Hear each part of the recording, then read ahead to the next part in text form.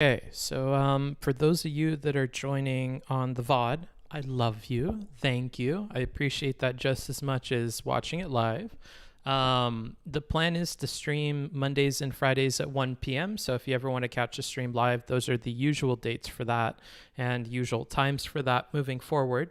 Today we're doing something special. Obviously it's Thursday and definitely not 1 p.m. At time of recording, because Destiny had a debate with Richard Wolff, who appears to be some sort of professor of economics. I tried not to dig too much into his background because I really just want to stay grounded for this debate analysis. I have some things to say that are kind of off color when compared to a lot of the takes that are going on right now. I think that while Wolff clearly had a rhetorical failing in terms of the entire debate, I do think that there were some logical bits that people are misunderstanding from the debate. And I don't think it's fair to say, for instance, that he's not answering questions or things like this when he is actually mixing in explicit answers in a lot of his really long-winded responses. So I think this is going to benefit from a line by line. I've prepared a Notion document for about the first half of the entire conversation. And this is like a pure line by line. We're going to go argumentative line to argumentative line and follow and kind of see where Destiny is missing answers or not accepting them, as well as what at a rhetorical level is causing Richard Wolff to fail so bad, besides just saying the dude is long-winded or he takes forever to respond or he's confusing or he sounds like he's giving a lecture. Like, let's actually dig into that and have the nuts and bolts necessary to have conversations about this debate. And then that's kind of, for those of you that are new to me, that's kind of what we do on this channel. We try to look at things and break them down in a way where you have all the pieces necessary to form a coherent opinion about something, so that if you go and have a Discord argument with somebody, you can go to the nuts and bolts of what actually happened in the conversation and bolster your arguments per quotes of what actually happened. And this is similar in format to people doing React content, but it is very different in practice, because my focus is not to say a bunch of entertaining shit to make you guys laugh or whatever, although I would like to hope that I do that sometimes. A big part of my focus is actually figuring out what the fuck happened and actually looking at each individual argumentative line by itself, each rhetorical bit by itself, and making a broader picture or a broader feeling about the debate based on those pieces, not based on this ever-changing opinion you have of the entire thing, making jokes in real time. So if you've seen another Twitch streamer or YouTuber or whatever react to this, I can confidently say that you're still going to get something different out of watching it with me. And that's why a lot of people return to the debate reviews. And I would say the elements that I try to keep out of the debate reviews, like all the funny sayings and stuff, are what is jam-packed into my normal streams. So if that side of things tickles your fancy at all, you can always come back, and we have chatter interaction and other things that are more common on my streams that are not debate analyses. It's just, I feel like I'm filling a niche on this platform that nobody else is taking seriously to do,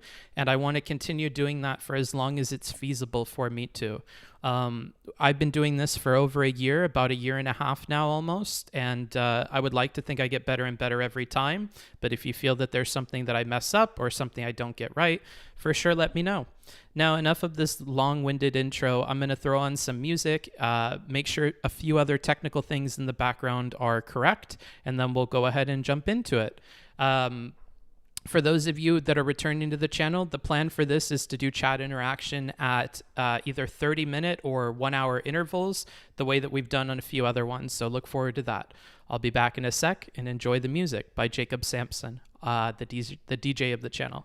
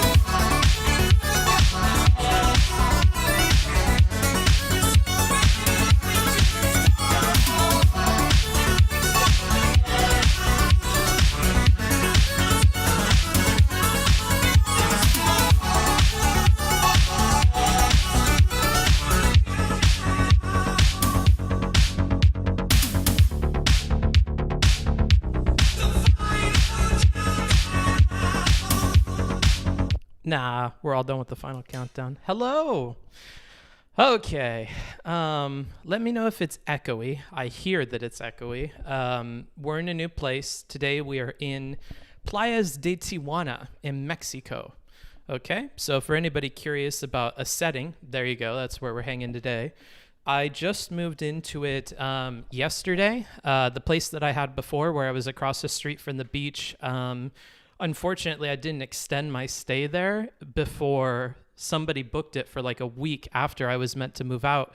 So here we are. We're in a new place. The internet should be much better, so we shouldn't have connectivity issues. If we do, definitely let me know, because this is the first time trying to stream from this location. You have to form these opinions yourself. Thank you. You can't cut to the chase. However, drawing your own conclusions is the chase. that is not supposed to be Books M1 Pog. Yes, I appreciate the Books M1 Pog. However, those are not supposed to be making alerts. I set that to no. Oh, you know what? Resubs are on, but I don't think subs are. So let me change that. I think I just have to set that to 0 or something. So let me know if the audio is good or not. What is that? Get in your subs now. Alerted. Because alerted. I have been alerted. Thank you for that. Fuck, man. I thought I was good, dude. I thought I was a professional streamer. I thought I turned it off. Okay, so resubs were on. Subscriptions were not. So I'm going to change that real quick. Although I do appreciate the subs. Honestly, if we have time when this is all done, I'll go through, I'll turn it back on. You can do whatever. Here, book fucker, have a subu. Thanks. Actually, maybe I should keep them on for right now. Just while I do my intro. Actually, no, because you guys are going to fucking make it cancerous to talk. I can already foresee this being a problem. I know better. I've been streaming long enough, dude. There is no excuse for allowing such a thing to happen. There we are. All right, alert box is updated. Shouldn't be making a ton of noise. Hi, how are you? Let me bring up my restream chat so I can see YouTube at the same time. 1 second. For those of you that don't know, I multi-stream. I'm on Twitch and YouTube, and the YouTube is where you should go if you want to catch the VOD. If you can't handle me at 1x, I don't blame you. Just go ahead and use that. Because I do timestamps and I add a bunch to the YouTube, so it's much easier to navigate as well. I know not everybody does that, not every streamer does that, but you know that your boy is crazy. So I tend to try to make sure that, you know, if there is something simple that I could do for you, like adding timestamps so you can skip around as much as you want, or heaven forbid, look back on the VOD and you know, look at something that you were interested in rewatching, then that's something I make possible for you guys. That's done immediately after every single stream. I sit there and review the whole thing and add all the timestamps by hand. So yeah, look forward to that. So if you're missing the VOD or you're coming late or whatever, just check it out on YouTube. Don't bother with the Twitch, because I don't know why you would pick Twitch when it's so much worse. All right, I have my chat opening right now. As soon as that is there, I'll talk to you guys for a little bit. We'll get into disclaimers, which we normally do for our reviews, and then we'll jump into it.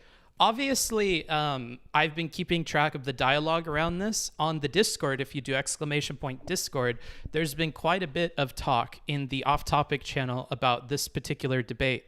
And while I did meme around and have fun with that without seeing the conversation and, you know, talk to my chat there, I'm disappointed to find that my viewers missed so much. Like, for instance, anybody saying that Richard Wolff didn't answer questions in the first 30 minutes of this talk is simply incorrect. Richard Wolff most certainly did. I think that Richard Wolff answered these questions to an extent that is upsetting. Okay, I think he gave us too much information, but giving too much information is not nearly the same thing as giving no information at all. We're not giving an answer at all, right? So the kind of nuance that I invite on this channel are things like that. I want us to be correct in what we're saying, and I want us to be specific in what we're saying. Don't say that Richard Wolff didn't answer questions or that he snaked out of answering questions, because that's not what we'll see when we go line by line. What you will see is Richard Wolff thinks that it's important to answer questions as if he's teaching them, right? There are times when the context that he's laying out at the beginning of his statement is important to understand the end of it. And what's unfortunate is Stephen seems to tune out a lot of what he deems unimportant. So all of that information that's meant to be context so that you can understand his answer in context, and then looking at his single answer and saying, well, I don't understand why you think this. Well, he gave you a whole bit of context. In the fact that I'm not hearing that you thought that that context was important, you're asking questions with which the context answers, like, that's not good. Now, granted, after the 40-minute mark, when we start to talk about financial institutions, Richard Wolff completely falls apart in terms of being correct in his answers, being correct at all about things like that company in Portugal. And so, I think Richard Wolff looks a lot worse there. Now, at a rhetorical level, he looks bad throughout the whole thing because he comes off as condescending, kind of pompous.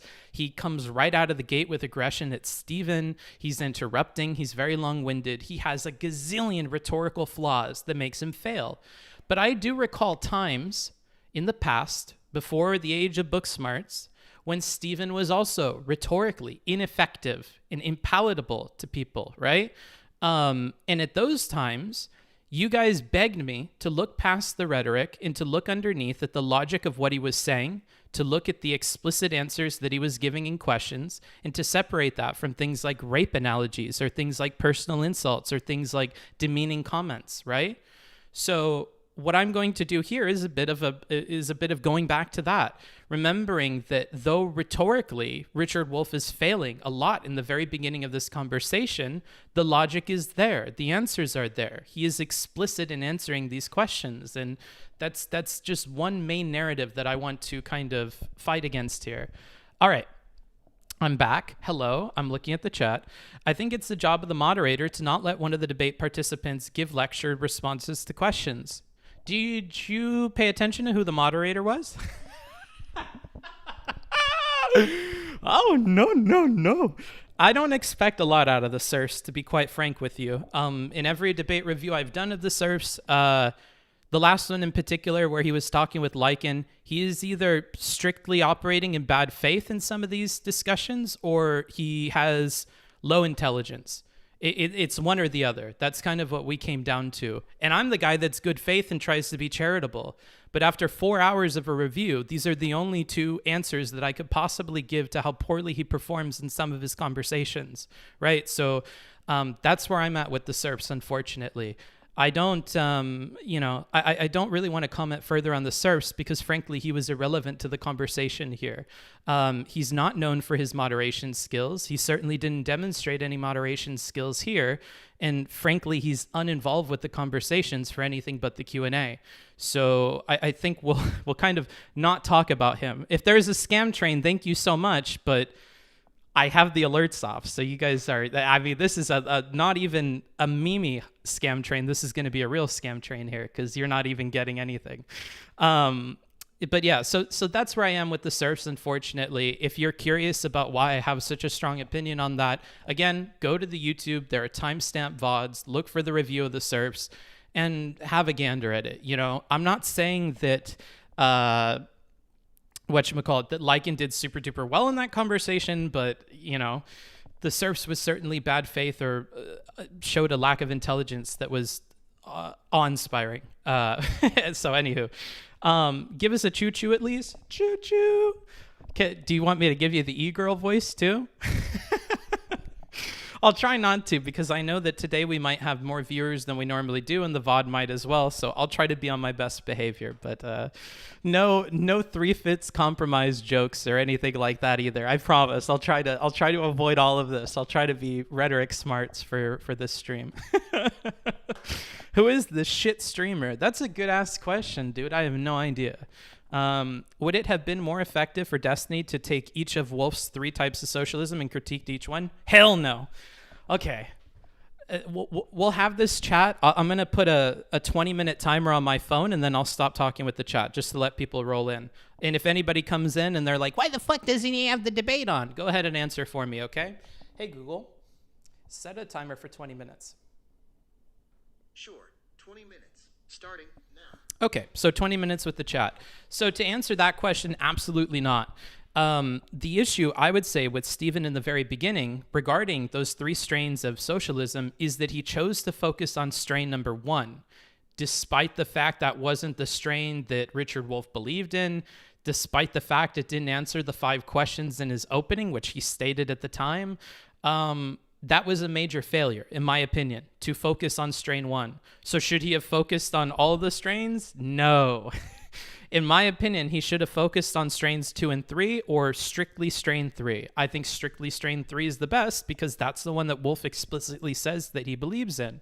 And it would have saved us a whole lot of time with talking about markets and other things. Maybe all of that would have been brought up immediately after he introduced the strains, rather than having this in between where we're arguing about Democrats and Nazis and, you know, whether or not strain 1 is a helpful definition. Like, it doesn't really matter. Wolff casts shade on strain 1 as he's explaining it to him. So, I mean, no, I think we made a big failure by focusing on strain 1.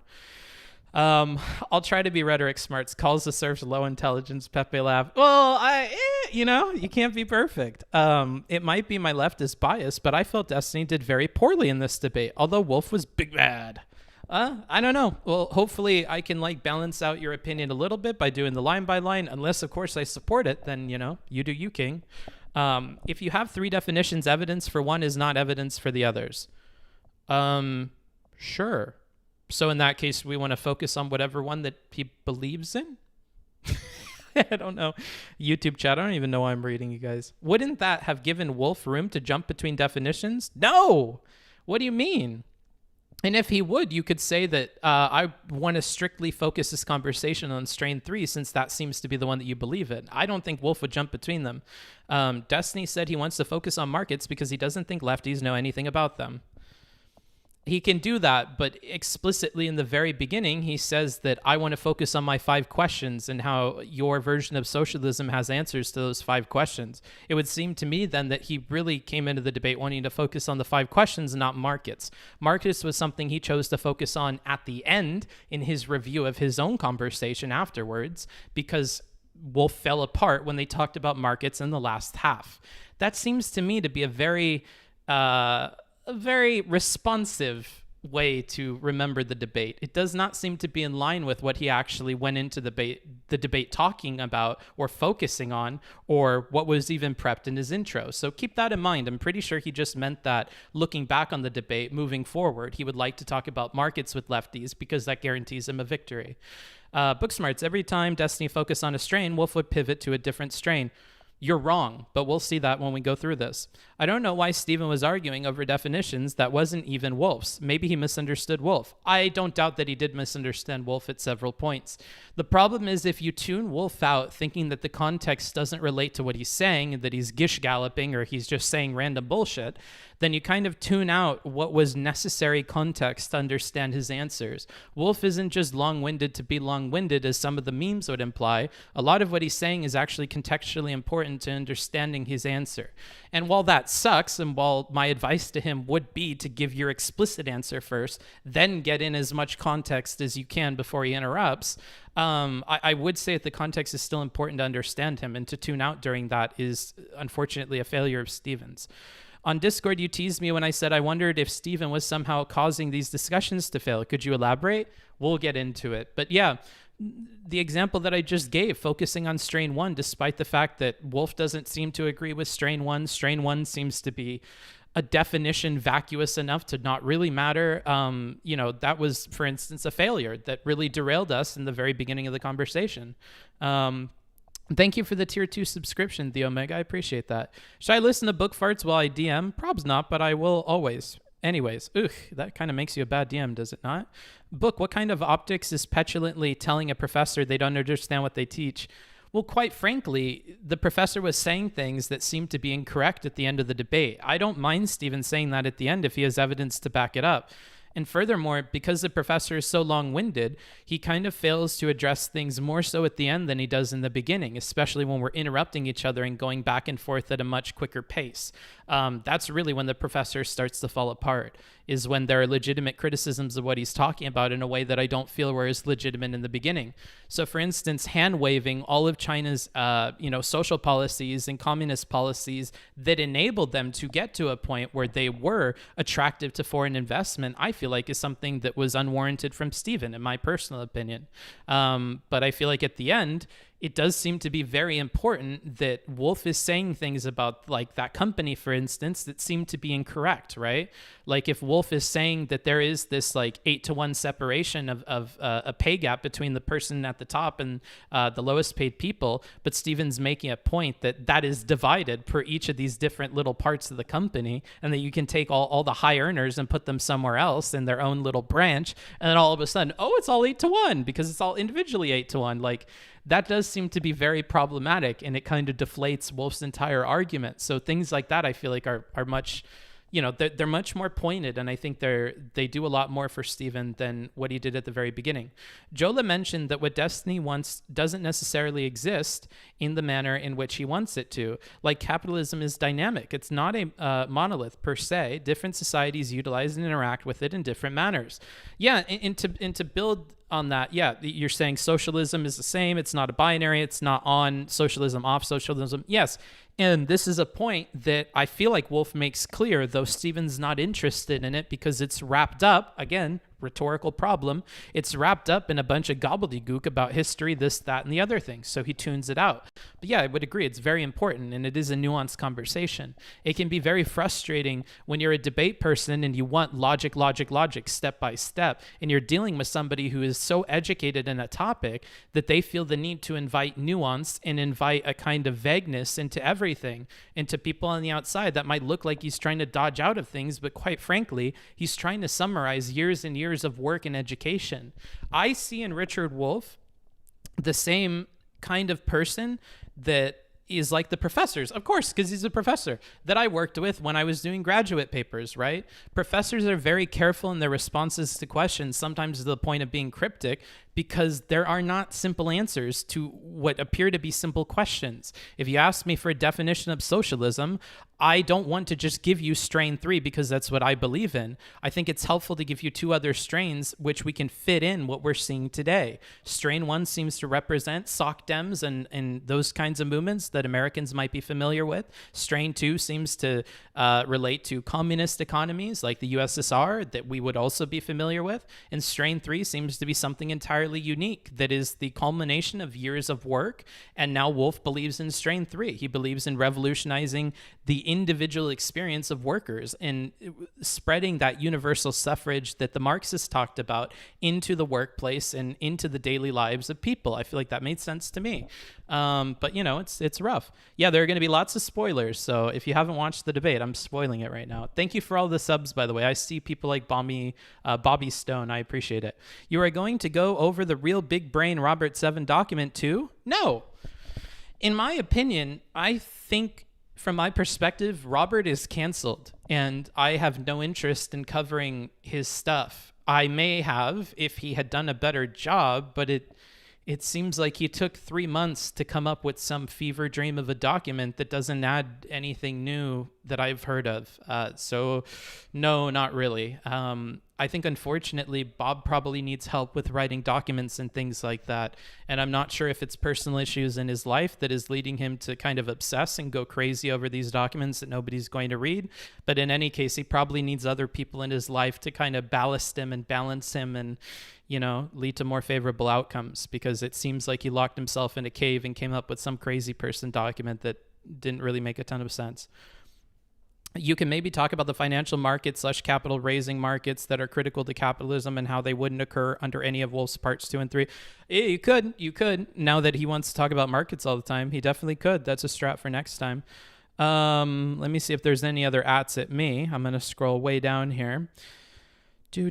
Jesus book, go off. No, I don't want to. Rated PG for OG. Thank you for the subscription. I appreciate it. Was the debate explicitly about capitalism versus socialism? If this was the case, then how has Stephen supposed to...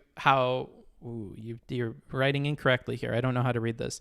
then how was maybe Stephen supposed to debate something which, as Wolff defined it, is not a political/economical system, but rather a movement?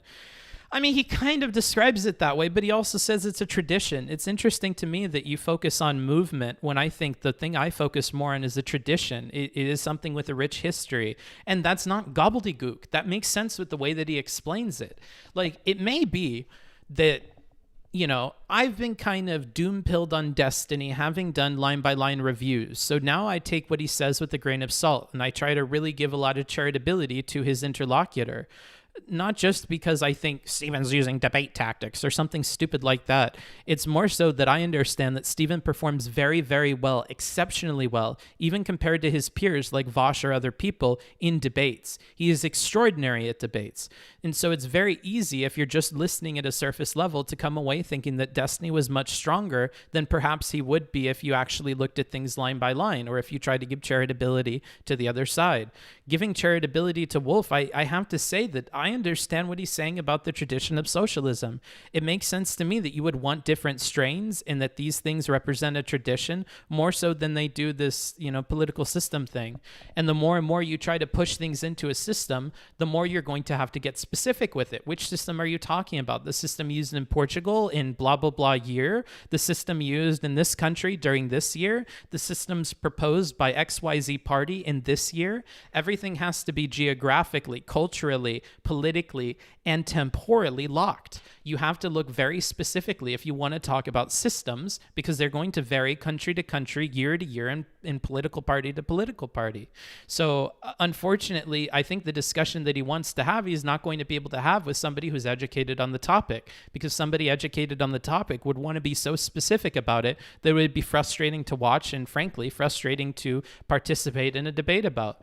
And frustration seems to be the characteristic that I would say we could give to Wolff here. He was very frustrating to both the audience and to Stephen. I don't blame anybody for thinking that. Thank you, Voyager, for the sub. Where's Mr. Hen with his base takes? This is a good fucking question. I'll keep an eye out for him. But it's a debate, not a class lecture. Wolff has... Also, stop spelling Wolff's name wrong, everybody. Wolff is not with an E at the end. Wolff is with 2 Fs. I keep seeing this, and it's triggering me. I understand that's pedantic, but if I'm going to have you guys on the screen, I would prefer that everybody that's chatting right now spell his name correctly. That's just something that I'll ask for. Wolff has been in many debates before. Like your issues with the discourse around the debate in Discord, I feel that many people are missing the fact that Wolff has had plenty of time to condense his answers into the debate format, which is fair enough. In my opinion, he certainly does. Wolff is condensing research and an understanding that goes back a very long time. And I think he does a fine job of that. He just gets it out slowly. Like, once we start looking at it point by point, I think that will be more clear to you. But yeah, I think that the advice that I would give is to anticipate what people want as an answer. Anticipate what the explicit answer is that is expected of you. And don't put that at the very end after all your context, like context in the middle, the explanation at the end. Move that explanation to the beginning and continue that way. I'm sure it's flipped for you guys. So here, I'll do it again. No. Yeah, I think he needs to give his explicit answer in the very beginning and then context at the end. I think that would completely change how people would interpret his performance. But I wouldn't say that they're too long or that they're unnecessary, because I personally enjoyed it. This level Wolff is operating out sounds so vague as to be analytically useless to my ear. Interesting. Well, you would be in the same boat as Stephen, who tuned him out for half of the debate and missed all of the answers to his questions. Vosh on the tradition of socialism. I don't care. I honestly don't care what Vosh has to say about this. I meant movement in a broader sense. Still, the question remains, how was he supposed to attack the tradition? To pick one of the strains and focus on one that is actually important rather than strain one? This isn't some giant mystery, guys. We'll see some better options that he could have done as we jump into this. Again, I'm just waiting for the chat timer to go off, and then we'll get into the debate. Hey, Booksmarts, throughout the convo, Wolff was saying how Destiny is making up Wolff's position. Do you think that Wolff only saw Destiny as a capitalist throughout the debate? No! Stephen says things that Wolff didn't say. So, for instance, when Wolff says that, or when Stephen says that, well, I'm glad that we're throwing away, Marx here, and I'm glad that you realize that all this shit about Marx is like completely whatever. Like, no, he said that you probably shouldn't take something with a rich tradition and history of evolving over time in different countries in different ways and try to pin all of that onto Marxist thinkers of the early of this early 1900s. I think that was what he was getting at there. For instance, there are times when Stephen says things that Wolff completely didn't say, but I also don't think Wolff is doing himself any favors by interrupting Stephen to point that out. Unfortunately, he gets away with it in the very beginning a little bit, interrupting him and then having that be a successful interruption that goes into a diatribe that Wolff is able to get off. But I think that that's awful, and he probably shouldn't do that. Wolff shouldn't do that. Let's see here. The problem is that it seemed like he was using what he believed to be successful ventures in definition 1 to advocate for 3. What? Hold on. The problem is that it seemed like he was using what he believed to be successful ventures in definition 1 to advocate for 3. Yeah, well, that's fair. Like, oh my gosh, you guys are so rough. Oh, this is going to be a rough fucking debate review. So yes, you most certainly could. Like, you have to realize that if people that are in strain 1 that don't believe that socialism is possible in the future and who have resigned themselves to living under a capitalist system where the government is their tool for reform, if those people choose to do things like, for instance, increasing universal suffrage is something that a strain 3 socialist would believe in, would advocate for, and I think could be in support of strain 3's ideas. Similarly, if you use the government to pave the way for co-ops to get tax credits or things like that, increasing the number of co-ops or incentivizing co-ops is something that seems to vibe with strain 3. And if strain 3 wants to point at that and say that that's good, they can. The strain thing is honestly confusing for, it seems like, a lot of people, so we'll kind of explain that more when we get there. But I can understand the frustration when they're unrelated. And at times, I will admit, they are unrelated, right? There are times when he says things about strain 1 that are antithetical to strain 3, right? But he's also not defending strain 3 strictly here. He's defending socialism as a broader tradition. And it's up to Stephen to focus on strain 3 and bring us back to a grounded spot where we're talking about only what Wolff personally believes. The problem is that Stephen doesn't do that, even after being introduced to the idea of the 3 strains and knowing which one Wolff believes in. He instead chooses to keep attacking socialism at a very broad level and talking about capitalism at a very broad level, rather than kind of dipping into the pool of nuance that Wolff has created for him. And I think that was Stephen's mistake here. Although, because Wolff was so rhetorically inept, it doesn't look nearly as bad for Stephen as it could have. So, take that for what you will. What about Michael Albert? No idea. What do you think about Wolff saying Destiny was just making stuff up? I just answered that. Let's see here. Anything else? I don't know how much longer we have left on this timer. Let's see.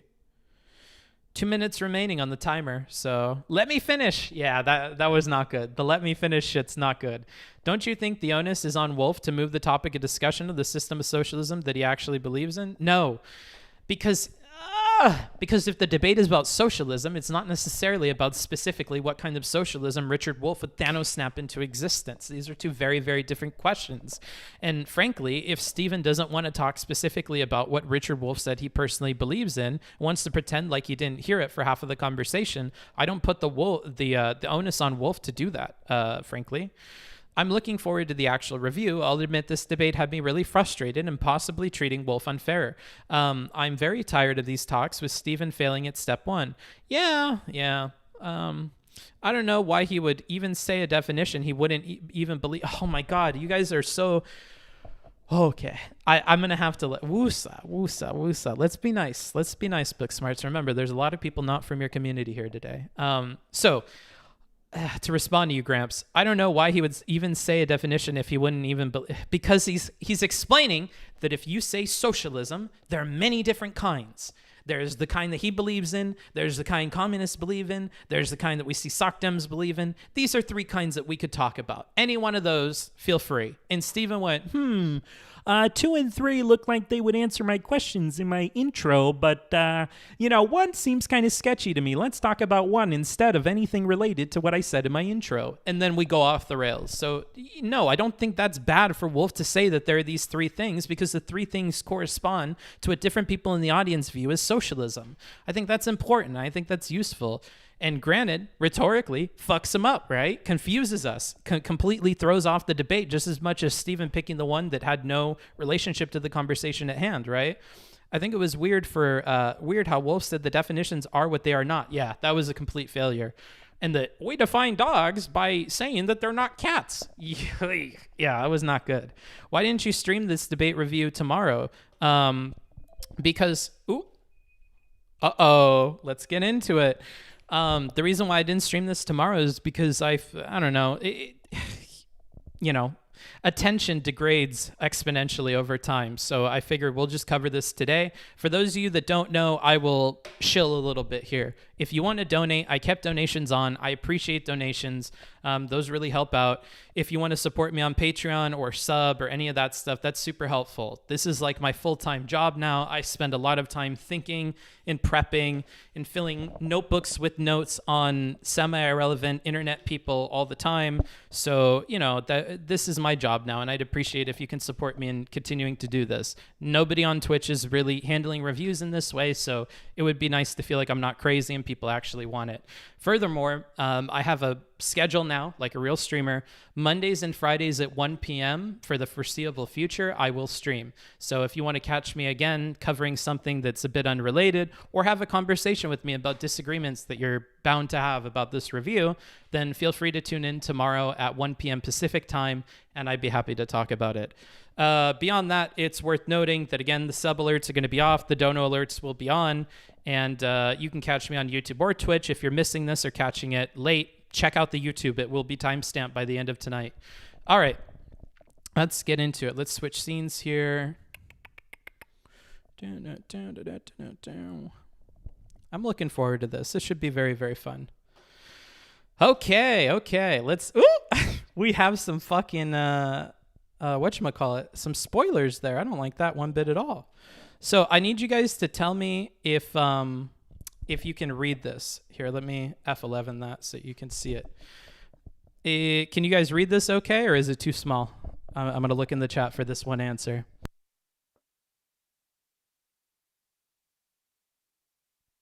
It's good. Okay, awesome. So first of all, let's go through some disclaimers.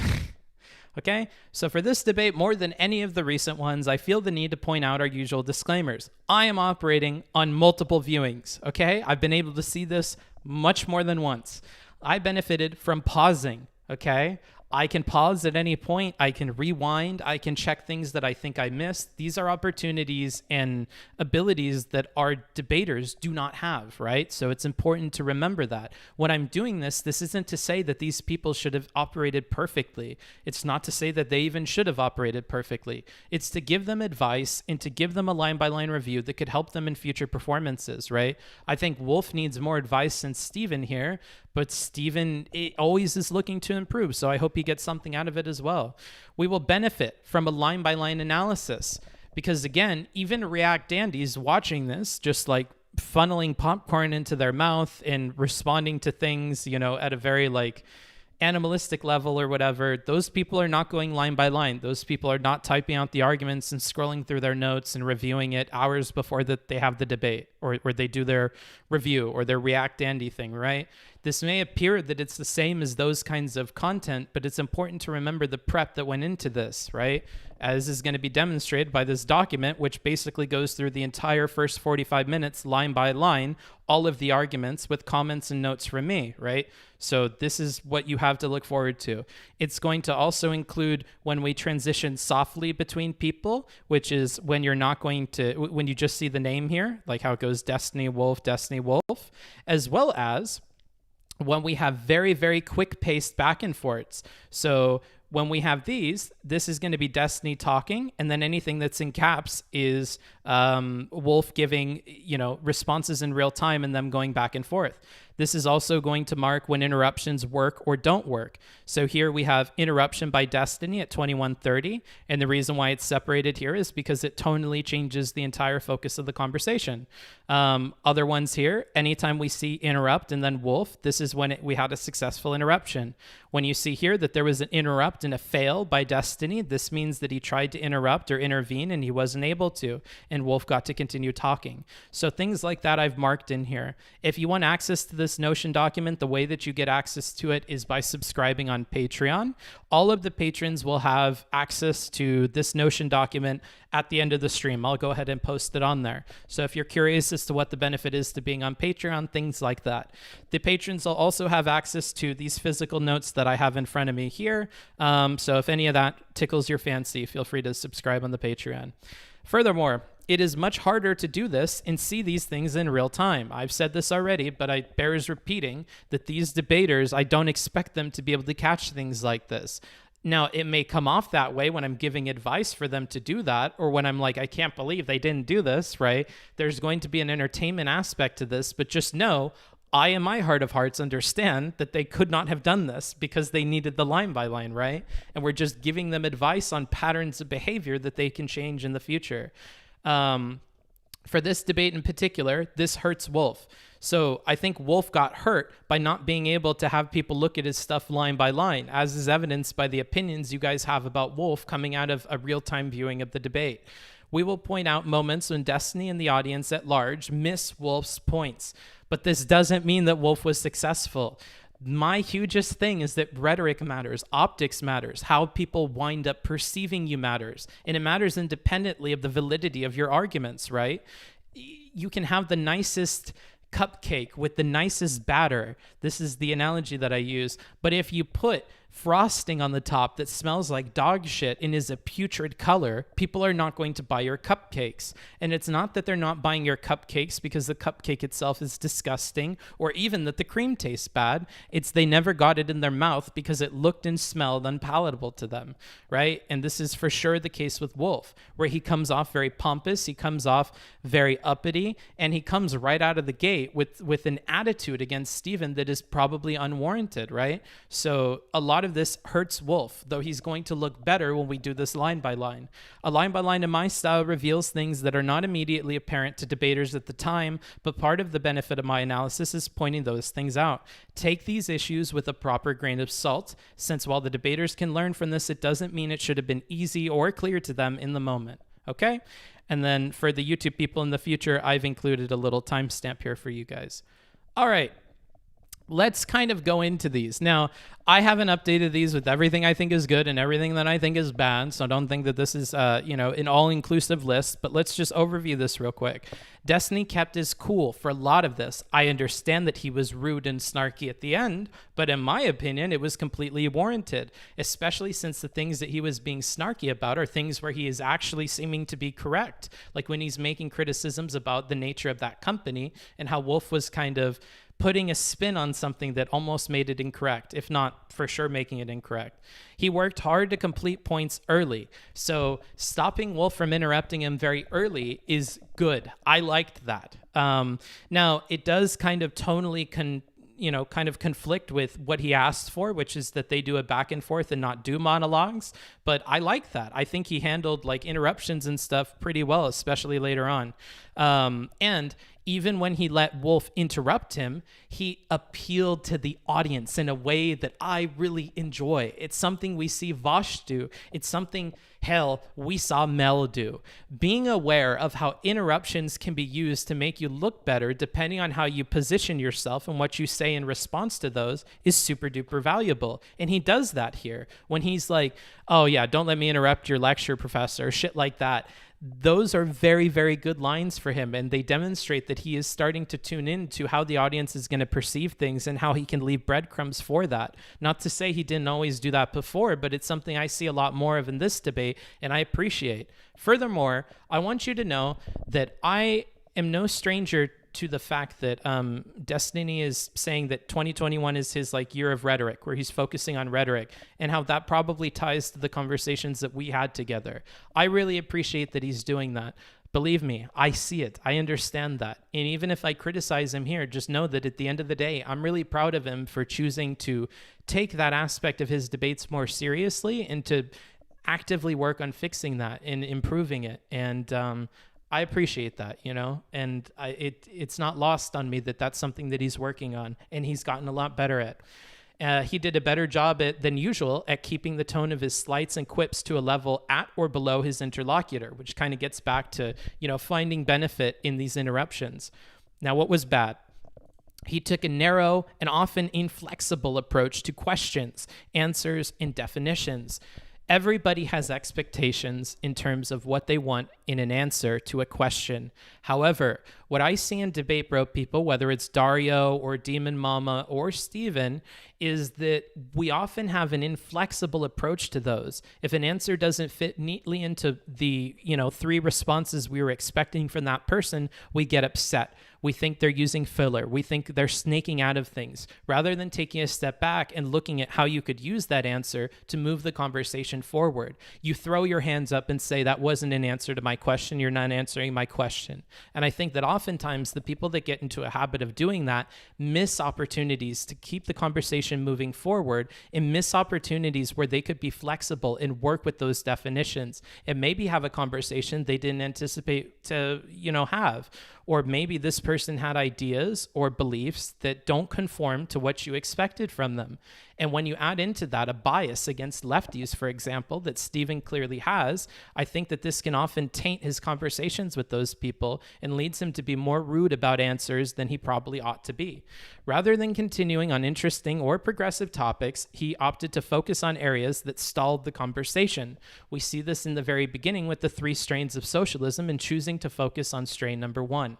I have that written there. Failed to emphasize his 5 questions early on, and without repeating them, they become impossible to recall for the audience. I don't think anybody could read back to me what the 5 questions are. As a matter of fact, even watching it and playing it back, I'm the guy that watches Destiny at 3.5x. I had to put it at 1 and keep rewinding to get all 5 of those questions. And the fact that he never repeated what those actual questions were and just referred to the 5 questions that he had said in his intro, I think was a failure. Beyond that, if he was going to take up that little chunk of his intro with the 5 questions, I was saddened to see that he didn't focus on those as an objective for the conversation. And I would be even more dissatisfied if I heard that he characterized this conversation as somebody, again, failing to answer his 5 questions when he made no discernible effort to actually answer those 5 questions over the course of the debate by not referring back to them, by not actually going back and explaining what they were or repeating them. And I think that was a failure, unfortunately. But you're going to see that these are not nearly as bad as Wolff. So let's go with the good. I only have 2.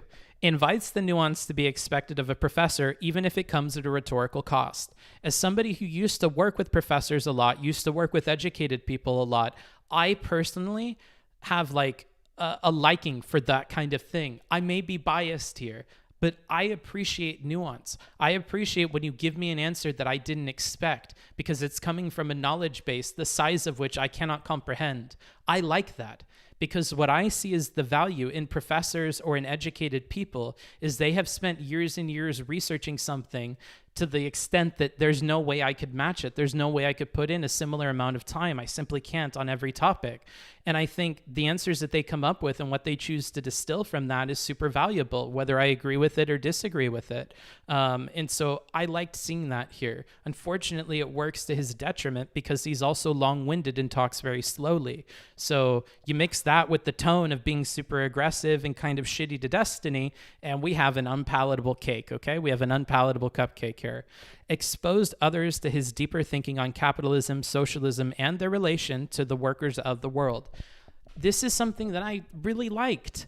I liked hearing that there was a third version of this that focuses and emphasizes the daily working life of the people out there, of the people that need to work 8 hours a day, of the people that represent the majority of the population showing up and doing their 9 to 5 every day. And I I liked it so much that I'll probably go and watch more of him just to kind of hear more on that topic, because I don't feel that it was fleshed out, you know? And that's partly on Steven, but it's also partly on Wolff.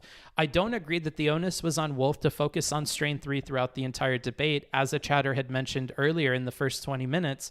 But I would say that, you know, that a lot was lost there. He certainly could have done that, and I think it would have made for a better conversation per what I was interested in. Let's go into the bad here. Oh boy.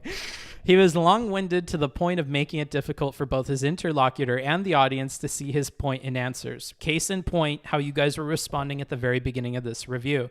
This isn't to say he doesn't answer questions, which is something I'm hearing a lot and is simply untrue. He actually gives explicit answers that a lot of people seem to have missed while watching live.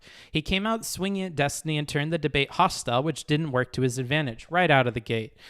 His tone throughout the debate is rougher than Destiny's, which to the Twitch community can offer a really stark contrast, right? When Destiny, the dick or asshole guy, actually comes off way better than this educated professor dude, you know, it looks really bad. And I think everything from the memes to the commentary around this debate reflects that, right? The structure of his answers obscures what Destiny and the audience are looking for.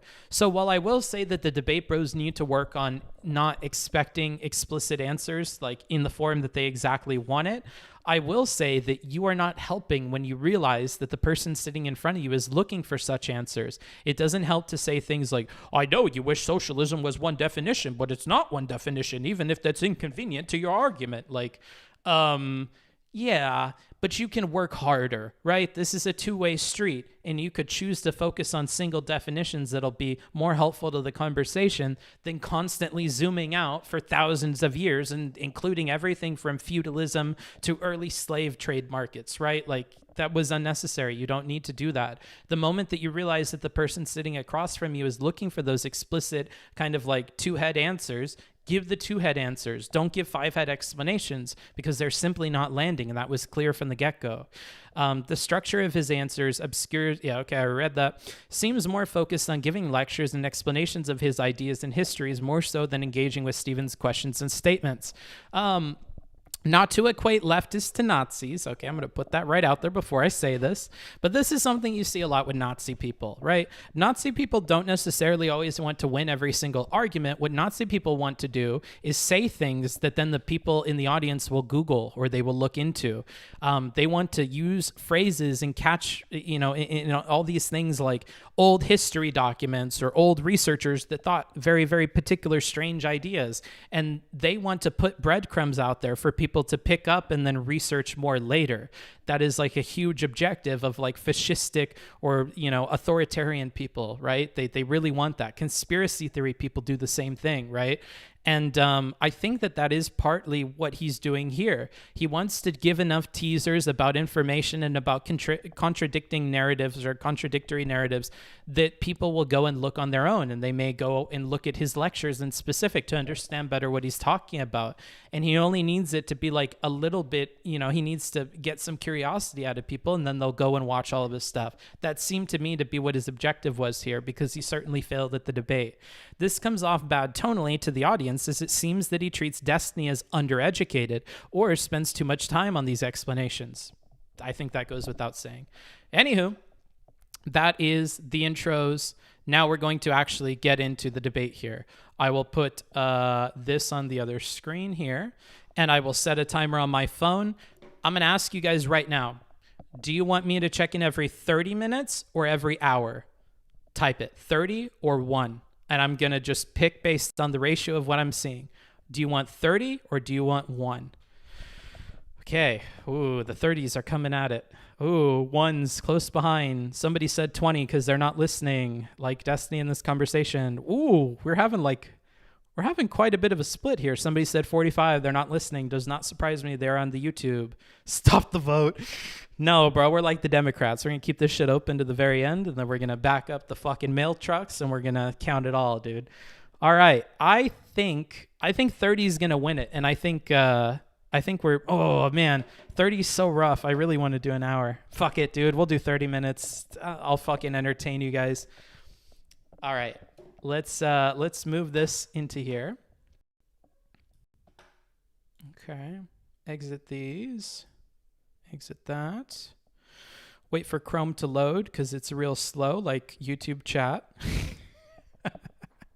I love roasting YouTube chat, but they do get very special attention. At the end of every stream, I tend to stay live on YouTube even after rating. Okay, so here we are. Do I want this at 480? I guess that's fine.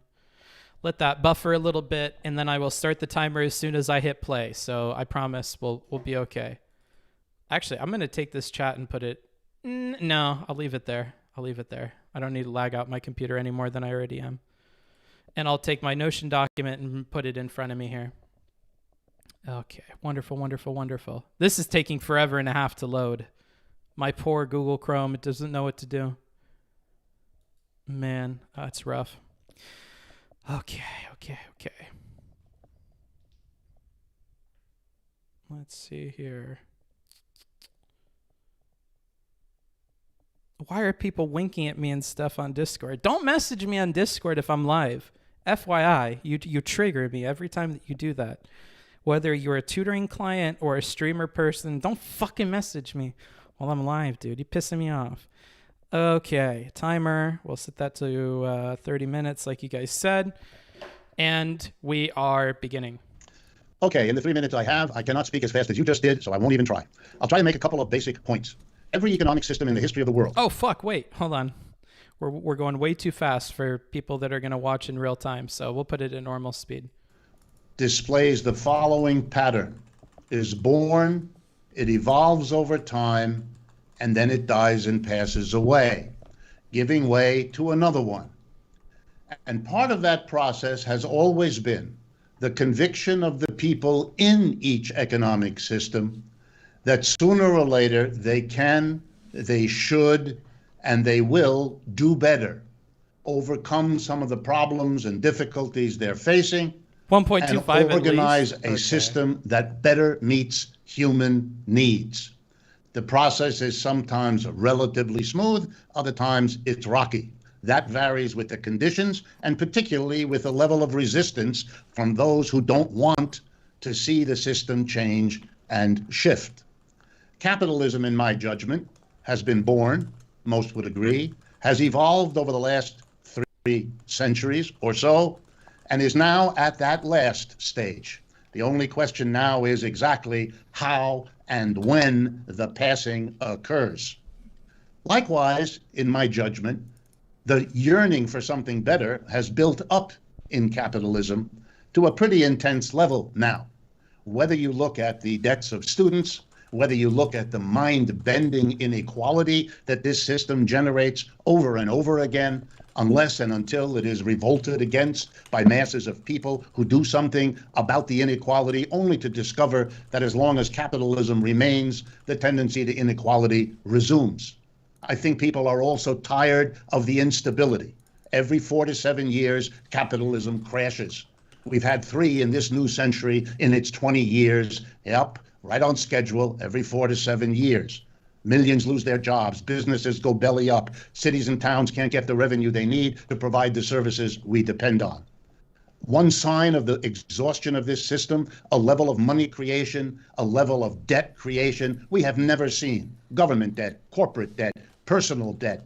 The system is exhausted, and the entire private enterprise system is now on 24/7 government life support.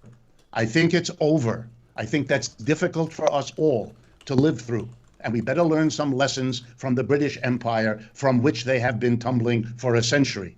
We could and should do better on the downswing than the British have been able to. And the more we talk about it and discuss it and explore it, the better our chances to make another progressive transition to a better system that we all need and will benefit from. Okay, Destiny? Oof, are you keeping us on a timer? I am. All right. As of March 2021, Americans rank the economy, job Okay, markets, hold on, handling the let me coronavirus, pause. and leadership in Washington. Hold on, let me pause, buddy, because you're about to go real fucking fast. So one thing that you're going to notice before we even get into Steven's intro here, normal speed, please. Yeah, nope. Sorry. You fucking want fucking 4x for Wolff, then you can deal with 1.25 for Steven. You dug your own grave on that one. I saw those 4x jokes, and now you're going to get this.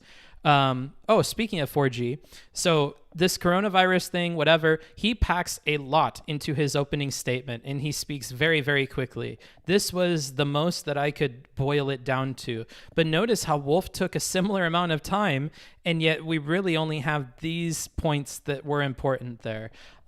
So again, the rhetorical failure from Wolff is going to be that he's long-winded. He includes things that are often irrelevant or are repeated. And he's also trying to sprinkle in things to inspire in people a kind of drive to go look at his other content, to look more into these things, right? So when he's talking about something like a boom-bust cycle, it almost seems like he's talking to somebody that maybe doesn't even know that that exists within the capitalistic system. So he's trying to here kind of open people's eyes to these other things and get them to read his other shit. And again, to summarize on this, it was hard for me to break down Steven's argument into anything smaller than this in the intro. And even then I needed a toggle with his 5, he says hurdles, but I'm going to put questions here just to keep this more clear. So he fits a lot in here, and we're going to go through that real quick. Now, is it better that I have the notes on the screen, or is it better that I have the video on the screen? I'm going to ask you that real quick. Do you prefer notes on the screen or the video? Let me know.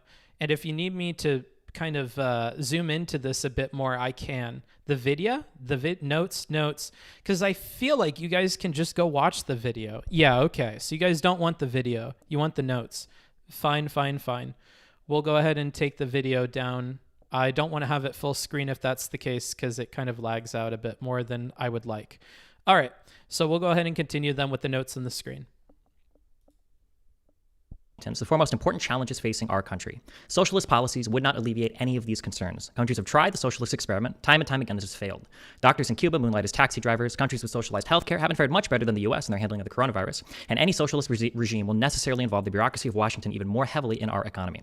Any country that has attempted to realize a fully socialist economy has either failed completely, such as in the case of the USSR, destroyed large swaths of their economy, such as in Venezuela, or been forced to embrace more neoliberal economic policies to realize true growth in their economy, such as in China or Vietnam. Liberal market policies work better in both theory and practice when it comes to efficiently allocating resources to maximizing the economic productivity of any country, and we've seen this play out time and time again across a wide variety of markets and countries throughout history across the globe. Oftentimes, people like Richard Wolff will bring up the boom-bust cycle as though it's an inherent flaw of capitalism, but I believe I speak for most when I say that a boom-bust cycle is preferable to just going bust, as so many socialist countries have. It's also important for us to realize that no economic organization is in and of itself inherently moral or immoral, but rather we ought to view them as tools to effect some greater output for our country that we can later utilize and distribute in the most fair manner with government policy to most of our citizens as we see fit, creating a bigger pie, so to speak, from which all of us can eat. Morality and justice should exist in the realm of government policy. We cannot allow it to blind us to the economic realities surrounding us. No matter how much we wish a wild lion not to eat us, our desire alone will never satiate its appetite. While socialism may sound good in theory, the destruction it would wrought on the wealth of our country and the oppressive restrictions it would place on our businesses would not help the vast majority of Americans. It'd be foolish to enforce protectionist or socialist policies on our economy while major developing economies, such as India and China, are moving in the exact opposite direction, having realized time and time again the failures in socialist planning. Socialism implies two major things: a change in both the means and mode of production. The means of production change in such a way to completely disallow private investment or ownership, and a change in the mode of production such that we no longer produce goods and services for a profit. Instead, businesses are only started with the approval of some governmental body, some kind of central planning, when the equal decision-making and management of every worker, and the goods and services produced in any society are what some government body dictates, irrespective of market forces or the wants and desires of the citizens. It's likely in the course of this debate that my opponent will suggest we take after Nordic or Western European countries, citing that things like socialized healthcare or subsidized education are powerful programs that address many of the underserved needs of Americans today. While this is true, I would like to remind everyone that we've spent the last decade reminding conservatives that the government simply providing welfare has absolutely nothing to do with socialism. My opponent believes that strong social safety nets and welfare programs are important parts of the government. Most liberals will welcome him with open arms, me included. Consequently, there are 5 major hurdles that no socialist I've ever spoken to has adequately addressed, and they are as follows. Number 1, what level of violence is acceptable for you to reach our socialist state? Number 2, how do we decide which businesses are allowed to exist in a socialist society without allowing private capital investment? 3, is any form of investment whatsoever allowed in a socialist society for an expansion of business? 4, how are labor markets determined in a socialist society? And 5, how do we calculate which goods and services a nation needs if we do away with the commodity form? Those are my 5.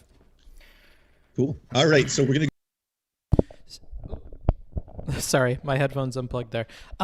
So one thing that I want to note is that Wolff is going to come out of the gate upset that Steven said that he believes in things that were not mentioned within his opening statement. Number 1, this Wolff-like social safety nets thing was said here, and it was said just before this welfare point here. So Stephen is already attributing beliefs that Wolff has that, now, mind you, he did research before this, so these may be things that Wolff has said in other conversations. But one thing, whether it frustrates you or not, about the Booksmarts debate reviews is that I try to keep them condensed only to the debate. The only thing outside of this that I have watched of Gravel, I'm already giving spoilers, of Wolff, from this debate was the Gravel Institute video that he did about China. The only reason that I looked at that is because Stephen explicitly references it here, so I felt it was important to watch that. If Stephen believes that he has beliefs from other videos or things like that, he doesn't explicitly mention which ones they come from in this debate, so I don't know. If you are a DGGer and you watched him do his prep work for this and you're going to be frustrated at me, go ahead. But that's not what we do in this review. We try to look at things in the context of this conversation. People that are going to be in the middle or unswayed are probably going to be people that were not watching in DGG, did not see Destiny's prep, do not know about Richard Wolff. So they're going to make their opinions based on only what happens in the debate, right? So this right out of the get-go is something that Wolff doesn't say, so he's going to get frustrated at that. Now, that does not mean that I think that his frustration is warranted to the extent that he communicates it. Coming right out of the gate with an attitude is something that a lot of people pointed out as making him unpalatable to them, right? You have this professor that's above this dude, and he's in a conversation with him for the first time, and the first thing that he chooses to communicate to the audience after giving his intro is a bunch of aggression towards the other guy, right? Even if he thinks that Stephen said things that he didn't say or he doesn't believe in, I don't think that that should have been his focus right out of the gate with this intro. There are many, many other things he could have focused on. For instance, Stephen giving his definition of socialism, which in my opinion would cover a lot. It would cover all three strains and then some, right? So maybe the move for him right after this intro was not to focus on the words that Stephen put in his mouth, but rather to focus on other points that Stephen gave in the intro that could move the conversation forward. I'm going to give these kinds of criticisms for Stephen too, not moving the conversation forward and focusing on the wrong things, and I'm going to give them to Wolff as well. He's about to do something that's not good here. The quote from him is going to be laughable caricature of anything I've ever written, right? So he's going to come right out of the gate with this. Let's go ahead and get to that real quick here. Let me get this out of that. Go to here. Do the open format now for the next hour. I don't think I'm going to need to moderate too much as long as both of you just say something and allow the other person to speak and don't talk over each other. It should be fine. So I guess begin now. Where do you want to start? Well, can I respond to what was said? Yeah, whatever you want to do, yeah. Okay. I find this a laughable caricature of anything I've ever written or anything that I understand is part of this conversation. And I don't appreciate being told what I think or what I say or what I mean or what I intend. I can speak for myself, and that would just be fine if we could allow each other to do that. Number one. Number two, I have no idea what this silly remark that I hear so often is, that no socialist society has succeeded at anything. I have no idea what you're talking about. Let me give you an example. One of the most important metrics used in the economics profession around the world to assess the quote-unquote success of an economic system is the rate of economic growth. You measure GDP and you look at how it grows over time. This is the fluff. And then you compare one country to another to assess their relative success, not as societies, because that's a vague generality, but at this particular metric, which we use in economics to measure economic growth over time. It's not the only metric, but it's a widely used one. So I'm now going to use it. In the 20th century, the fastest growing metric, the fastest growing GDP in any country measured was the Soviet Union.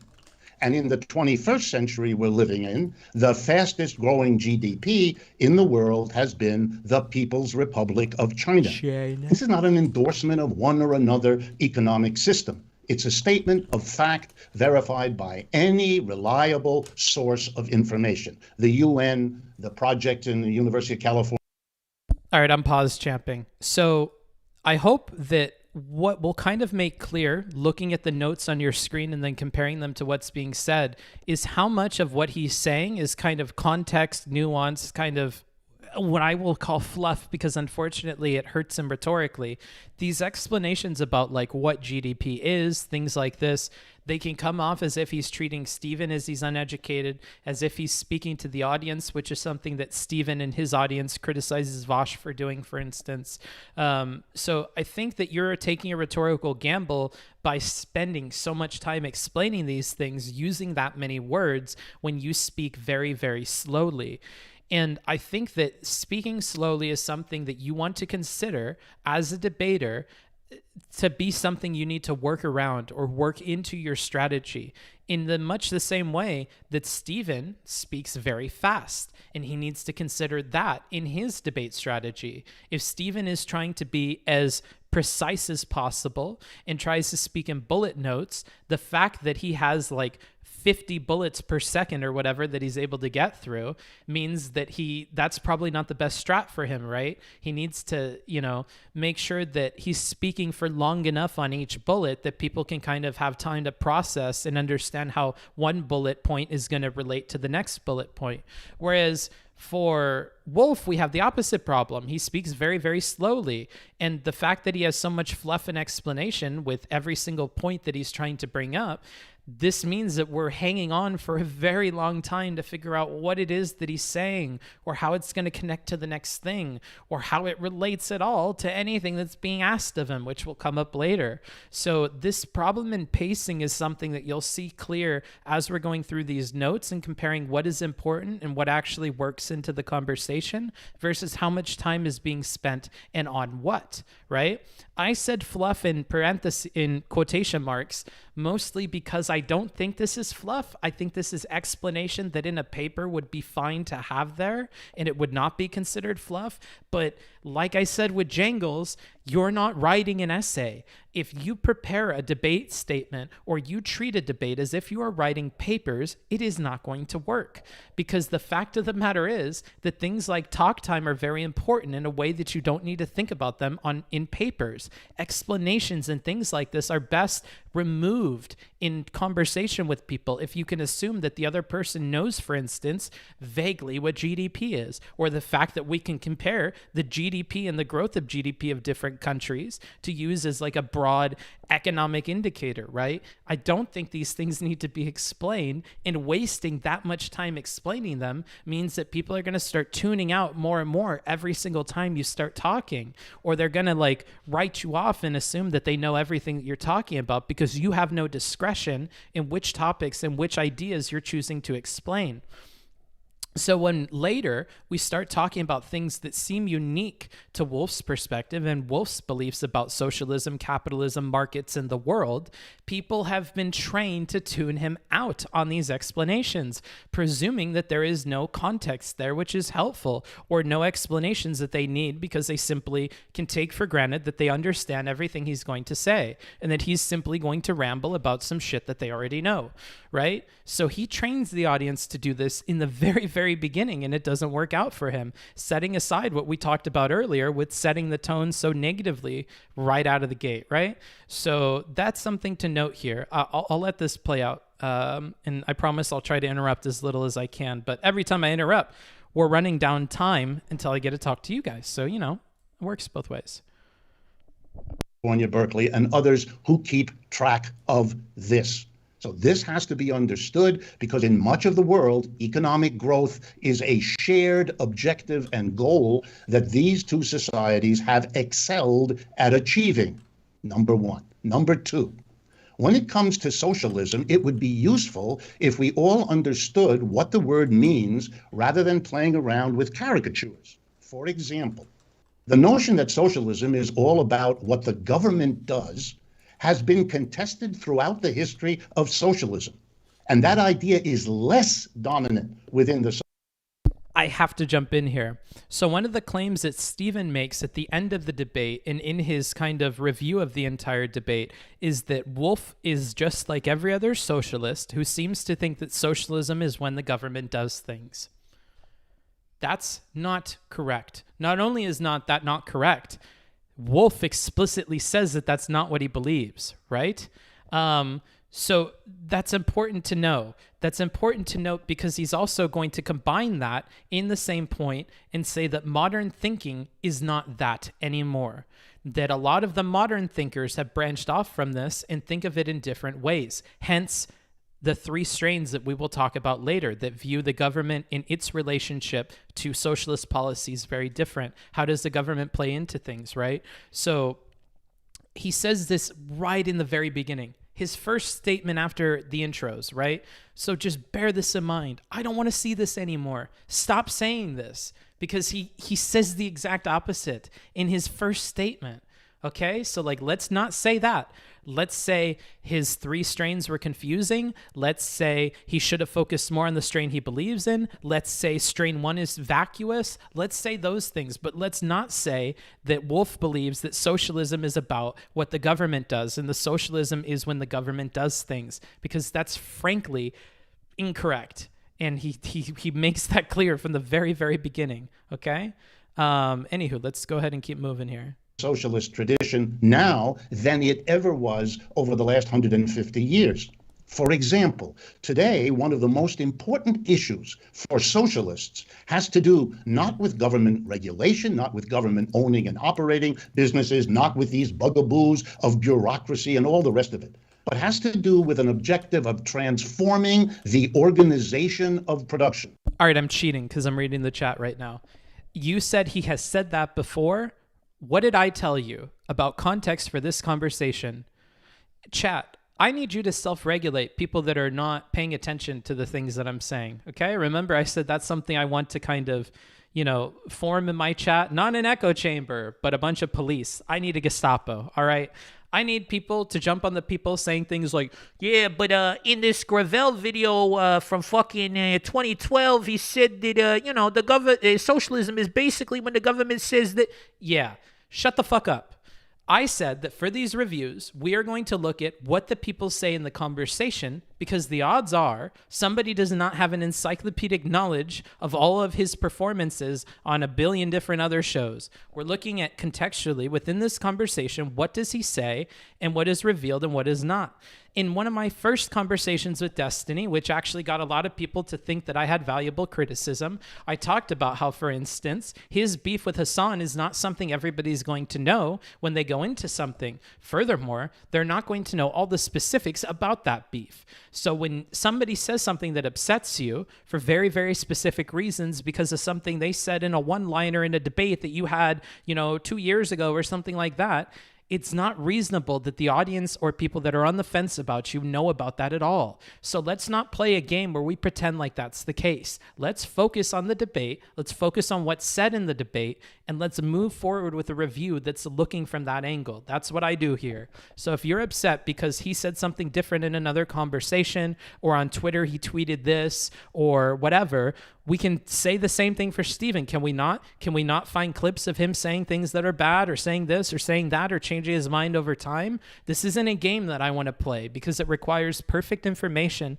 about all of the history of somebody's work. And I don't have that, and I can't have that. And the reasonable audience member that stumbles into this debate most certainly will not have that. So we don't play games like that here. Just keep that in mind.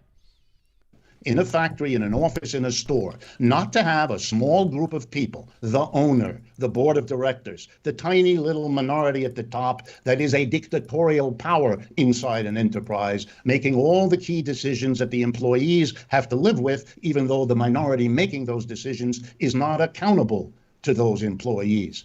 That's a socialism of transformation at the micro level, about which very little could have been discerned in the comments preceding these. If we're going to talk about socialism, then we have to talk about what it means to the people pushing for it and urging it. And those people have learned from the 20th and 21st century, just like those who pushed for capitalism 3 centuries ago learned from their early experiments how to refine, how to adjust, and how to change. To pretend that that didn't happen, to trade in old and shrinking conceptions of socialism, may be good debating ploy, but it doesn't advance our understanding of anything.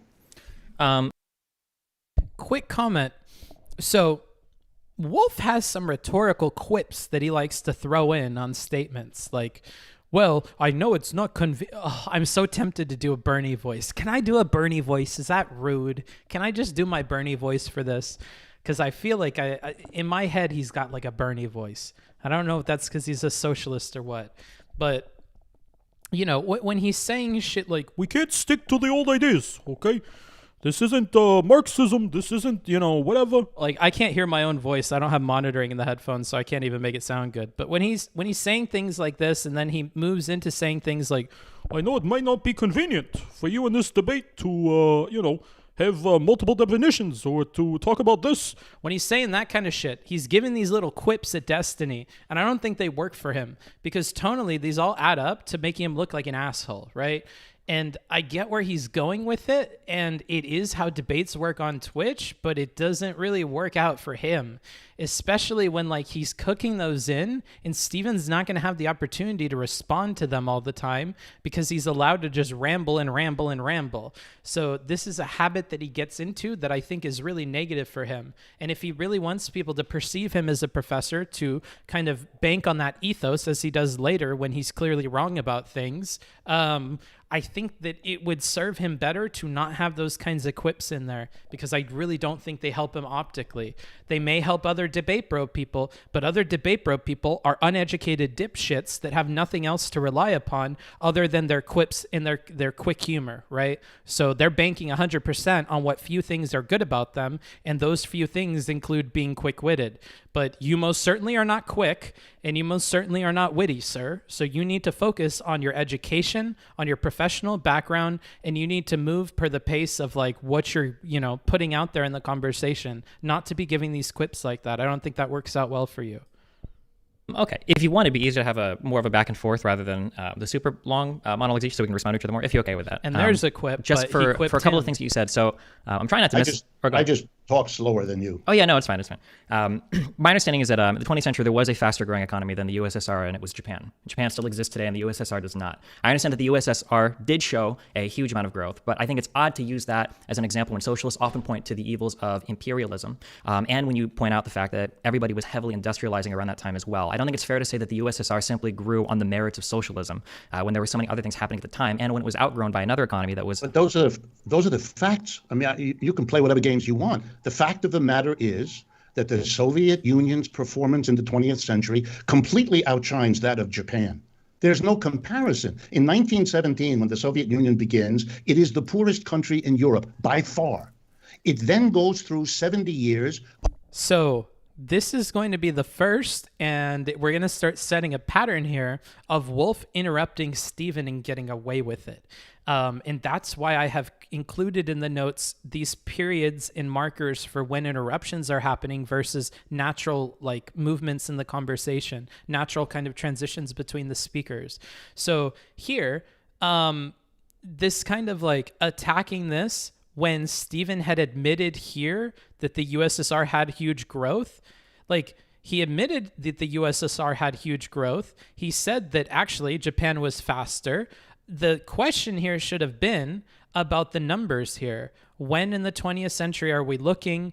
And maybe not saying that this is a fact and, you know, you could say it any way that you want. But, you know, that wasn't the way to handle it. The way to handle it would have been like setting aside the Japan thing. Who cares if Japan was faster? Laying out the points that you already wanted to lay out about the hardships that the USSR faced and doing that. Although you're probably not going to win that because Japan had some hardships too and they grew fine. So, I mean, yeah, and a lot of the hardships in the USSR are in part coming from their government and the decisions that they're making. So I don't know about anything that comes after this, but this like jumping in with, oh, that's a fact. And even if it doesn't work out for you, you know, like I don't think that's working out super well rhetorically for him, but whatever.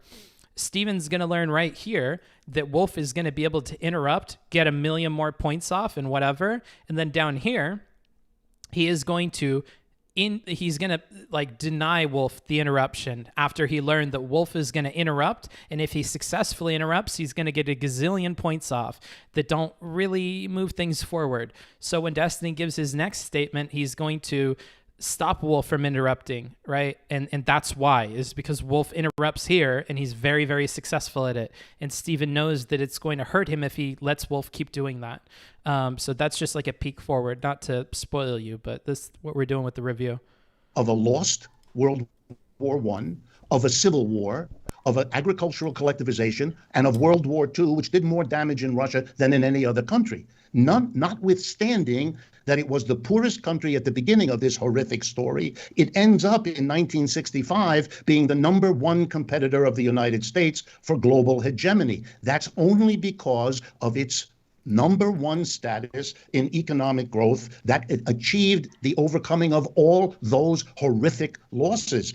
I'm not arguing in favor of this or that about the Soviet Union, but the fact of its achievement is a staggering reality that you can dance around from here to tomorrow, but it doesn't go away because it's inconvenient to confront it. And the same thing is true now. If you read Pearl Buck's novels about China before the revolution, you will hear about a society whose death.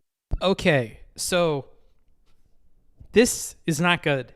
Don't be referencing these books, Professor, because that's not how these Twitch audiences work. And they're going to just think that you're being brainy and that you don't actually want to explain things. That does not help. Do not mention the books and stuff. You do this throughout, and I understand that. Remember when we talked about how other groups don't necessarily want to win the debate. They want to give you sprinkles so that you go and look up these ideas and books and different things and then educate yourself on them on your own. That may be Wolff's objective here. And if it is, then I think you need to play things out differently and lean into that, because the balance that you're trying to strike between performing well in the debate while also leaving all of these little breadcrumbs, I think is not working for you, in my personal opinion, and based on the response of the audience. But yeah, I would discourage things like this. Don't be mentioning books and stuff like that. It just does not work very well. As somebody who wanted to start his career on Twitch with book clubs and talking about, ideas in books and whatever, like, I can tell you that this is not the website nor the audience segment for that. All right, 30 minutes. That means I'm going to talk with the chat. Hello, chat. Here, let's go to my just chatting section here. Okay, chat. Just put at booksmarts at the very beginning, and then I'll know that you mean to talk to me, okay? And I'll only read those ones. Okay. What are we thinking? What are we thinking, chat? The issue with Wolff's 3 definitions is not that they are given, is not that, okay, well, I don't want to respond to this great because we haven't gotten there yet. Let's talk about whatever I've talked about thus far. I got the impression that definition, okay, well, we haven't gotten to the definition things yet, so let's chill out on those. Wait until we get to that. Why are you telling me about this? What are the advantages of Notion over something like Google Drive/Docs? The formatting is way easier. If you want real-time collaboration, Google Drive or Docs is much better because it handles real-time better than any other company, including Microsoft. So yeah, if you want real-time collaboration, use those.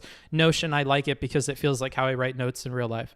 Making sure it works. Yes, it does work. Don't you think Wolff saying, I'm not trying to say this or that about the USSR is a massive walkback? No, because the challenge that he's making when he's talking about these things, it matches up with what he says later about the definitions. But basically, no, it's not, because he's trying to reiterate a fact here. He's saying, regardless of what you think about the USSR, which almost makes it feel like he's saying that Destiny is just denying this because he hates the USSR. We'll set aside the optical implications there.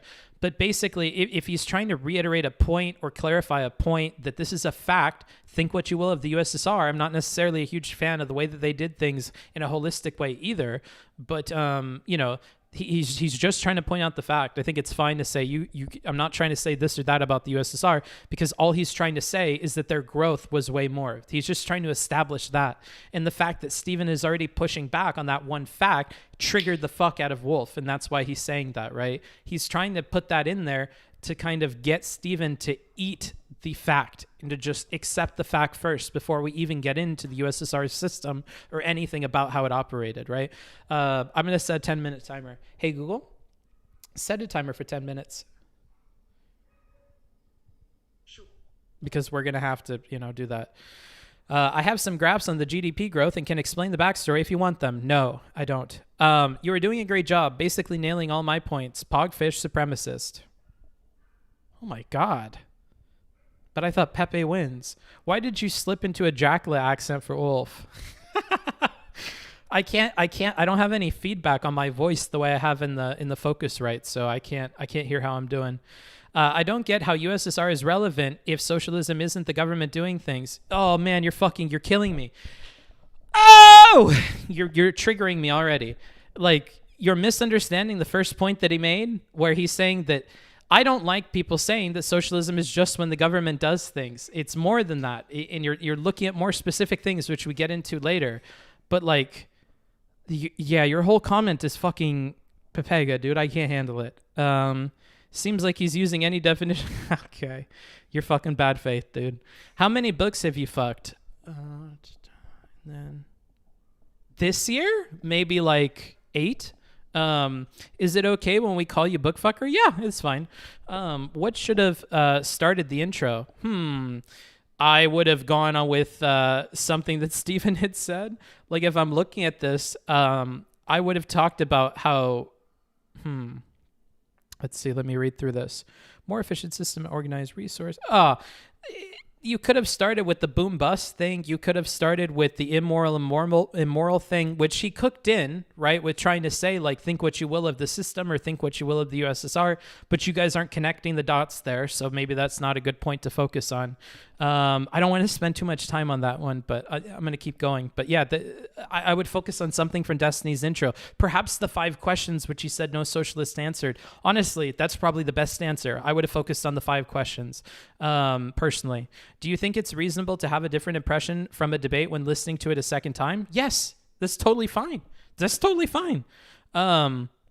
Like, I expect you guys to do that, right? I would hope that once you watch it with me compared to watching it with your favorite streamer, like watching it with Irrelevant or Dylan Burns or somebody else, I would hope that I can impart some kind of change in your opinion based on my analysis of it. So yeah, most certainly. I think that's fine. And just know that that's the same case for me. I catch more and I understand more each time I watch it. So that's totally fine. Wolff says that they need to set up a clear definition of socialism so it's not a caricature, but so far he does not give one. So he says that I don't want you to attack a caricature. I think we should talk about how people nowadays are using it, right? That's what he says. So I don't know if you're missing that, but like, that's what he talks about. He doesn't give one because it's a big tradition of things, right? Like he explains later. So yeah, I think you're missing the mark on that one. Very minor, but back near the start, Wolff said that Stephen said no socialist society has ever succeeded at anything, but that isn't what Stephen said. Fair enough. Stephen doesn't point it out, but fair enough. Is it not necessary to refer to books when the data can't be summarized live? Is it not necessary to refer to books when the data can't be... I don't understand the second part of this. When the data can't be summarized live. If you can't summarize the book, why would you refer to it at all? I guess if I'm understanding your question correctly. Unlike CNN's equivalent, this guy is more of a Wolff spritzer. I don't know what that means. I agree with your points thus far. ... Okay. Are you sending me a Morse code? Are you telling me you're being tortured in a POW camp in Vietnam? I can't read the dots, but seems significant. You think that Wolff came in bad faith? Maybe. I can't know. That's very difficult. Like, even when I said that Serfs was being bad faith in the Lycan conversation, it took 4 hours of analyzing that before I was finally like, okay, well, he's dumb or he's bad faith. It's one or the other because this is going so poorly and he's behaving in a way that's like completely... awful. Thanks for the answer. Okay. Why do you feel motivated to improve the rhetoric of this Twitch politics community? Because it's bad? And nobody else seems to be taking up the mantle for doing that? If somebody like Senpai Chow or somebody else decides that they want to do what I'm doing and I see that they're doing it at an adequate level, I would easily step off of this and lean into comedy reviews and things like that, like all the other streamers do. I just feel like it's a huge disservice to the Twitch community to not have somebody taking seriously reviewing debates that the debaters certainly took seriously, right? I feel like it makes me sad to think that that's not happening. So that's why I take it upon myself to do that job, because nobody else is stepping up to the plate and doing a good job or getting any traction doing it. Do you think this strategy of name dropping books would work better in front of an academic audience? Yeah. Although, to be honest, the whole conversation would be different in front of an academic audience, right? Wolff's point among USSR/China isn't great because industrialization won't happen again. Yeah, we get into that later. I thought Wolff was convincing, citing books on the face of it. PhD citing a book seems credible, but in the 1v1 format, you really have to give some sort of synthesis or summary of the books instead of just go read theory lel. And the fact that that meme exists for socialists means we probably want to not touch it with a 10-foot pole. I wish both parties reacted to disagreeing with each other by instead both teaching them and listening to their issues. Yeah, I think, quite frankly, Wolff seems to do number one, but listening to their issues does not seem to be something he's as great at. So, the former, not the latter, we see here. How much of that mic can you fit in your mouth? People ask this all the time. Not a lot. You'd be surprised. And I'm not going to because it's disgusting and really dirty. Should Stephen have challenged his empirical claims concerning the growth of GDP by providing sources or opinions of other economics? I think if he has in front of him that Japan is doing better, giving some idea of Japan's performance over what years and by what percentage more it is would be good. So like, if you said that during the 20th century, Japan actually grew more, saying that from the period of blah, blah, blah year to blah, blah, blah year, Japan grew its GDP by XYZ percent. Whereas if we compare USSR between XY year and AB year, it seems to have only increased by this percent. So actually it would seem like, blah, blah, blah. Now that's a bit long-winded. Stephen can do it faster because he can talk faster, but that's what I would have done. I think if you're looking to nitpick and improve things, you certainly could say that.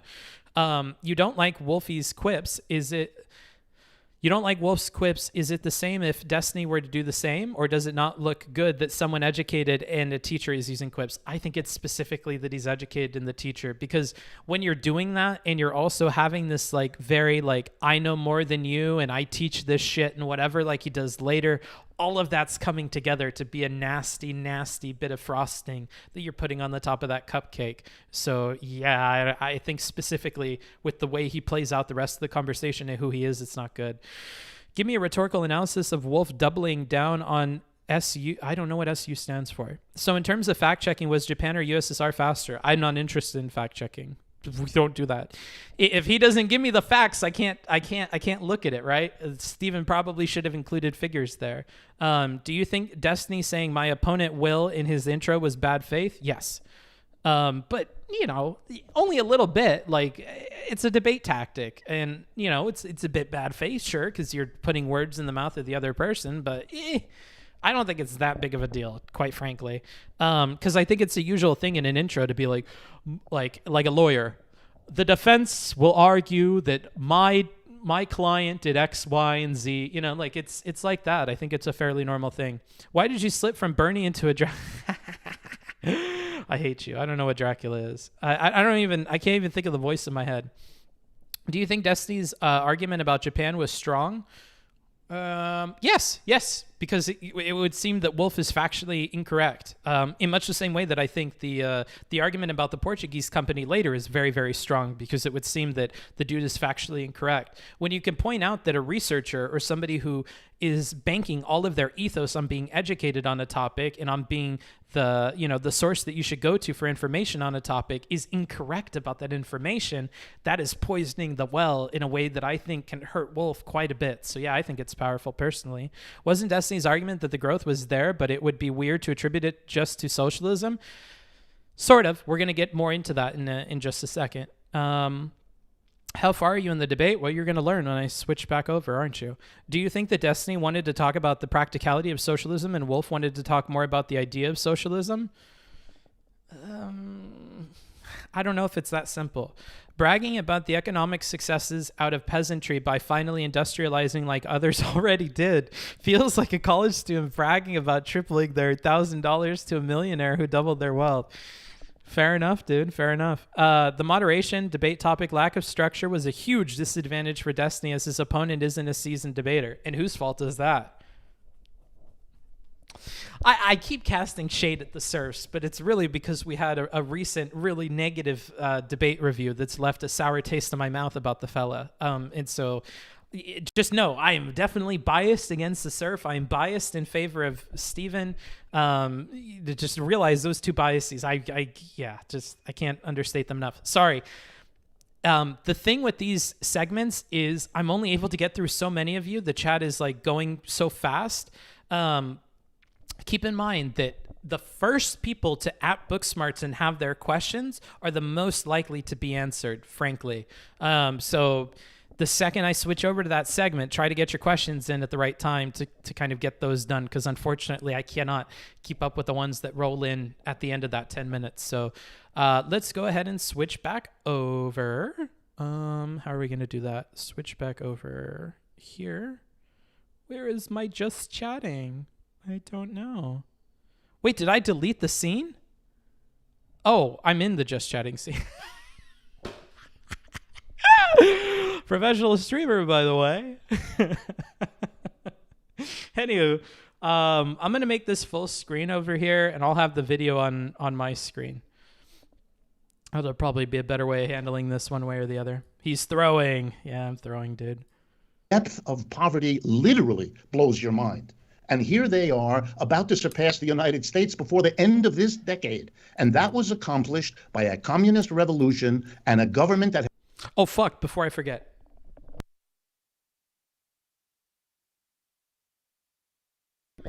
Starting now. Okay, 30 minutes, and I'll check back in with you, chat. ...has been run by a communist party to this day. And yeah, for sure, they cleverly opened their society up to capitalists to come and join them. But to imagine that the achievement of the Chinese economy is purely due to the private capitalists rather than to the state economy, that's making believe, because you need to have an argument that puts the success at the credit of one or the other. The infrastructure, the training of the mass of people, everything that happened in China is as much a product of the planning and policies of the communist government than of any other factor. And that has to be recognized as well. And none of this is an endorsement. That society has strengths and weaknesses. It has things we can criticize. But we can't make it up because it's inconvenient to face the successes they've had and continue to have.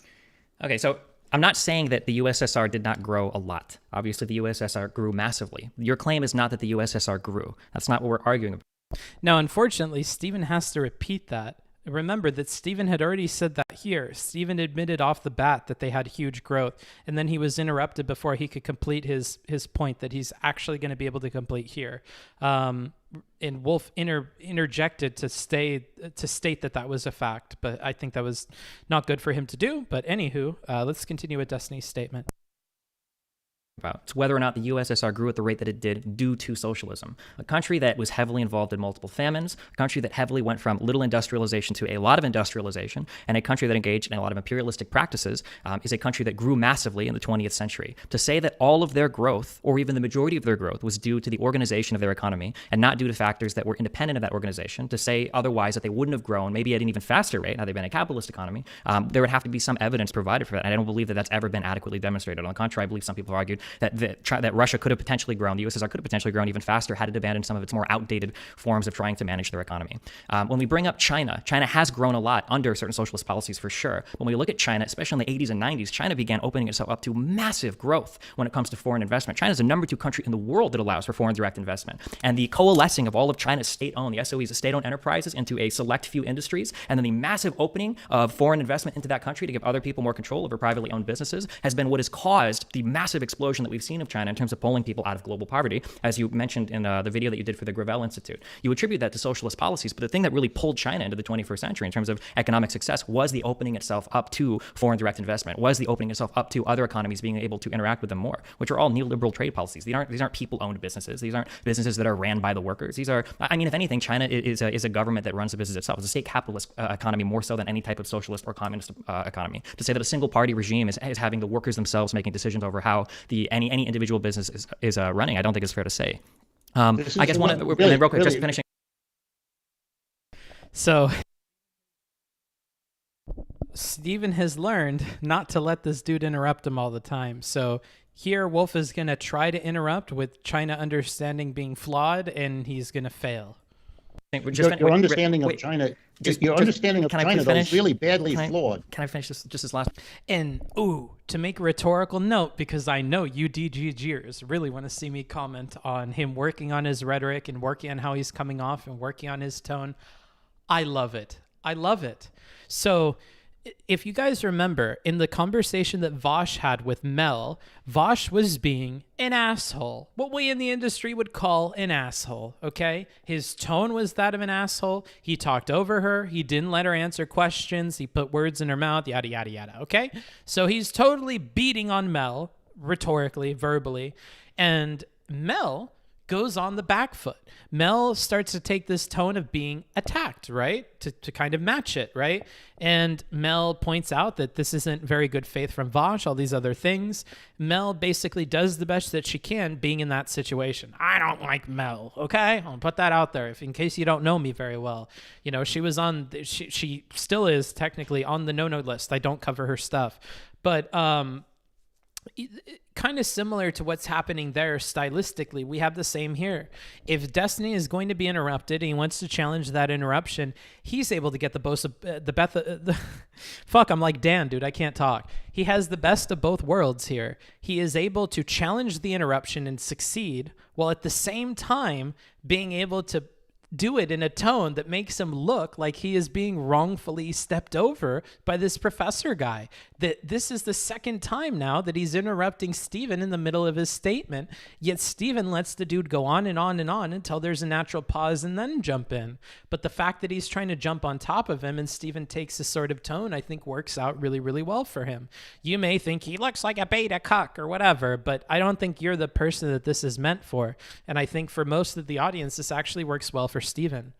For the thing that confuses me the most, and the thing that frustrates me the most, I guess, when I have discussions with socialists, is socialism feels like this very amorphous, ever-transforming idea of what it actually is, such that I don't even know why we use the word anymore. So I'm very glad that you've acknowledged that Marx, in through his labor theory value analysis, was absolutely flawed and was an absolute failure. I'm glad that you've acknowledged that. So it's worth pointing out that, you know, Wolff is going to do an interruption here. And to be fair to him, he didn't say that. He didn't say that at all up until now. They'll kind of hash out why Steven believes that that was what was said, but it most certainly is not. And if we know anything about Wolff, we know that he's the king of nuance to the point of being maybe vacuous and vague. And if that's the case, we most certainly can't pin him on statements like this. It's not going to work, right? Now, this is I hate saying debate tactic. This is something stylistically that Steven does in other conversations where it works out better when it's not pointed out or it's not refuted like well enough, and when somebody's not going to get to go on for forever and ever and ever responding to it. But in this particular conversation, doing things like that, I think are going to look bad, and I don't think it works very well. So that's something to keep in mind. Now, somebody had mentioned earlier that Wolff had done this with Steven.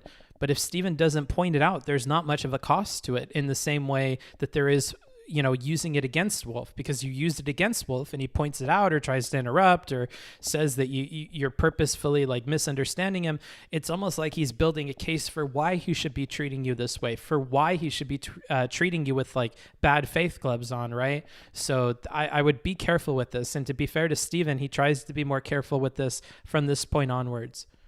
The way of analyzing. I have not acknowledged. You're making this stuff up. I've never acknowledged anything of the work. Okay, well, I don't even know where you get this. Well, earlier you just said that we shouldn't hold ourselves captive to the thinking of thinkers in the 19th century in terms of what socialism is. So I assume you've evolved No, I didn't do that at all. I told you that socialism. So it's not that you didn't do it at all, and you most certainly did. You said you didn't want to hold socialism to these old definitions when there has been debate in years and years of like growth and, you know, specificity in different directions. So, you know, the challenge from Wolff here has some language that I don't think is necessarily true, but the sentiment is. Has a variety of theories within it. It's a broad tradition. It had to be. In the 150 years since Marx wrote, his ideas have moved into every country on this earth at different levels of economic and cultural and political life. And of course, those different people all found something valuable, but they all made their own interpretations. This is a rich, diverse tradition. It's as if you're going to decide what it is I mean when I say these things. I never said that the Marxist theory isn't valuable, that the labor theory of value.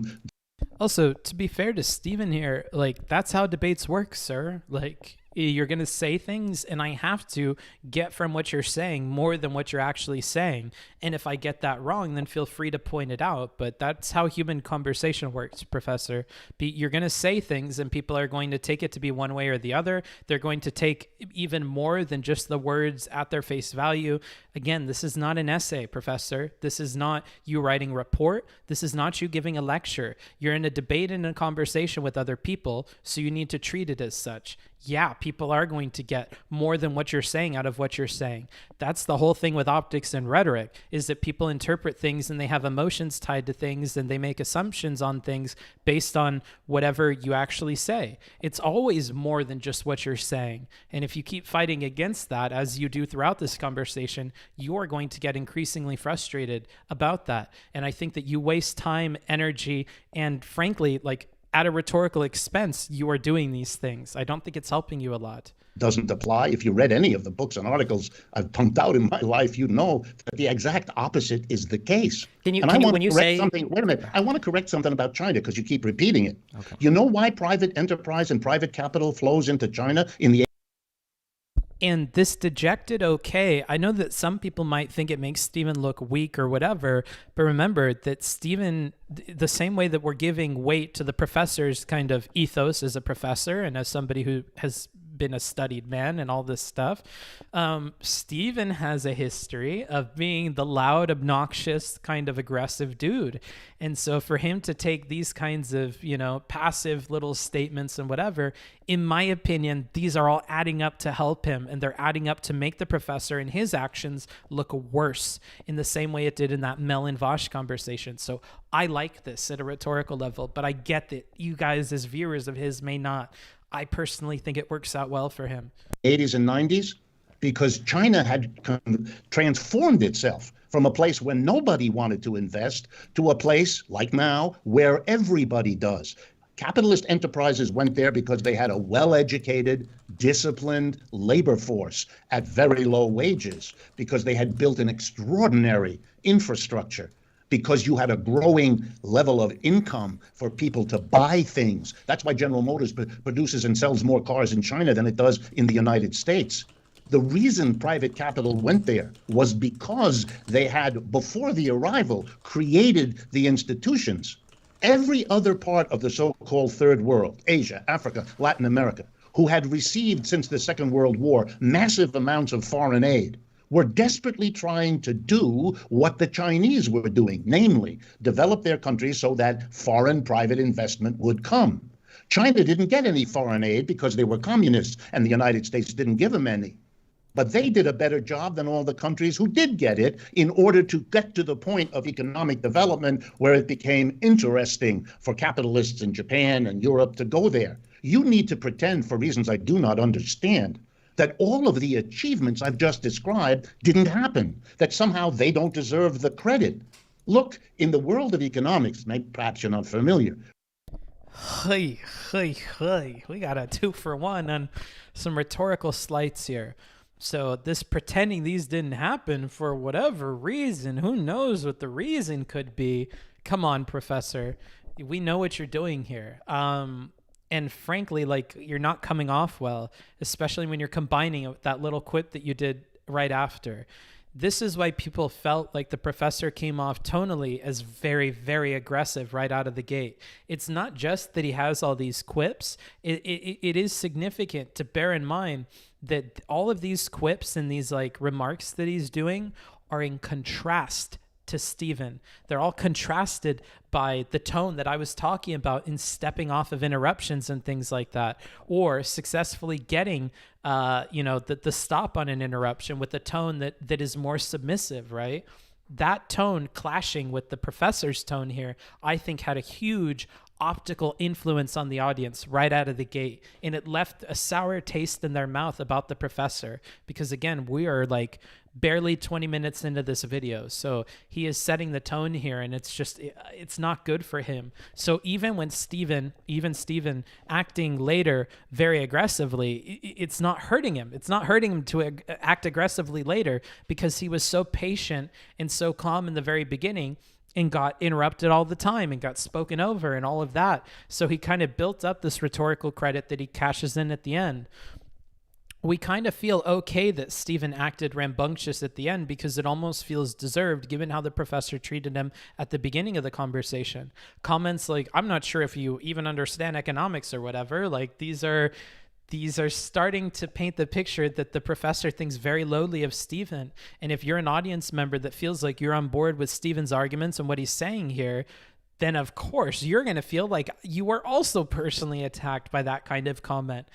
Like, I know I'm not an economist, but I kind of understood what he said there, and you're not really responding to it. And then you're also getting hit with those quips, which is why I think that the professor at a stylistic level should lay off of that shit, because he's hurting other people in the crossfires of that. And he's hurting the very people that he hopes will listen to his case here, look at these books, watch his lectures, etc.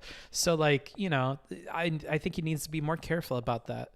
We do exactly what you just said we oughtn't to do. We look at societies and say, they have a capitalist economic system. How did they do? And they have a socialist system with the different meanings of that term. And how did they do? And then we say they're different, and part, not all, part of the story is the different system.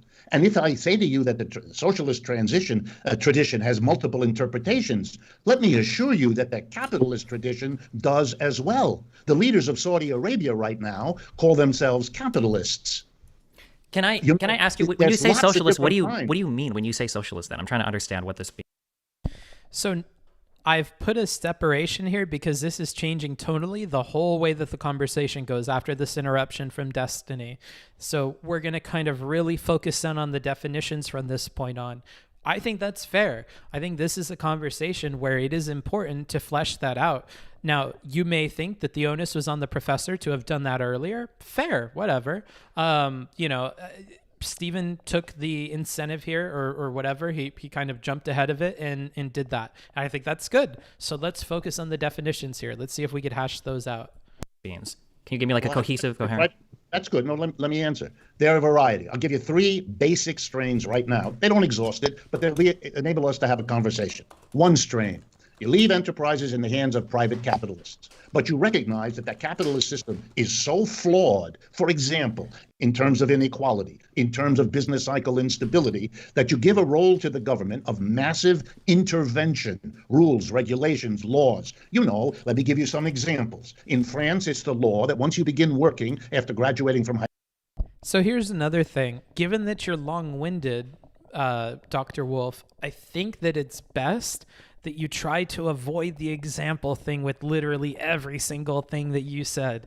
Like, the reason why Destiny's interruption worked, and I don't even really fault him for it, is because you were starting to talk about how Saudi Arabia thinks this and that. Like, it's too much for the audience. They don't want all of that. While that may work well in a lecture, or particularly in an essay, in a paper, in a dissertation, in a historical piece, it doesn't really work well in conversation. And I think that, like, you're just hogging the mic for a very, very long time when you do that. And if anything, like, you need to keep in mind that the human brain has its own equivalent of RAM, right? It has random access memory. It has flash memory. It has like a kind of a limited amount of information it can hold in its frame of mind at once. So it may be difficult for me to remember your definition when 2/3 of your explanation of a definition was an example that you gave. It may not stick with me what the basic bullet point was here when you spend a bunch of time on examples. You're distracting from your point. So in my opinion, a way to improve here would be to use less examples, especially when you have like an easy, simple explanation for what the thing is. If examples are necessary, your interlocutor will make that clear. You don't need to include them with every single explanation that you give. That hurts you later with the feudalism and other points as well. So bear in mind that those are coming at a cost for you. High school or college, every employer has to give you 5 weeks of paid vacation from the beginning. Nothing like that exists in the United States. But this is a society that won that for its people, by the way, by socialists who did that and put that on the books, as it is on most European countries. And socialists do that because they believe for them that socialism is when the government comes in and regulates. That's one kind. Here's a second kind. These second kind of socialists, they don't believe it works real well if you do that. And notice how he's packed in that definition that Stephen gave, where socialism is the government doing stuff, into this number one. And given that Wolff said that he doesn't like that definition, and given that he said, like, in passing that, yeah, and then they give that stupid fucking definition on point number 1 here, it's clear to me, and it was clear to me even in my first viewing of this, that this is not one that he believes in, right? And that's going to be explicitly clear to us when he says that point number 3 is the one that he believes in. Definition or strain 3 is the one that he believes in. You know, like, I think if I told him to rank these in terms of like which he likes the most to the least, I really would be tempted to say that he would put number 1 at the very bottom of that list, right? And number 3 obviously at the top because he mentions as much.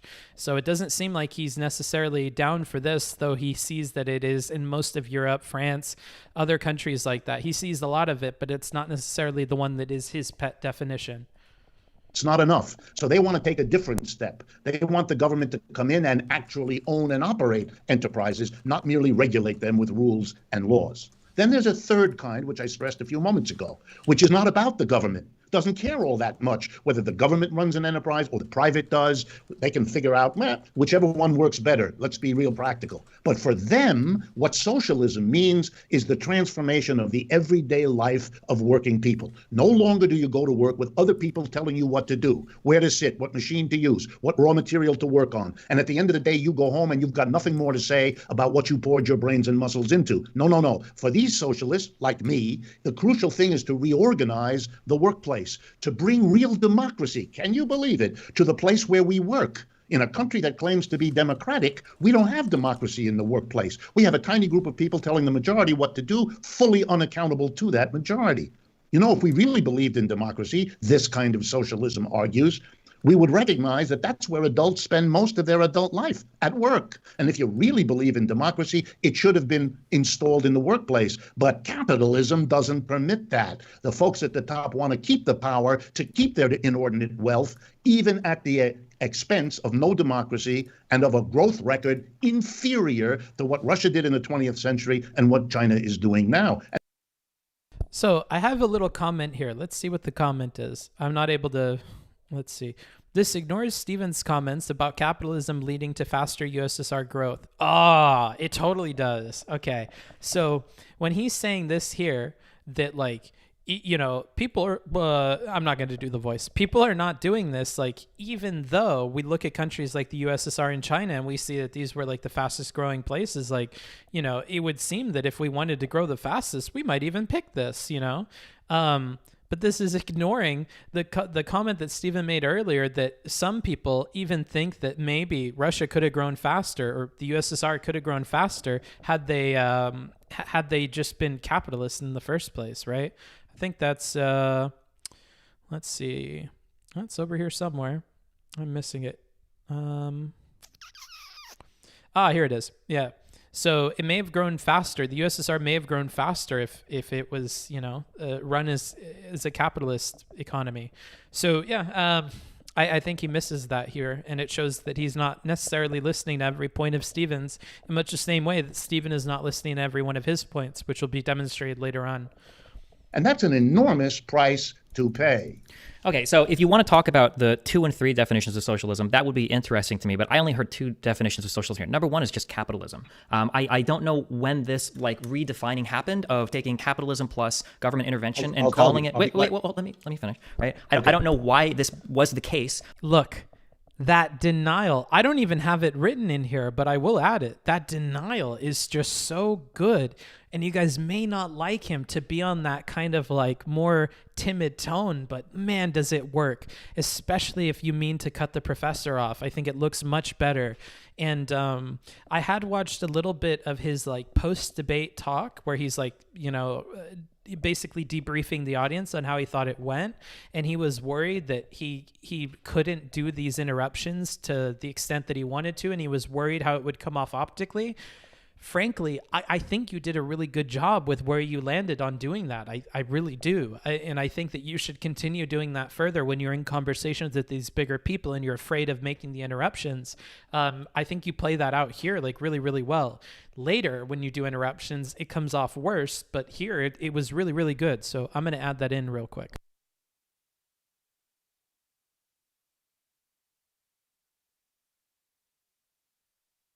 Okay, let's continue.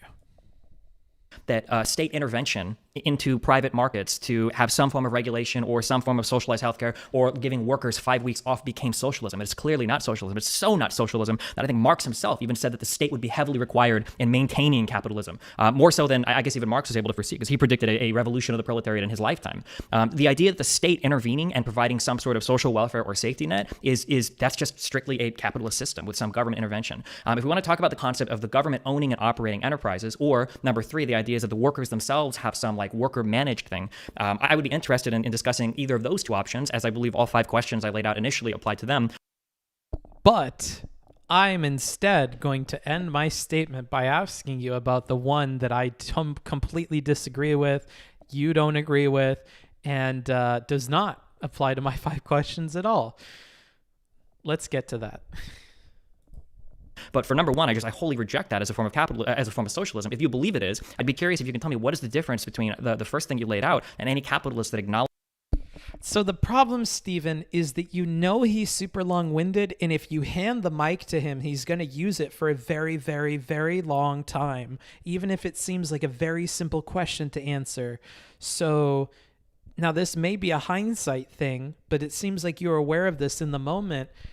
It was not good to ask this explicit question about socialist system number 1. If you identified that your 5 questions can apply to it and it's vacuous and it's silly, I would have hoped that you would have also picked up on his tone when he introduced definition number 1 and would have heard when he said number 3 is the one that he believes in, because this just was not the play here. Either you should have focused on strain number 3 and applied your 5 questions to that one or brought the conversation forward on that one, or you should have talked about how 2 and 3 could answer your 5 questions. But in no universe do I think it's smart to choose to go in the direction of strain number 1 or to end asking this question. There was somebody in my Discord, and it's either Vels or Vuvu. You guys said that, like, you're always excited for some of the conversations that Stephen has with people like this, but you're worried that he is the reason that they derail so early on and that we start looping on stuff. And I would say that in this case, this is an example of when Stephen does just such a thing. Rather than focus on what he knows will bring the conversation forward about the 5 questions that he mentions in his intro and actually showing some kind of care about getting those answered, he chooses to focus on strain 1. I'm harping on this and I keep repeating this because I feel like this was one of the biggest blunders from Stephen in this conversation. And it may be a hindsight thing, but man, this ends up getting us way off track. And it ends up, especially when you only have an hour to talk with the guy, like, what a waste. Really, don't focus on this because you're not here to have some giant argument.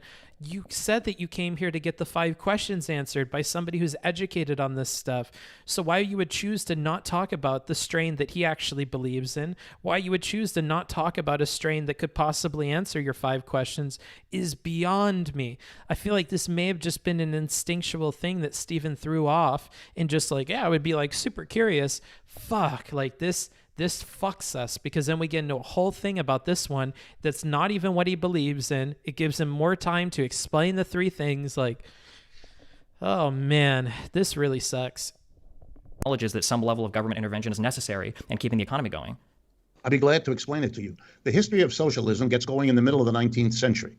And at that time, socialists began to argue that capitalism was over, capitalism was done, and a better system was available and should be pursued. And they had a whole bunch of ideas about that.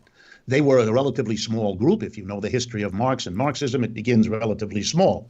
As the 19th century progresses, it gets larger and larger. And guess what happens when that movement gets larger? Debates begin to happen inside of it as to what in the world capitalism is and what in the world socialism is. And here we go. Some of the people decided that socialism as a radically alternative system wasn't in the cards. Could never happen in some views, could only happen in a distant future. Well, this is key.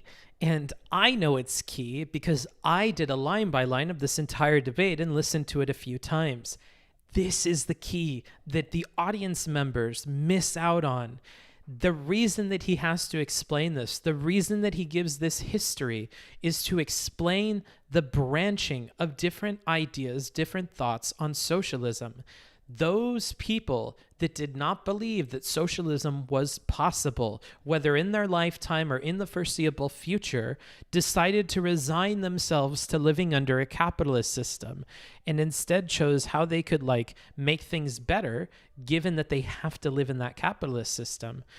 And so what we end up seeing here is that those people basically resign themselves to whatever is possible under that system. Well, what do we have? Well, we have a government.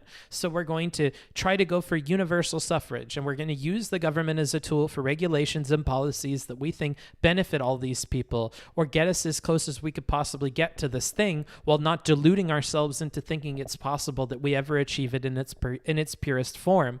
But those people are limited because of that philosophical belief about the potential of socialism in a way that strain 2 and strain 3 are not, right? Strain 2 believes that it is possible to have something close to an approximation of socialism by having full government control, by having the government own things, right? If the government is a tool to enact things that get us closer and closer to this socialist utopia or this socialist ideal, then would it not then make sense to use the government to also be the owner instead of private people? And that the government that is implementing these policies should be the same government that is also in control of and making some decisions about how all these companies function at a larger level for the people and for the workers. And then the people that look at number 3 are completely different, but we talk about them very little because we don't focus on the one that Wolff believes in for some apparent reason. But yeah, so this is an important bit of context. Everything that I'm writing here, I feel like either, wow, I just spelled that way wrong. Fuck, dude, the timer. Okay, so I have to check in with you guys. Oh boy, all right, I'm checking in with you guys. Hold on. I'm going to switch the scenes and then I'll start reading. Let's go to just chatting. All right. Okay, everybody. At Booksmarts at the beginning, if you want me to look at it, we'll do this for 10 minutes. Hey, Google, start a timer for 10 minutes. 10 minutes, and that's starting now. Okay, cool. Thank you, Google. Let's see here. But Booksmarts, Wolff needs to say that strain 1 and 2 aren't socialism. Yeah, we're on a holy crusade to make 1 and 2 not socialism instead of having our 5 questions answered. Real rough. You see, it all started back in the 19th century. Did you think it was nice of Wolff to educate Stephen on facts which he stated would literally blow your mind? Seems like an attempted murder to me if I've ever seen one. Yeah, you're funny, Grape. If a fuckload of people heard socialism is when the government does stuff after Wolff said some socialists think that the definition of socialism is when the government does stuff, that's one type. It sounds like that's kind of massive problem for him. Why? Also, like, you don't even explain it in your long ass comment, dude. Rough. I'm not reading more from Grape Lover, dude. You're getting a ton of attention. I feel if Destiny had focused Marx in its failures when Wolff corrected him, separate from this, I think he doesn't. He could use his prep to force Wolff to accept the failures of this base for socialism. He could then show a disavowal of the antiquated Marxism to a degree that I don't think he could, because Marx would say we've evolved so far past that something like strain 3 really doesn't look like what Marx believed in, and something like strain 1 most certainly doesn't, as he points out. So I don't know if that would work as well as you think it would against Wolff in particular. Why do you think so many people miss that background info being important? Because it happens very quickly and he's very long-winded, and like I said, he kind of trains people not to listen to him at the very beginning with over-explaining things like GDP. It could be a mix of a lot of things. Even now, I didn't hear that the third one was the one that Wolff prefers. Rewind. Holy shit. Would you ever consider running your debate notes through one of those screenplay AI generators and give us yeah, I guess I could. If strain 1 is literally giving up on the idea that socialism is pragmatic, he shouldn't call it so. Okay, but you get distracted by that. Do you understand that, Vihan? You get distracted because if that's the case and you really believe that, then move on and ignore it as a definition and consider it vacuous inside of your brain. Remember what Patrick said in SpongeBob, "At least I'm safe inside my mind." That idea can be safe inside of your mind and just keep it in there. But focus on the things that are important, which is 2 and 3 answering your questions. Don't waste time on 1 if you don't think that 1 is good. If this motherfucker is this long-winded and he wastes a bunch of time every time you ask him something, maybe you need to be more selective about the questions that you ask him, especially knowing that we only have an hour to debate him, right? If you really cared about answering those 5 questions, don't focus on that. Like holy shit. For capitalists, I'm very surprised that you guys don't understand like limited resources. You have limited resources here. You have limited time, attention, and energy here. Like, I would ration those much more efficiently per whatever your goal is. Capitalists want to maximize profit and maximize, the profit shit. You should want to maximize answers to your 5 questions, like you said at the very beginning, unless you don't care about that at this point and you would rather waste time on this, which if that's the case, then I guess he changed his opinion from the opening statement to this point. Optically, would it have been better for Destiny to focus on the 3rd definition or ask Wolff which he'd like to focus on? Why would you ask Wolff which one he'd like to focus on? Why would you ask an open-ended thing like that? Like, no, I would focus on the 3rd. I wouldn't leave Wolff to get to decide how the conversation goes at all, because that motherfucker will just tell stories for fucking half an hour and ask people to sit around the campfire as he brings out the old book and explains the histories of socialism. Like, no, I wouldn't leave anything up to Wolff. I would be very explicit and I would focus on the 3rd one. And I would specifically ask my 5 questions one by one as to how they pertain to the 3rd definition. I got here late. Can you restart? Yeah, sure. Let's go ahead and go back to the...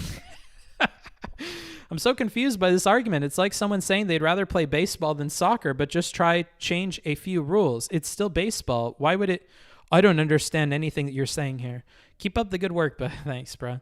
Check in with me. Ooh, I'm checking in. So I agree with everything you're saying, but is this something Steven does a lot that kills conversations? Maybe, yeah, a little bit. He does get like very he gets tunnel vision on very particular points that piss him off, and I think he forgets about what he was there to do or what, like, it could be that he's changed caring about the 5 questions. And if that's the case, then ignore all of this. But he said pretty explicitly that he wants answers to those 5 questions, and this doesn't seem to help that at all. I wish that when Steven had first read the 5 questions, he said, now I'll repeat them and just stop me as soon as you hear something you really want to respond to. Yeah, he could. So to explain the history of socialism, let's rewind about 13.8 billion years. I guess if he doesn't believe one is socialism, does he? Why does he list it along with the others? I'm confused. Okay. Have your patience, Noah. These people aren't hearing you completely. That's fine. Okay. Oh, buddy, you're killing me. So, socialism has many definitions, many traditions, many histories. I'm like literally saying the same shit that he said because you're choosing not to listen to him, El Capitan. It has many, many different ideas, many, many different realities that people consider socialism. Some of them can fit into strain 1, some into strain 2, some into strain 3, all distinctly different for reasons that he explains, for reasons that are in the notes, right? And he believes that socialism for him is strain 3 because what he wants to do is different than what people in strain 1 want to do. And at a philosophical level, he believes socialism is possible. So he wants to achieve it in its fullest form. And he thinks to do that, the best way is what he outlines in strain 3. Other people resign themselves to thinking socialism isn't possible at all and simply view the government as a tool to create more equitable experience for workers and shit, okay? And so, like, I guess if he doesn't believe, it's not that he doesn't believe that one is socialism, it's that he doesn't personally believe in that one. This is like if I said that, like, define Christianity. Whoa, well, that's fucking hard. Well, it depends. Like, there are lots of different kinds of Christians in the world. There are Christians that think this, there are Catholics that think this, and there are Christians that think this. Like, and then if I said, well, I'm not Catholic, but I believe in this kind of Christianity, and you were like, then why the fuck would you even say Catholicism? Why would you even list that as Christianity if you don't believe in it? Like, you're killing me because it's a different kind of Christianity. It's not the one I ascribe to, but it falls under the branch of it, right? Like, I don't know why that's so hard for people to get their heads around, dude. But some of these people, man, I disagree about choosing number 1 versus number 3 was a bad idea. The 3 definitions give Wolff too much space to run to, and instead focusing on the weakest of the 3 to eliminate debate space isn't a bad idea. It doesn't eliminate debate space. He takes a gazillion years to answer anything. What do you mean? It's going to take us at least 10 minutes to even get one off of the table. Why would you waste? Like, I hope you never run a company. I swear to God. I hope you never become a producer. I hope you never are in charge of time for other people because you're just completely boneheaded and you don't understand how to use time. Chad is being bad faith as fuck. Wolff should have stressed the history points because they were the context that Destiny could have played and prodded with. Sure. Socialism is not capitalism. Thanks, Annie. Thank you, Annie. I appreciate that. In case I didn't know. Do you think you would have done better in this debate? No, and I don't, that's not my position. I'm not a debater. I do this analysis thing. How much, and I'm sorry if I'm being mean to you. I don't mean to be mean to you, Sky. It's just some of these people are pissing me off, and that tone will carry over from one to the other. I'm working on it, dude. Do you think there is a situation where the derailing would be useful? Yeah, if we want to kill everybody on board the train. Oh my God.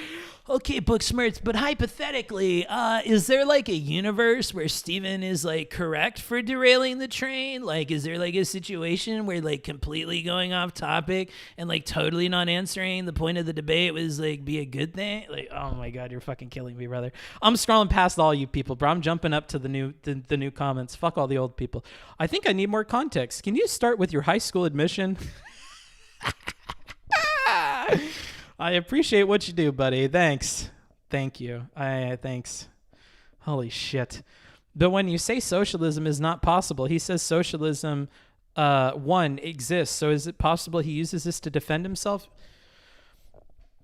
The socialism one people think that pure socialism is not possible. So the socialism that they're going to get is like socialist control of the government and making government policies that are in line with what the workers want and what's good for the workers.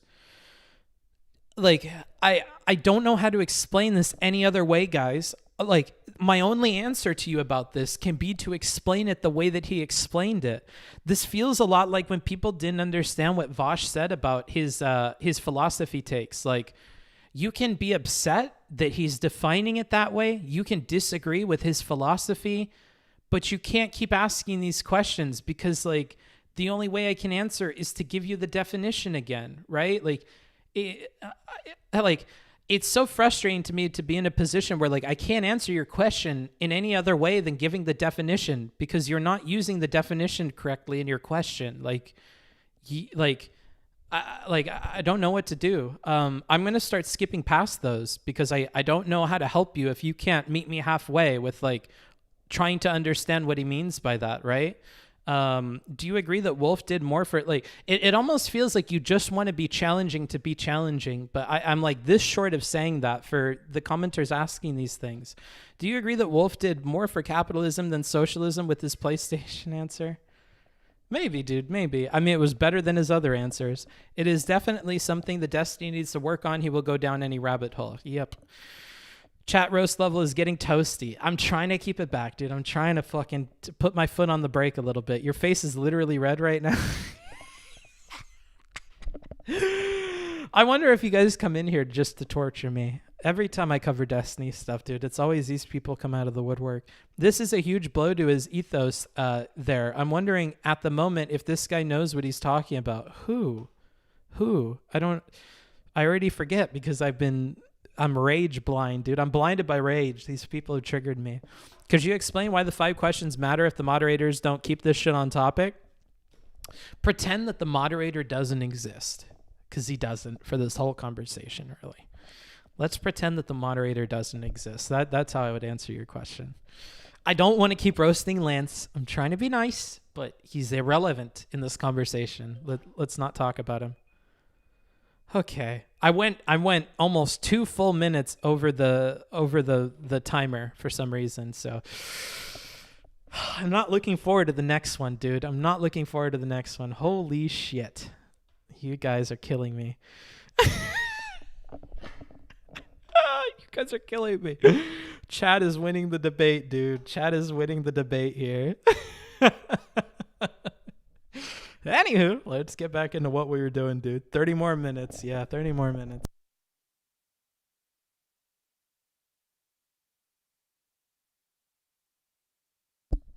Okay, let's do it. Well, what then did socialists do in the meanwhile before a real change of system happened? Answer. To kind of reiterate here, we're explaining this. We're explaining the history of S to kind of respond to the definition number one. Why does definition number one exist? That doesn't seem like socialism. Well, it exists because the people gave up on the idea of a pure socialism. Advocate for the government to be taken over by universal suffrage. The mass of people would institute a socialism that was, if you like, a step in that direction. An early socialism, if you like. And by the way, there were big debates, pro and con, within the socialist movement about this. But they settled to understand, let's call it one kind of socialism. And that's what you have in Western Europe, in Scandinavia, to this day. Socialist parties advocate that, and the people in that society often vote those folks into power. I'll give you an example. The government in Portugal right now, a perfect example, European country. The government of Portugal is a coalition of three political parties. The largest is the Portuguese Socialist Party. The second one is the Portuguese Communist Party. And the third one is the Portuguese Green Party. They were elected as a coalition government in 2016. They were re-elected last year. Parenthetically, if your audience members don't know about this, that's because you live in a society that doesn't tell you about this, even though it's public knowledge to anyone interested in finding out. Those parties. So again, remember, and this is part of why I think that he's mostly doing this to like put breadcrumbs for people to look up all this shit, kind of like what Nazis do, not to equivocate, but I know you guys are familiar with that example coming from the DGG community. So that's what he's trying to do here. He's got secret info. Yeah, the American government wouldn't want to tell you this, but actually Portugal's got a lot of fucking socialist and communist parties, and fucking America doesn't want you to know. They don't want you to know socialist revolutions are happening all over the country. There are whole socialist countries out there that believe in strain what like he's got secret info, dude, and he wants you to go look it up for yourself. I'm gonna go grab a drink real quick. I'll be right back. Parties push a socialist agenda by which they mean government rules and regulations. You may not like to call it socialists, but the people involved, and millions of them around the world, do. The other kind of socialism broke away from this first kind in the aftermath of the Soviet Revolution. They were in favor of taking that extra step. Socialism for them meant that the government should take over and operate enterprises, at least the industrial ones, maybe later the agricultural ones. And to underscore their distinction from the other socialists who just wanted government rules, regulations, and controls, they gave themselves the name communist. And that's the only difference between them, and it has been that way for nearly a century now, since the Russian Revolution. And then there's this third one, which has to do with I told myself I would get M&Ms when I started getting pissed off. I did not expect to get my M&Ms this early. You guys are driving me nuts. On the next question round, I would really appreciate if you ask something that like takes into account new information that I'm like explaining to you. That would be wonderful. Although I guess it's on me to read the questions in my head and skip past them. But honestly, you guys are starting to piss me off. Transforming the workplace. Those are all socialisms. They argue, they debate, they have a rich literature. We have lots of empirical examples of all three kinds in the world. And if people want to think about how they work and what kind of society they produce, there's loads of evidence there. We don't have to hypothesize or pretend or demonize either, because really it doesn't lend itself to that if you're serious. Okay, first of all, just because a government calls itself socialist, I don't think that that's adequate to define said government as socialist. Do you? Oh boy, here we go. So we're rabbit holing, we're spiraling. So again, we're already steps removed from the 5 questions thing, and we're going to start doing the debate bro thing. I call it the debate bro thing because that's where I see it a lot. So we're going to go with this back and forth question thing that's kind of like a logic tree, and it's on something that's not super relevant because it's not even what the dude believes. I'll be honest. Even past me believe this. I'll be honest. We get a bit debate bro-y here. We can just as easily move past this onto strain 3, his beliefs, or strain 2 and 3 to get through your 5 questions. But instead, we're going to do this where we try to get him to agree that Nazis might be socialists. Okay, let's go ahead and go through it. Agree with Good. that? Give another. Fine. You can have another. That's what the debate is Let's about. just- Make up your let's just hold on one definition. second. Well, Yeah, okay, so we have to give Destiny a chance to speak as well. Yeah, wait, well, because so my question would be, like, in terms you of, often have like- opportunities Yeah, to sure. give. Yeah, I guess, sorry, like, go ahead. would you consider, like, for instance, like the Nazi Party? Would you consider that a socialist party as they have socialism in the name? It doesn't seem like a good. No. But Why not? The minute you know anything about the Nazi Party, you'd understand that. Would you? In 1914, the Nazi Party did fucking... Good on Steven for at least not letting him to continue on his explanation of why the Nazi Party isn't socialist just because they call themselves socialist. Oh, shit.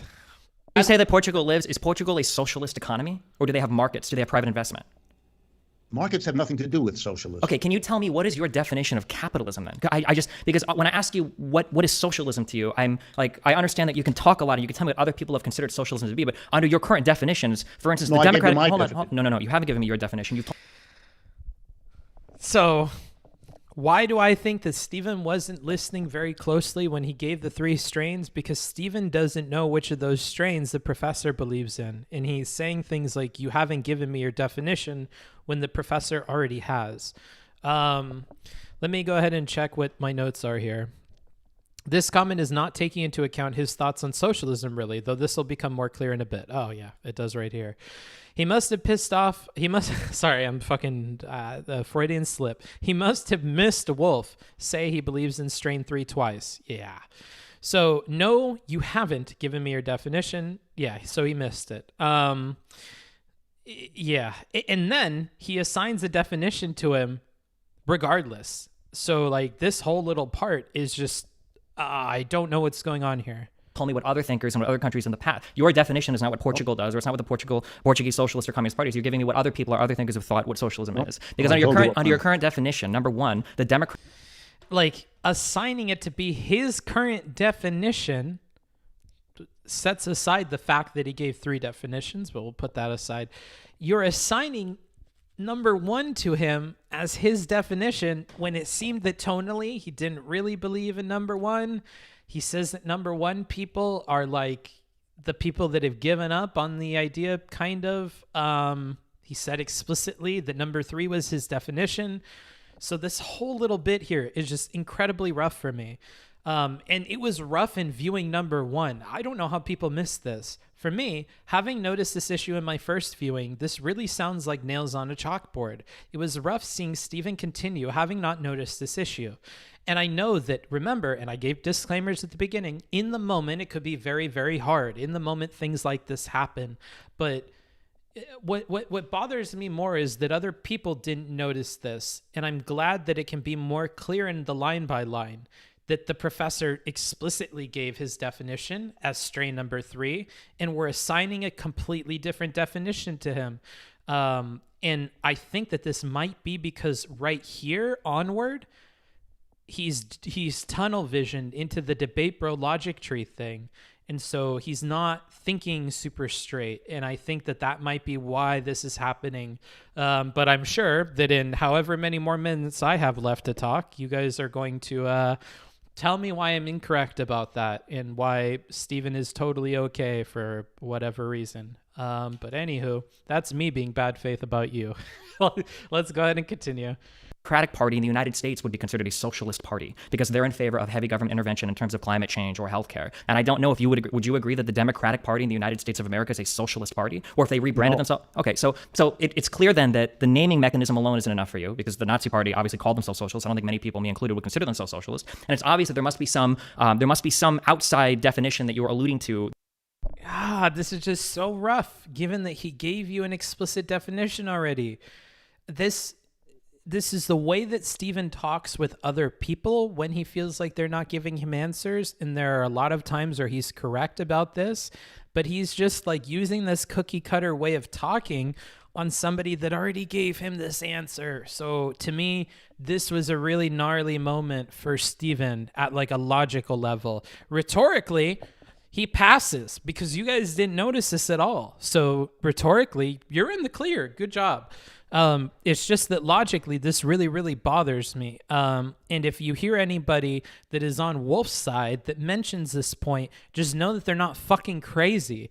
Like, this is part of what I hope the Line by Line does, unique to other React Andy people, is that we can find and clarify problems like this. I'm okay with you saying that the dude is long-winded or this or that or the other thing, the gazillion things that he did do wrong. I'm okay with you mentioning the gazillion things that Steven did right and wrong.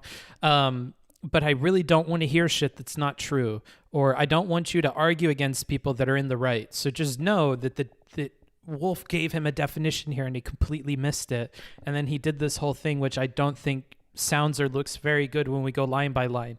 And this was actually the moment, and I talked to some people in Destiny's Discord about this, and they didn't even notice that this had happened. And that was the moment where I started getting very, very worried, because people in my Discord didn't notice that this had happened either.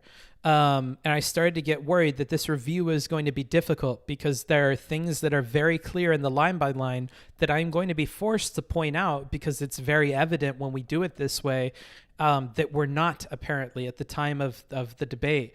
A lot of people did not have these takeaways, but if you guys are watching this with me, I hope that you can just add these to your understanding of the debate, add these to your kind of opinions about the debate, and just incorporate this in a way that fits with your other opinions. And if it requires changes, then so be it, But I think it's important that we just stick to what actually happened in the debate. And things like this, I think, are important to keep track of. Especially since this is already several steps removed from the 5-question thing, At this moment where we focus on the definition 1 and then we assign that definition to this dude, this whole section, this is why I'm shitting on this section, is because not only does it get us away from the 5 questions, which it would seem was Destiny's focus, but it also isn't played out properly at a logical level. He wasn't listening to the dude. He assigns things to the dude that are not correct. And, that's just really, really, really bad. So when people in the chat are trying to figure out some convoluted way where we can go after definition number 1 and make the derailing not a bad thing, like, it's not just that we derailed and we weren't focusing on getting our 5 questions answered, it's that we also completely misplayed this area. And I wonder if this misplaying the area is indicative of the fact that he missed the definition part, or that he wasn't fully listening, and that's a problem in and of itself. So just be careful about that moving forward, Steven. If you know that you're tuning somebody out or you're getting upset and stuff, try to keep it in check and think more about it, because if it plays out like this, then it becomes more clear to the audience that something like this happens.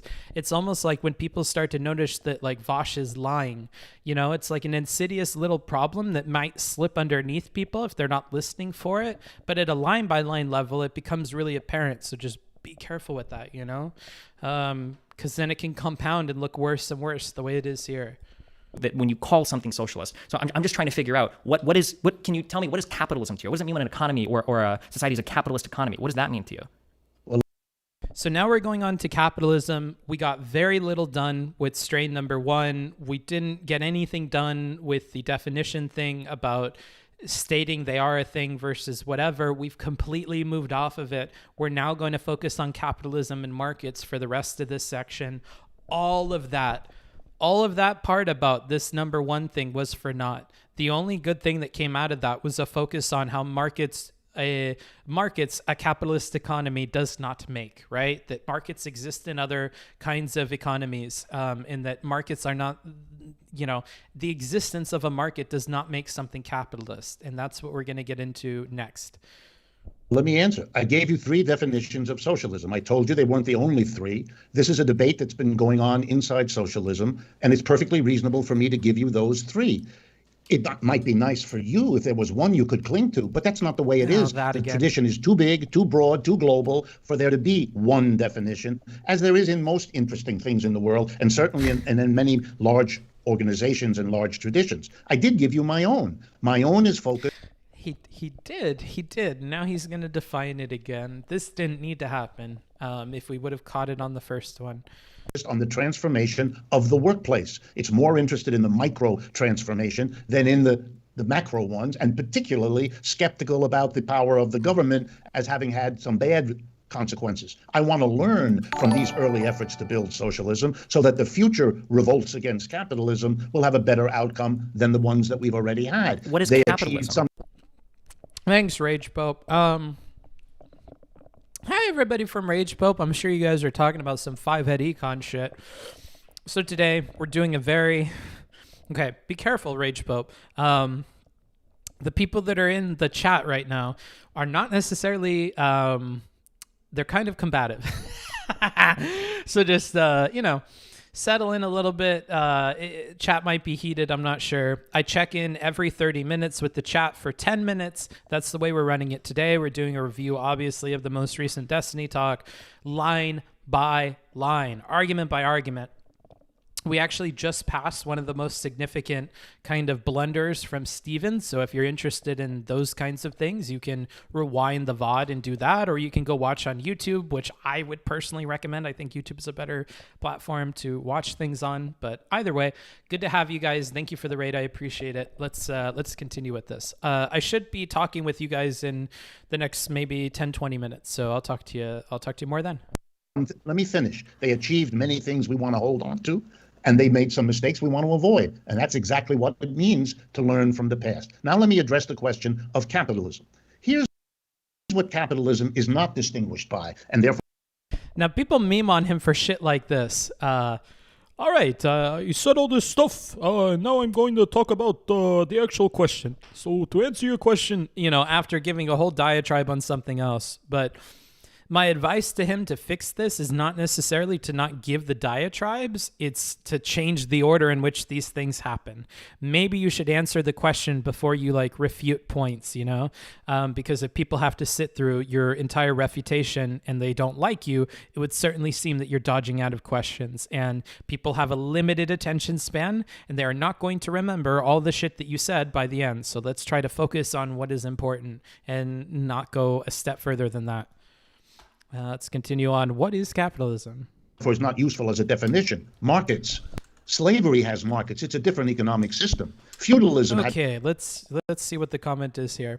I've seen people meme. Okay, I have a fucking steel trap, dude. I just remember what all the comments are. I've seen people meme on him about this specific answer. The reason he starts with this is because what is D? D used markets to differentiate C from S. Oh, okay. Yeah. So the reason why we're using slavery, feudalism, and whatever is to make the point that markets do not make a socialist thing, or do not make a capitalist thing, that markets existed in other forms throughout history. So we're kind of understanding why if something has a market, that doesn't necessarily make it capitalist, right? And that if markets can exist in slavery, feudalism, etc., markets could also exist in a socialist system. It's probably more about the proportion, right? If everything is dominated by capitalistic markets, I would be on Steven's team to say it's tough to call that a socialist country when markets seem to be the main, economic, function there. And hell, I think if it was actually worded that way, Wolff might even agree with that, because Wolff's strain 3 for socialism is to try and change the ratio between these two things. It hasn't come up in the debate yet, but it will later, that he is aiming to change the ratio of things like worker-owned companies or worker-operated companies where they're making all the decisions for themselves, right? So the ratio is important, and we could have figured that out quicker than we did, but that'll come up later. That's why he has to give all these explanations. And as a professor, as somebody that gives lectures, I understand where this is coming from, that you want to give all these examples and analogies and historical things, not only just to bolster what you're saying, but to give students a better, more holistic understanding of the topic, so maybe it'll stick in their brains better. But again, professor, this is not a lecture. This is not an essay. This is not a book. This is a conversation. And it's a conversation in front of a Twitch audience. And the Twitch audience, unfortunately, has a gigabyte of RAM in their fucking brains. They are not gaming computers with fucking 32 gigs of fucking DDR4, best fucking RAM on the market. they are like the fucking Apollo computer, bro. They can only remember so much, and you have to really play around that limitation the way that the Apollo team did, okay? You need to understand that the people listening are not the same people that listen to your lectures or that read your books or your articles or anything else. So you need to adapt for the audience here, and you're really not, and it's hurting you quite a bit, you know?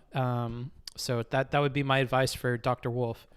Markets for much of its history. That's not a definition of capitalism that's unique. Capitalism doesn't uniquely have markets. That's silly. Free or controlled markets, which is all we've ever had in the world, the controlled kind, are as old as Plato and Aristotle, who argued over markets. By the way, both of them opposed markets and thought they were socially destructive institutions. Just for as a footnote you might be interested in.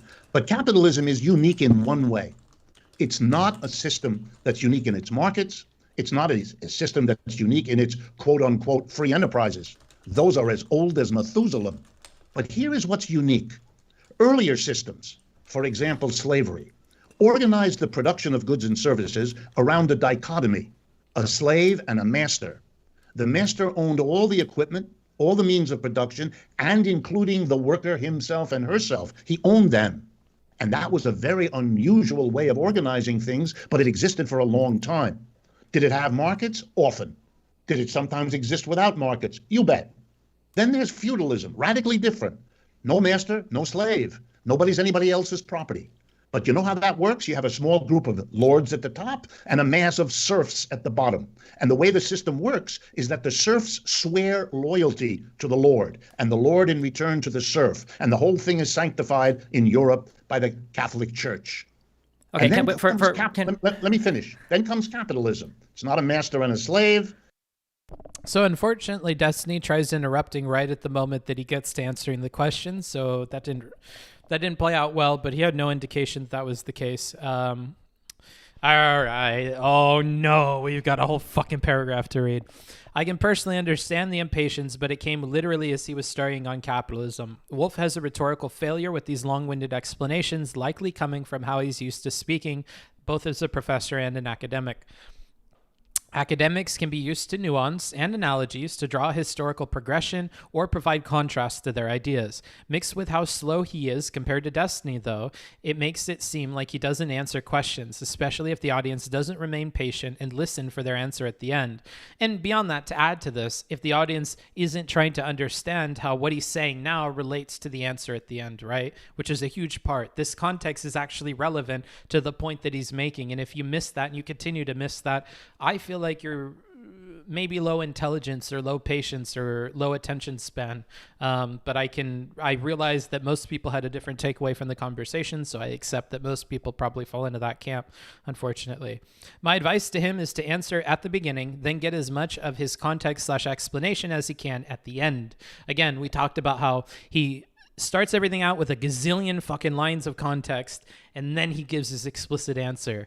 How about we switch it around, Professor? How about we give your explicit answer that everybody is looking for at the beginning, maybe even in a way that surprises them, that shocks them, that makes them want an explanation, and then give your explanation, right?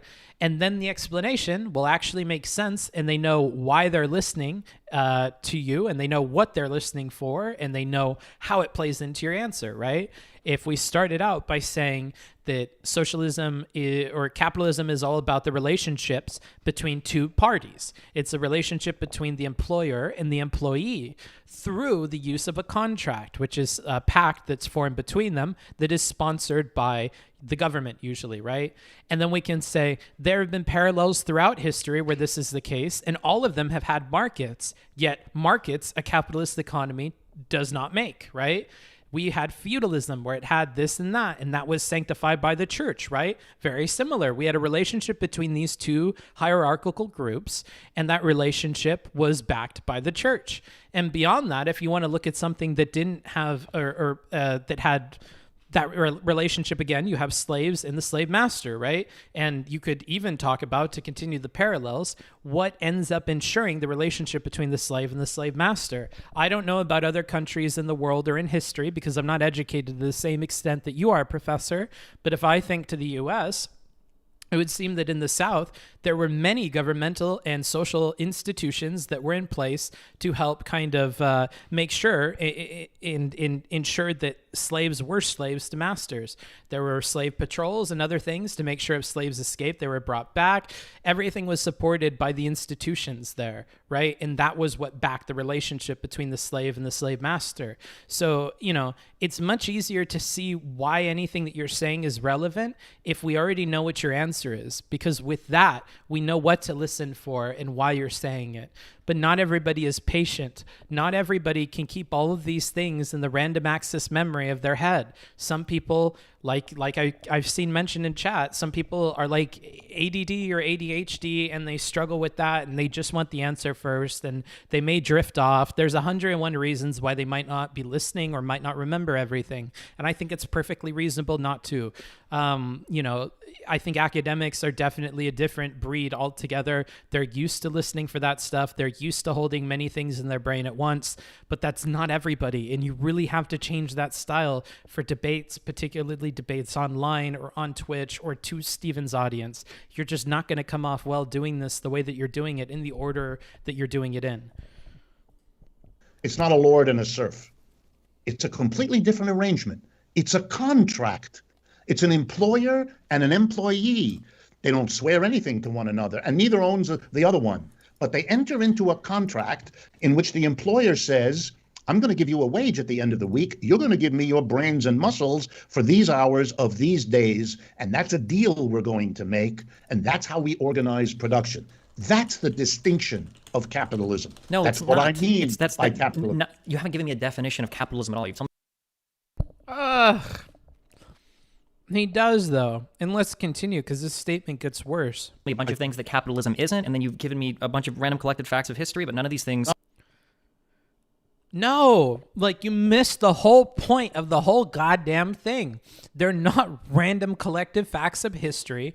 They are parallels. They're parallel systems that have existed, and all of the parts are parallel. There are two main groups in a hierarchy that have a relationship between one another, a relationship that is often sealed by a pact, a contract, or institutions, right? Like, he misses the whole point of this whole thing, and a lot of audience members do too. And I don't know if it's because he interrupted him and said this, or if people honestly had the problem with like remembering all the points that the professor is giving, or if they weren't listening. Like, I don't know what it is. This is a completely unfair statement to make at a pure nuts and bolts level when we're looking line by line. He told you a bunch of things that capitalism isn't. Sure, that's fair. But he did give you a definition of capitalism. He actually gave it to you right before you interrupted him, right? Like, that's not fair to say. And to say that he's given you a bunch of random collective facts of history, but none of those things are like... It's not a bunch of random collective facts of history. They're very particularly selected because they're meant to be parallels to the system, to explain to you that there are different moving pieces here. There are different variables, which we've seen over time in different systems. And here is how capitalism plugs into that formula that we've seen like repeated time and time again. He just completely misses this entire thing. And I don't know if that's because he's still in the tunnel vision mode that we entered way over here, or what, but we completely missed that. And we're being kind of, in my opinion, unfair to the professor here. If he would have said, Professor, I can understand if you just give me the definition like you did there. There's no need to have all these other explanations. I think we would save a lot of time if you don't do that. I would have said that's fair and that's a Chad fucking take. Yeah, we don't need all of that, Professor. You can just give us the answer. We're not idiots, right? I think that would have been a totally fair and like really good statement. But he doesn't do that. He says something that's completely untrue. And that's the problem that I have with it. Let me make sure that timer is going. Let's see. 1 minute remaining. Okay, fuck. Not at all. Wait, absolutely. For instance, when you talk about how markets aren't unique to capitalism, that's great. Worker management isn't unique to socialism. Worker management can exist under a capitalist system right now. I know that you like to talk. Yes, but so can markets existing on these different systems. He misses the whole point here. He misses the whole point. Oh, this is painful for me. About Mondragon a lot. Mondragon. Hold on. Let Destiny finish. Let Destiny finish. We're gonna go one at a time here, okay? So let Destiny finish it, and we'll continue. When we talk about worker-managed firms or worker-managed co-ops, these things exist under capitalism. What do you? Okay, well, what are you saying then? Can I hold on real quick? I'm sorry. Can I get an Yeah, you're really, really like you're going too fast. You got to fucking slow down. You have to get calm, and he's gonna get calm, and then he's gonna reiterate this question again. Explicit answer that is answered within the last 50 years without going back into feudalism or what the Pope said or the schism of the Catholic Church. I want to know very concretely, without moralizing or loading anything, or without talking about something that happened in 1850. What is capitalism to you? Can you just tell me or explain what capitalism is? Because it sounds like yeah. Because I wasn't listening when you explained it the last time that it revolves around the relationship between employer and employee that is secured with a contract. We don't even get to the part where fucking Wolff fucks up. So unfortunately, I'm going to have to go in dry to the chat. Oh, geez, I'm not looking forward to that. All right. I hope this explains more. I hope you guys are not as crazy right now. All right. We're switched over. At Booksmarts, I have ADD. Didn't have my fidget spinner, and I missed a lot of what Wolff said because he was so vacuous. All right. Well, good to hear from the infirm. How much of Destiny's floundering do you think is his inability to escape rabbit holes versus Wolff's long-winded droning obscuring his points? It's impossible because unfortunately we don't have those separated, so I can't really say with any certainty. Hi, Mr. Book. Got here recently. Okay. Nope. Not reading that one. So he meant the capitalism, if you got here recently, go to YouTube and rewatch it. So he meant the capitalism is defined as when the worker signs a contract with the employer. It's about the relationship between them, yes. Are you concerned if Wolff's definition of capitalism is even correct? It doesn't... You don't care what Wolff thinks then. He asked what Wolff thinks. I hate you guys. I hate you so fucking much. I swear to God. Lance, more like glance, because if you blink, you might miss him. Am I right? Thank you, Dylan. I totally missed Wolff's explicitly saying that he supported position 3 on the live viewing, but did hear his tone making a preference. This time I heard his words specifically. What could Wolff do to clarify this earlier? Say it at the start. If you're going to give me 3 definitions, maybe definition number 1 should be the one that you actually believe in. Like, right? Like that would be my advice to him. Academics are trained to lay out assumptions before the conclusion. It's like writing an I know. I wrote papers for a living, in case you didn't know. I think Destiny's conversations often devolve because he's always been so confident he can win in any corner of the conversation. Seems like he just doesn't have much practice directing the conversation where he wants. Yeah, maybe he... Okay, so like advice I gave when oh shit, hold on, let me start a 10-minute timer because I only want to be doing this as long as I need to be. Hey, Google. Yeah, I only have enough air for 10 minutes. I'm going to skip past that because it's going to be a long-winded answer for me, like fucking Wolff. Don't yell at me. I'm a good boy, I promise. I'm learning. I agree that Stephen tunnel visioned. I did miss it the first time, but would you agree? Okay, here he comes. That it's sort of rhetorically silly for Wolff to include a definition of socialism he doesn't even agree with? No. Because he's trying to give definitions that cover everything that Destiny might be thinking of. When people think of socialism, they may be thinking of communism, they may be thinking of China, they may be thinking of the USSR, they may be thinking of Scandinavian countries, they may be thinking of soc dems. He's giving 3 definitions so that you can find the one that fits with what the picture is in your head, right? That's why he's giving 3. And especially when he says they weren't the only 3, because a huge theme that he's trying to get across is these things aren't this simple. They have a long tradition, a long history, and depending on the end of which branch you look at in the modern day, you're going to come up with very different answers for what socialism meant to different people over time, right?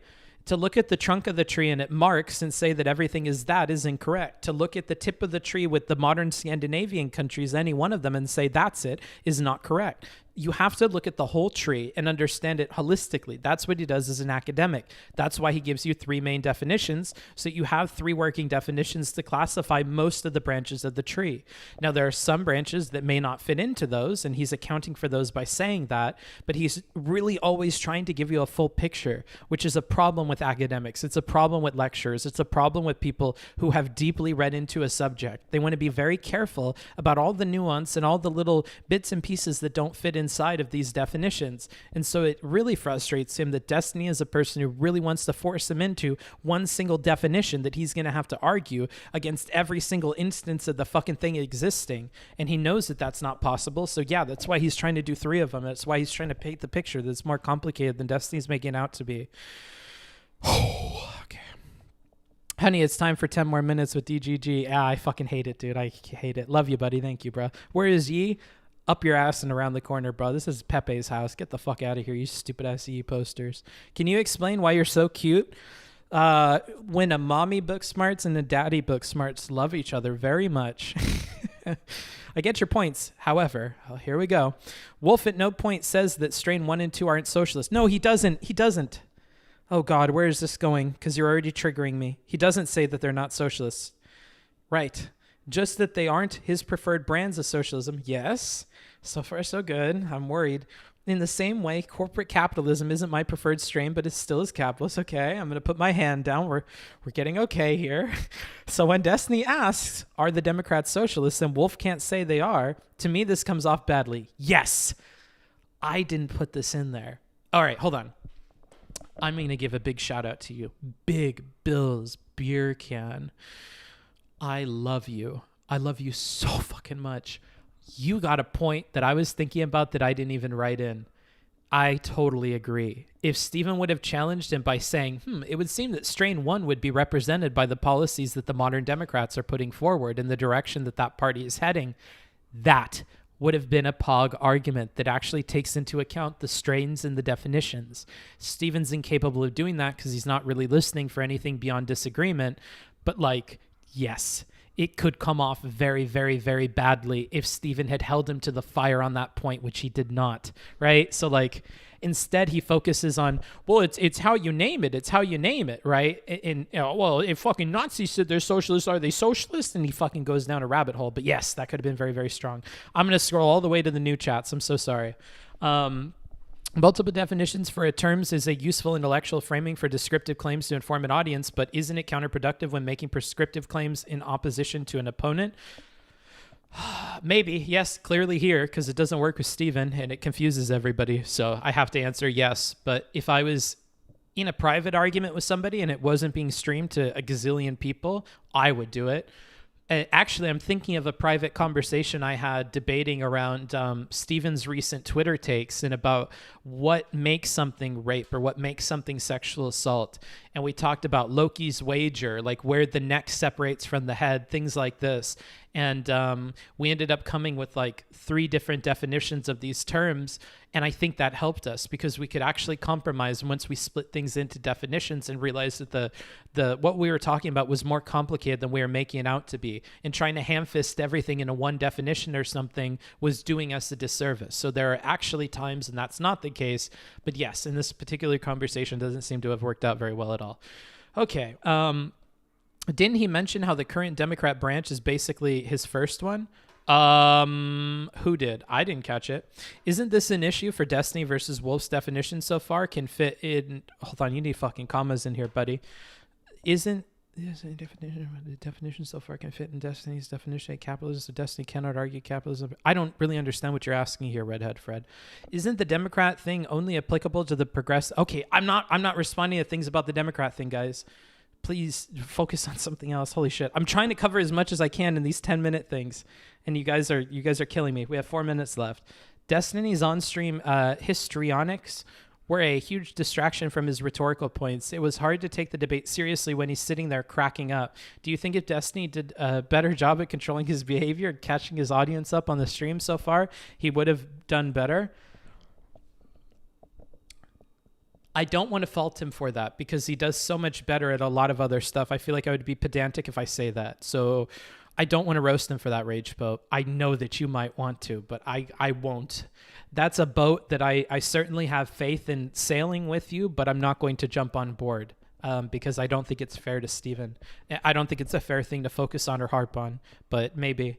How much more debate do we have left? We're at 36 minutes. And I think it goes up to like 60 or 50.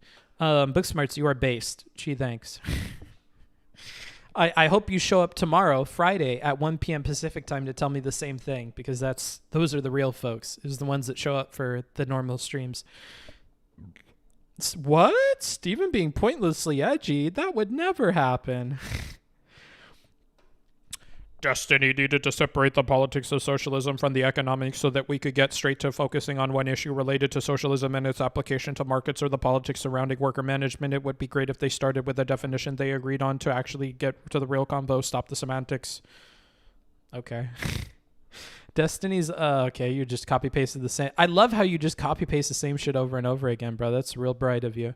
One problem I have personally faced with prefacing explanations before giving my reasoning is that people dismiss the conclusions before I get started and argue if you allow them to interrupt you, but like Steven wasn't getting a lot of success at interrupting the professor when he gave his explanation, so I don't think that's a worry here. I think the one thing that you've left out here, outside provocateur, is the interruption part of things. He's not getting interrupted, so that doesn't work out that way.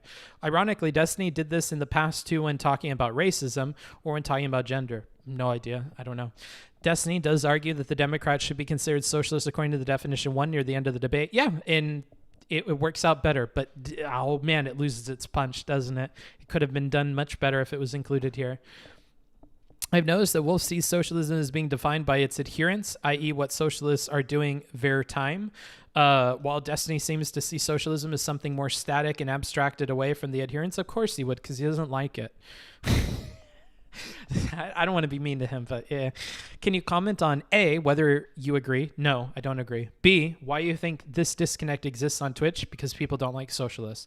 And, or C, we're going to go with and, whether there's any value to Destiny's view. Sure, I guess there's some value. A lot of people listen to him and they seem to have chosen that value over something that I think is a more holistic view of what's actually happening in the world. So clearly some people see some value in it, even if I don't. Or whether Wolff's is the most ideal. I'm an academic. Remember this. I'm definitely biased I'm biased towards nuance. If there is nuance that exists in something, I think that there is a lot of value in pointing that out. So that's where I'm at with things. Is I think if there is nuance there and it requires a multi-part definition or talking about history, I'm okay with it. But debate people are not.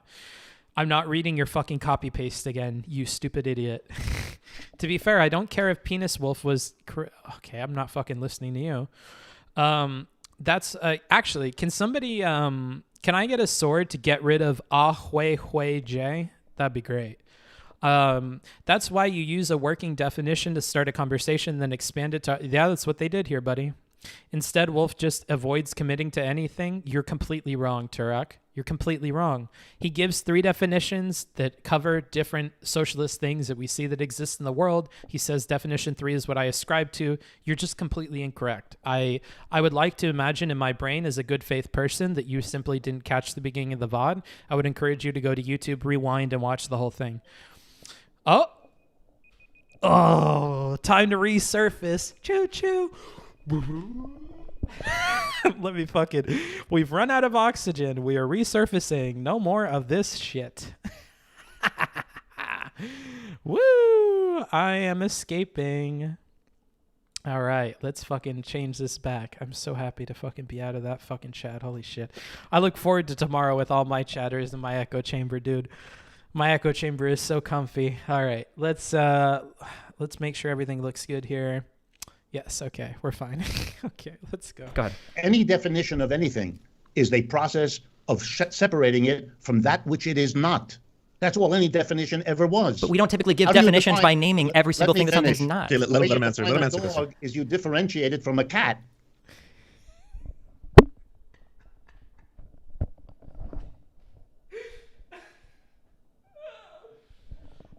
And it was at that moment the professor fucked up. Oh, no. Cool for Zen, bad for this argument. When the criticism is that you are not answering questions or meandering, this cryptic sort of answer is not going to land well. Major rhetorical failure for Wolff. He could have easily just reiterated strain 3 and explained his later point he makes about aiming for the ratio of worker run to independent places to be in favor of the former. Beating around the bush and taking a while to answer is a huge problem for him. It might be fun for his lectures, but it is a bad matchup for Destiny. Yeah. And this just complete optical failure. What are you talking about? Nobody defines dogs by them not being cats. You're out of your mind, Professor. I'm so sorry. I don't know if you're triggered and you just said some random bullshit, but this is like a complete failure, sir. This is just really, really bad. And if I'm going to roast Steven for missing your definitions, I got to roast you for some shit like this. You done fucked up, bruh. I don't know.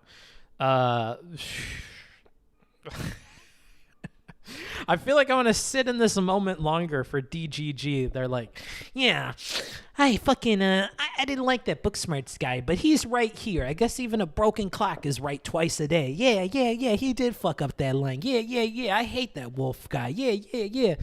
Like, I wish I could milk this for longer, but let's just keep going, you know. I want to give you guys what you want, but, you know.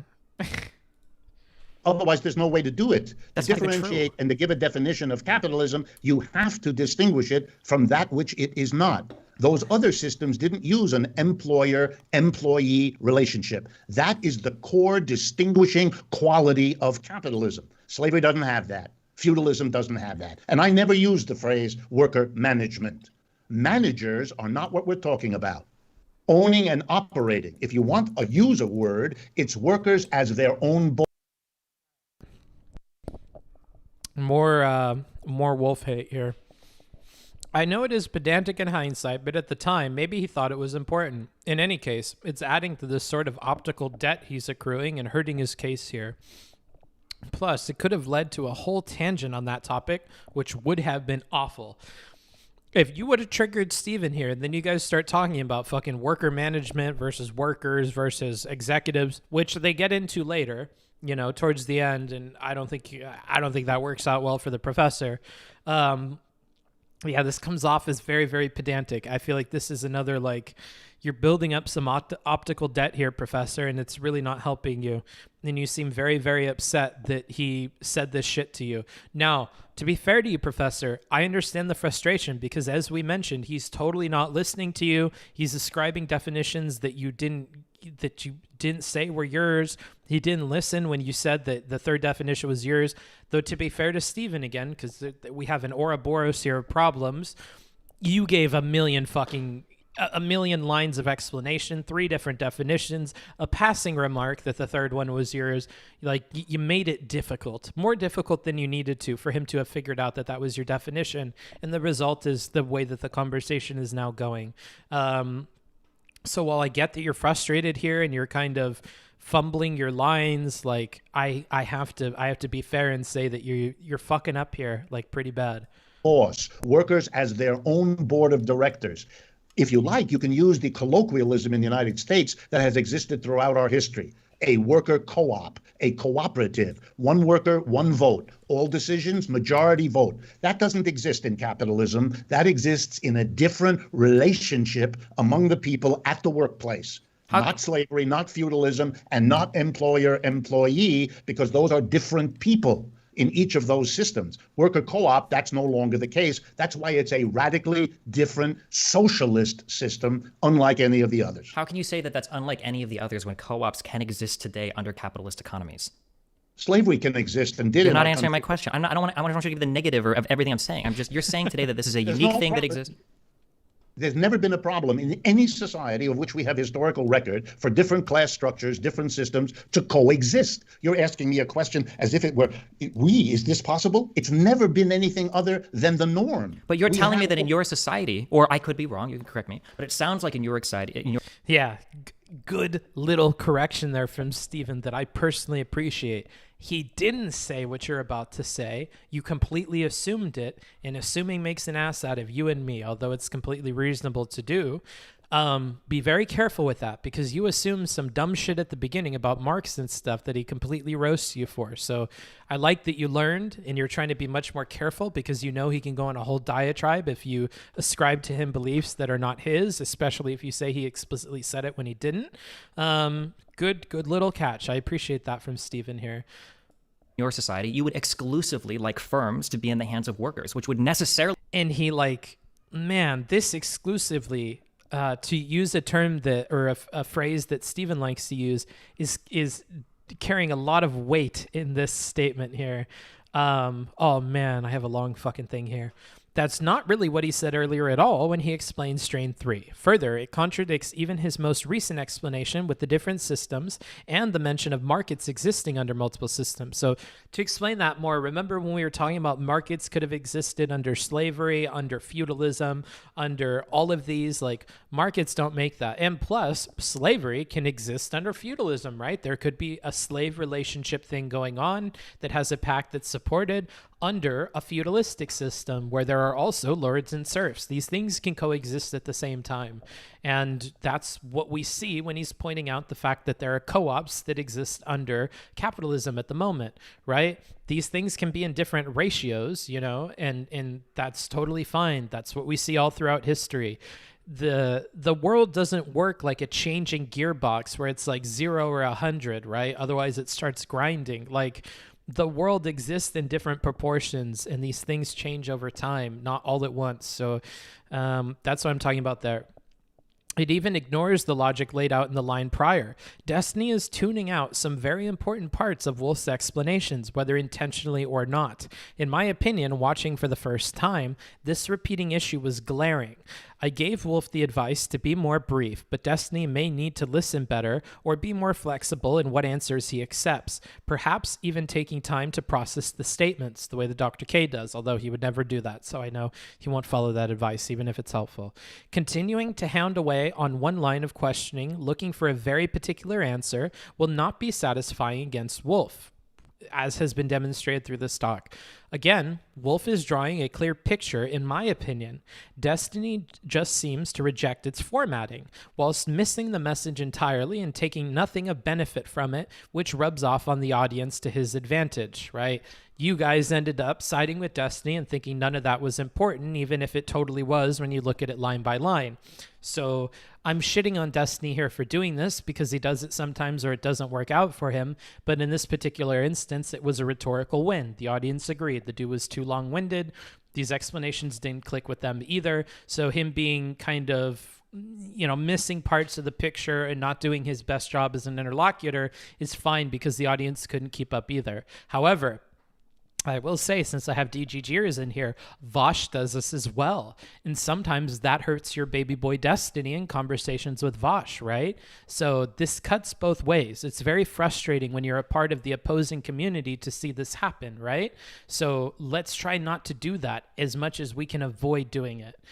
Because if we start leaning into that as a strategy, the way that Vosh did, for instance, in the call that I looked at between him and Steven a while ago, you're like literally cooking, like lying and being deceptive into your tactics. And that, I think, is not what Stephen wants to do. So just be careful about this moving forward would be my advice. While it is a rhetorical victory via framing, it's a logical blunder, maybe worth looking at, right? So let's go ahead and continue.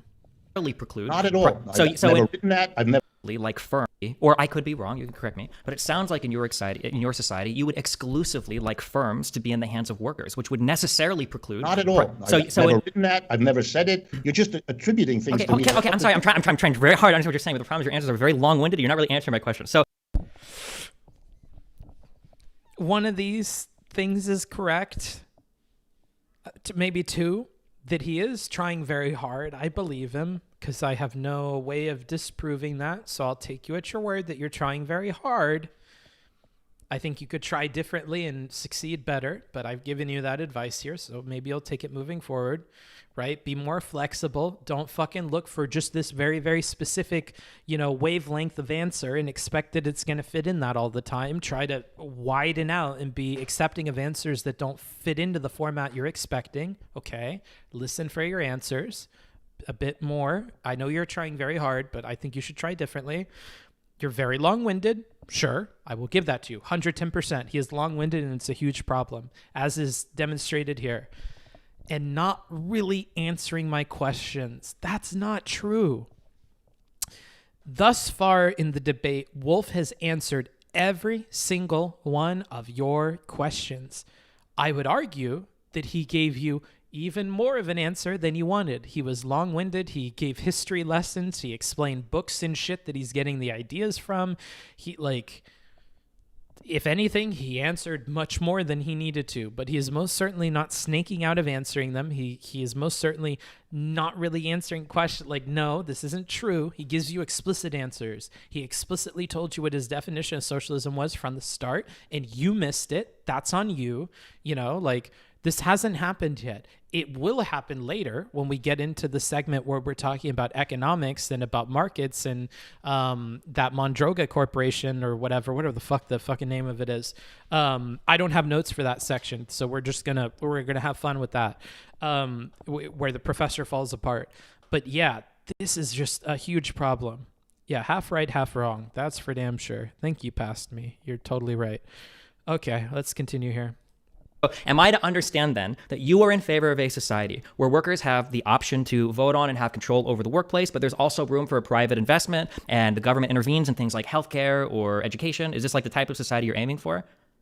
My guess would be that the transition from capitalism to what I'm talking about would have long periods of time, typically, where these different class structures, these different systems coexist with one another. Okay, that's what we have today.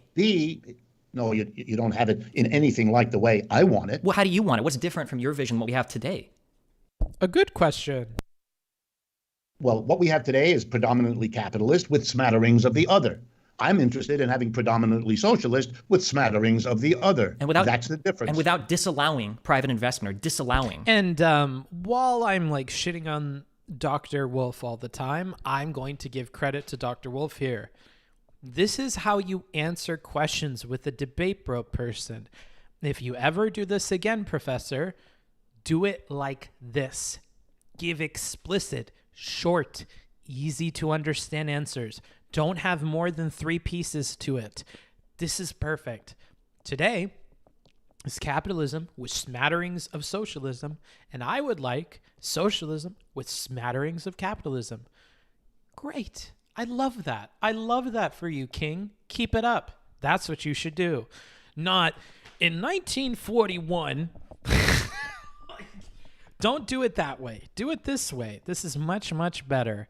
And then we'll have the back and forth that Stephen said that he wanted at the very beginning. But we cannot have that when you are giving lectures in every single one of your answers. I agree with him there. This is how you should do it, not the other way, probably. Individual owners, how do you get there? Private investment is a completely different matter. You can have private investment and worker co-ops. How? It exists. What's the problem? Why would I ever invest in a company without gaining some amount of equity in the company? They have no obligation to return to me any profit. I would never invest in a co-op.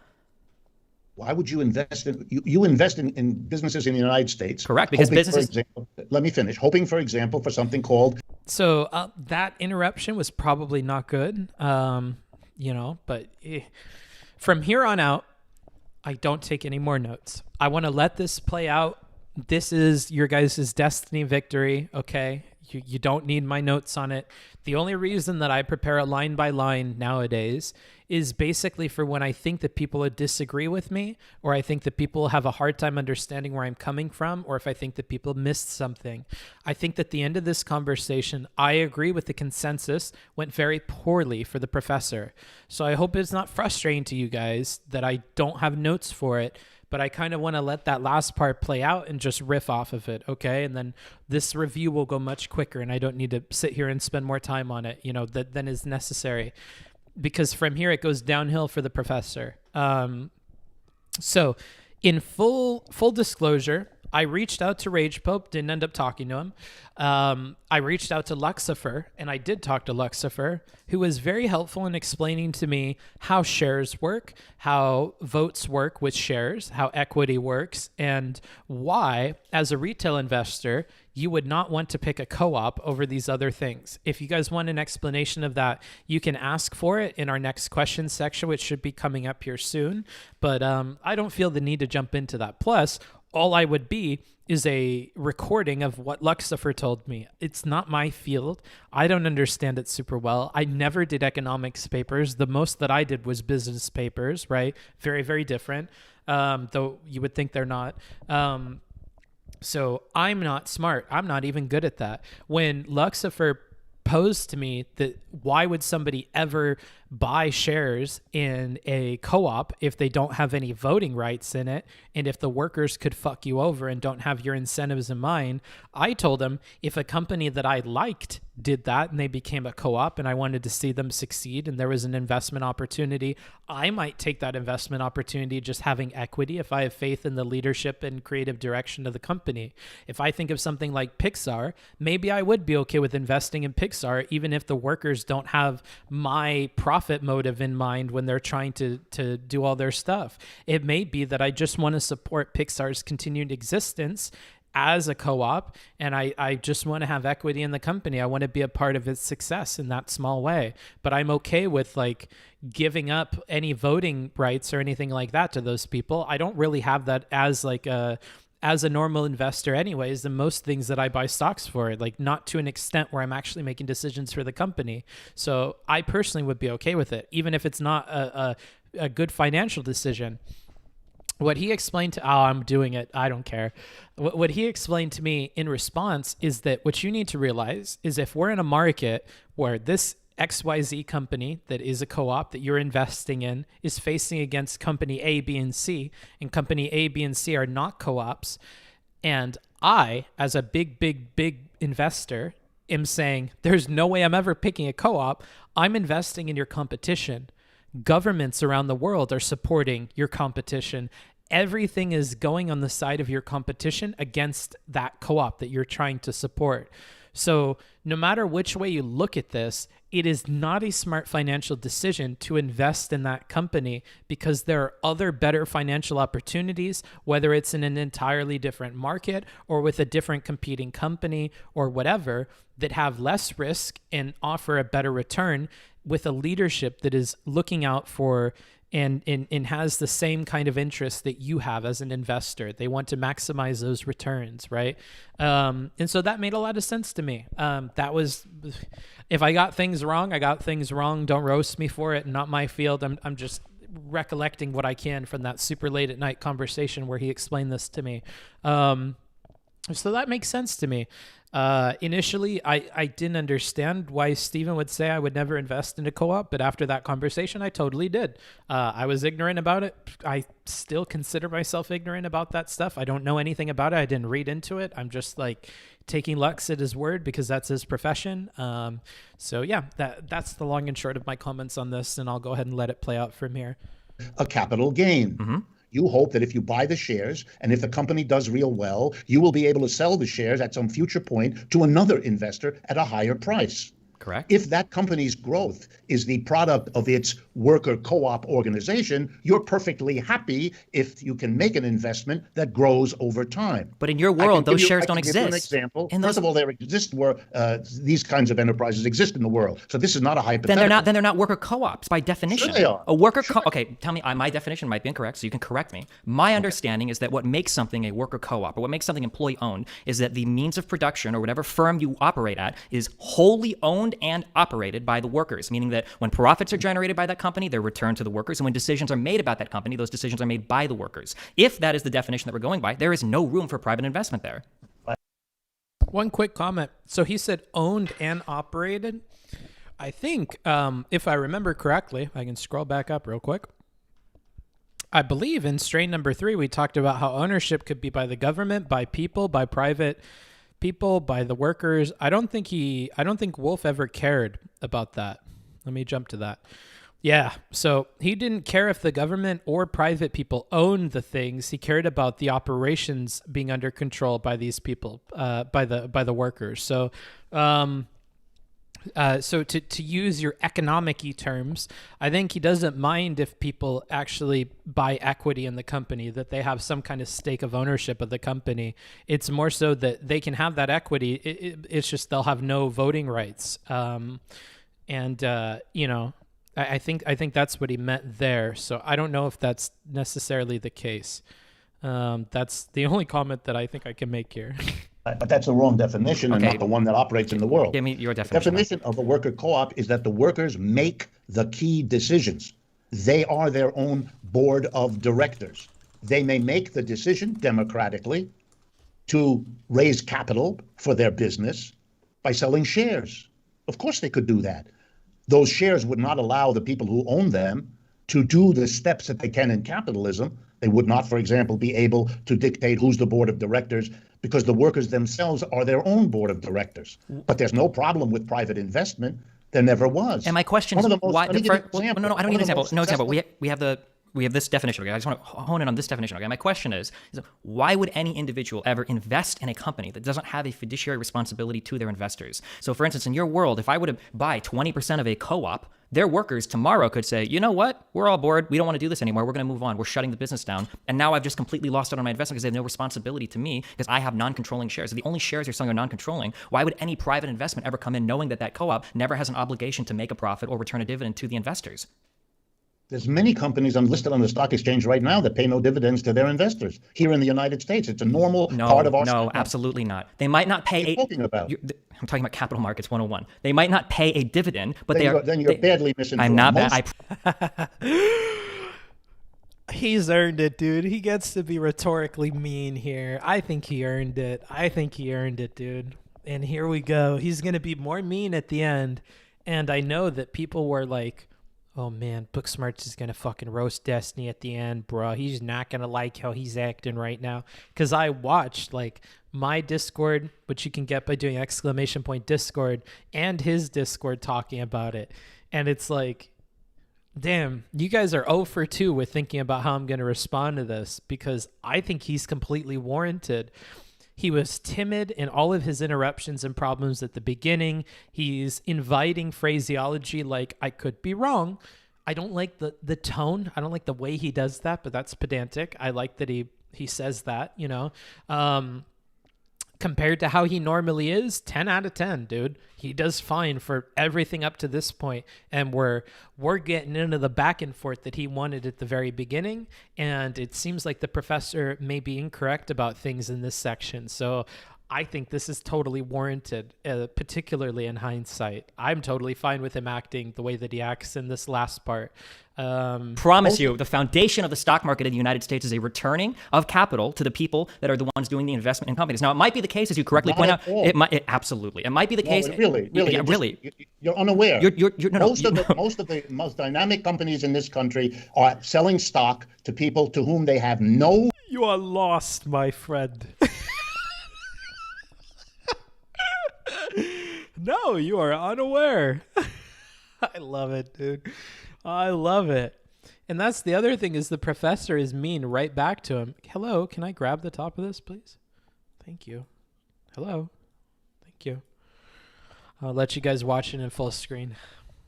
Responsibility, legal or otherwise, to give them a dividend ever. Okay, Professor, do you believe that a dividend is the only way that you can return capital to shareholders? That's not the point. That absolutely is the point. You made the point. What is the company responsible for? The company is responsible to run the company. They are not responsible to give money back, whether it's dividend, return of capital, or any other way, to the people who give them the money to buy shares. The people who give them the money are gambling. They hope that they can sell the shares for more, and they will sell the shares to anybody who can buy them. The company's not responsible to buy those shares. The company's not responsible for what price they can get. If they lose their shirt, tough luck. It's not an obligation or a responsible. That's the way the law of this country works for the stock market. And there's no problem in a worker co-op saying to investors, we're going to grow better than what you can get from a capitalist enterprise. So buying a share of our stock will give you a better shot to sell it at a higher price later. And I can give you examples. Wait, I don't want examples. No. We don't need examples because I'm going to give you an example of a company that did that. And this is why I think all of this meanness works at the very end. The professor has overused examples with these long-winded explanations that have resulted in complete optical failures. And so because he's been able to do this and nobody caught on to that smidgen of an issue that Destiny had before that I spent a bunch of time talking about, because nobody caught up on that, this works so well because Steven is in the seat with the audience. They all hate the examples. He hates the examples. So pointing these things out, being snarky here actually works, okay? It works in a way that it wouldn't have if the audience wasn't fully on his team, but they totally are. Even the socialists didn't think that Richard Wolff did well here. Even the socialists roasted him, dude. That's how bad he did. So at this point, it's smooth sailing, dude. He could do whatever he wants, dude. He is the captain of this boat. Whatever he says goes. As long as he keeps saying things and being snarky in a way that lines up with how the chat feels, he's good to go. And he's completely earned it with the way he's played things out up until this point. So this is it. He gets to cash in on all of the niceness that he's done up to this point, on all of the tonal, kinds of compromises that he's made. This is the moment where he gets to cash it all in for being snarky and doing what he does best in this back and forth, very, quick paced thing. And I think it works out well for him. There may be people that disagree with me, but man, I think he just keeps striking nerves, that are just vibrating or resonating really well with the people in the audience through this whole little section. Just so you can see why an investor would do it. I mean, you can make the theater of your hand on your I'm not face. making the problem is you're just... Professor, here's the other thing. You can't point that out. One of my very first conversations on a panel, I was on a panel with Demon Mama. And Demon Mama was doing this. She was doing that shit. You know what I'm talking about? Who am I fucking kidding? You know what I'm talking about. She was doing that shit, bro. And I fucking just said it, dude. I commented on it. And I got fucking roasted. Everybody was like, oh, man, this guy's being unfair. What the fuck? That's just what her face looks like, dude. You can't make fun of her. Like, I got roasted for it. So, Professor, believe me, bro. We both come from academia. We think we can point out his thing. I vibe with you, bro. I get it. But you can't do that. Especially when the audience isn't on your team, because you're adding insult to injury here. He's face palming because the audience at home is face palming, and you're not even self-aware enough to see how you're doing in this debate. And man, it's just so sad. But yeah, oh man, I feel you, Professor, but you cannot do that. You said something that's just so on its face absurdly incorrect about the characterization of U.S. capital markets. Do you not agree that there exists a legally binding, the SEC literally regulates fiduciary responsibilities to investors? I don't like this trick you've pulled by making it sound like... Let me finish, please. Let me finish. You've made it sound as... Oh, and he's yelling. He's yelling, dude. Oh, no. That's not working out well at all. Though I believe the only way to return capital to shareholders is through dividends. That's absolutely not the case. That's one reading of it. You can return it via stock buybacks. You can return it via increase in growth of a company. You're not obligated to do any of that. You have a fiduciary responsibility to your shareholders. Of course you do. If you take my advice, I teach these courses. If you read what... You cannot pull the ethos card here, Professor. It just does not work for you. Oh, man. And you don't know. You are lacking critical information that he did a bunch of prep on his stream beforehand, and this audience is completely primed against you. Look at the chat. He did Pepe laugh. He did oh, no. They fucking are. You're fucked here, and you had no idea. You just, walked into such a big trap with making a statement like that. And not only did you walk into that trap, it's like you found a fucking oil fire on the ground and you thought that you could put it out with your clothes, and you throw a shirt on it and the shirt combusts. And then you're like, fuck it, dude. I got my lucky jacket. I got my fucking authority that I have as a professor. It works for me every fucking time. I'm going to throw it on the fire. And I was like, no, professor, don't. That's so useful for other stuff, but I can tell you right now, it is not going to put out the fire, dude. It is not going to put out the fire. Don't put that on there, professor. And he takes all of his authority as a fucking econ professor, and he throws it on the fire. Oh no. What a bad time to appeal to authority there, because you've just poisoned any other ability you have to call back to that, because the audience is super duper convinced that you're wrong here. And it almost seems like you're hiding what you're incorrect about or what you're uneducated about behind your credentials. And all it takes is doing that one time to make people tune out and not give that any more weight ever again. One thing that I like to think, oh man, I don't want to bully this person, so I'll make this comment very brief. Another person that does this a lot, because they always use their authority to kind of try and bolster their arguments, almost to the point where it makes up like a good 20% of any of their arguments, is Lady Raincloud. She uses her experience in, I believe it is the army, quite a bit to bolster any claim that she makes about anything in the medical field. And all it takes is using that one time on something that somebody is convinced is incorrect, or they Google and prove that you're incorrect, for them to disregard any other like claims to authority that you make. So you want to be very careful with that jacket. It's super duper cool and it has magical powers for like certain things, but it's not meant to put out oil fires. If you're incorrect and your arguments aren't standing up to scrutiny, you cannot just make a claim to authority thinking it's going to put it out. All that you're doing is losing that for future arguments, for future fights in a video game or whatever. If we're talking about this magical coat, I'm not making the coat analogy very good. It's just like what I'm picturing in my head, even if it's not very analogous. Like, I think he just blew all of his authority in one line here, and just it goes downhill from here. Very, very, very rough.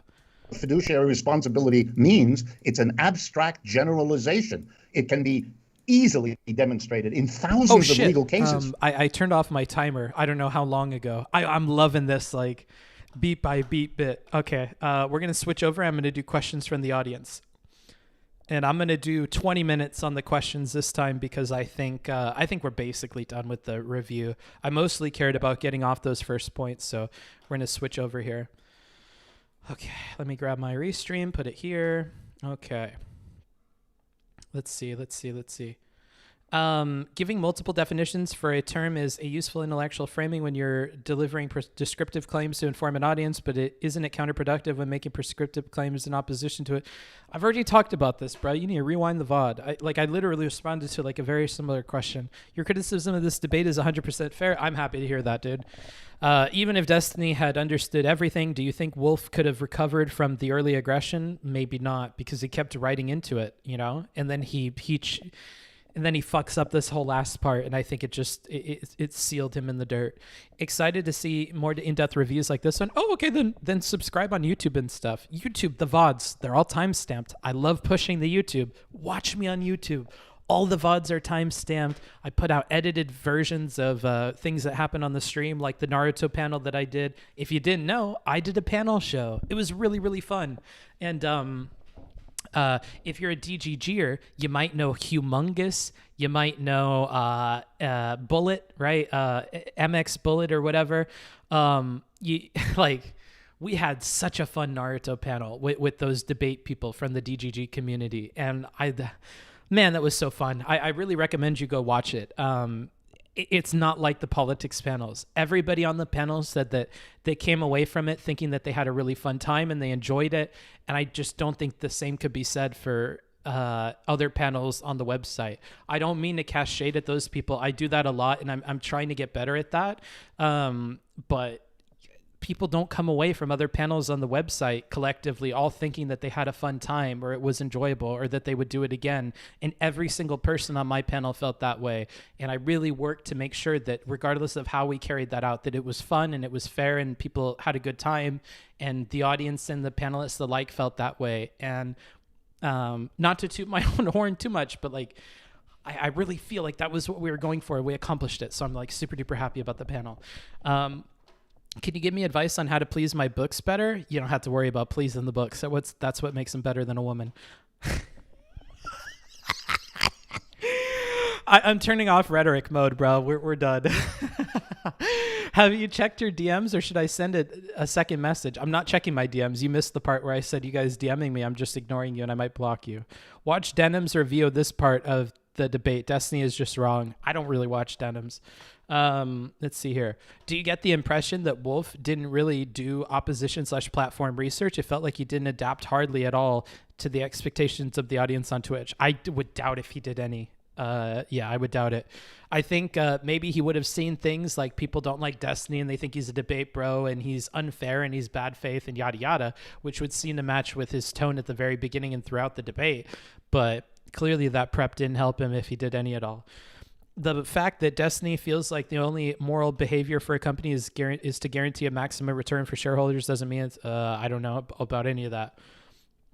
Fiduciary responsibility is to make a good faith effort, not to fuck over your shareholders. It's not to make a profit for them. Destiny is just wrong here. Wolff said nothing inaccurate. Maybe I should talk to Rage Bub after. I really don't care about this segment very much. That's why I don't have any notes for it. It's not my profession. I don't know. I can't take the word of the audience. I can't take the word of you guys. I can't comment on it. I really want to avoid that. I only caught the very beginning of the debate live. Thanks for your analysis. Can see now Wolff did much better than I thought at the beginning. Much better. I mean, I'm the rhetoric guy. He did bad rhetorically, so you know, maybe focus on that for the copium. What kind of M&Ms are you eating? Con leche, with milk, I guess. Who's this Nick Cortez guy? He sounds very based. I don't know who that is. So should we be calling the Nordic countries socialist or capitalist? You call them strain one. I think seeing this debate again, that the biggest problem both debaters seem to have is that they're white.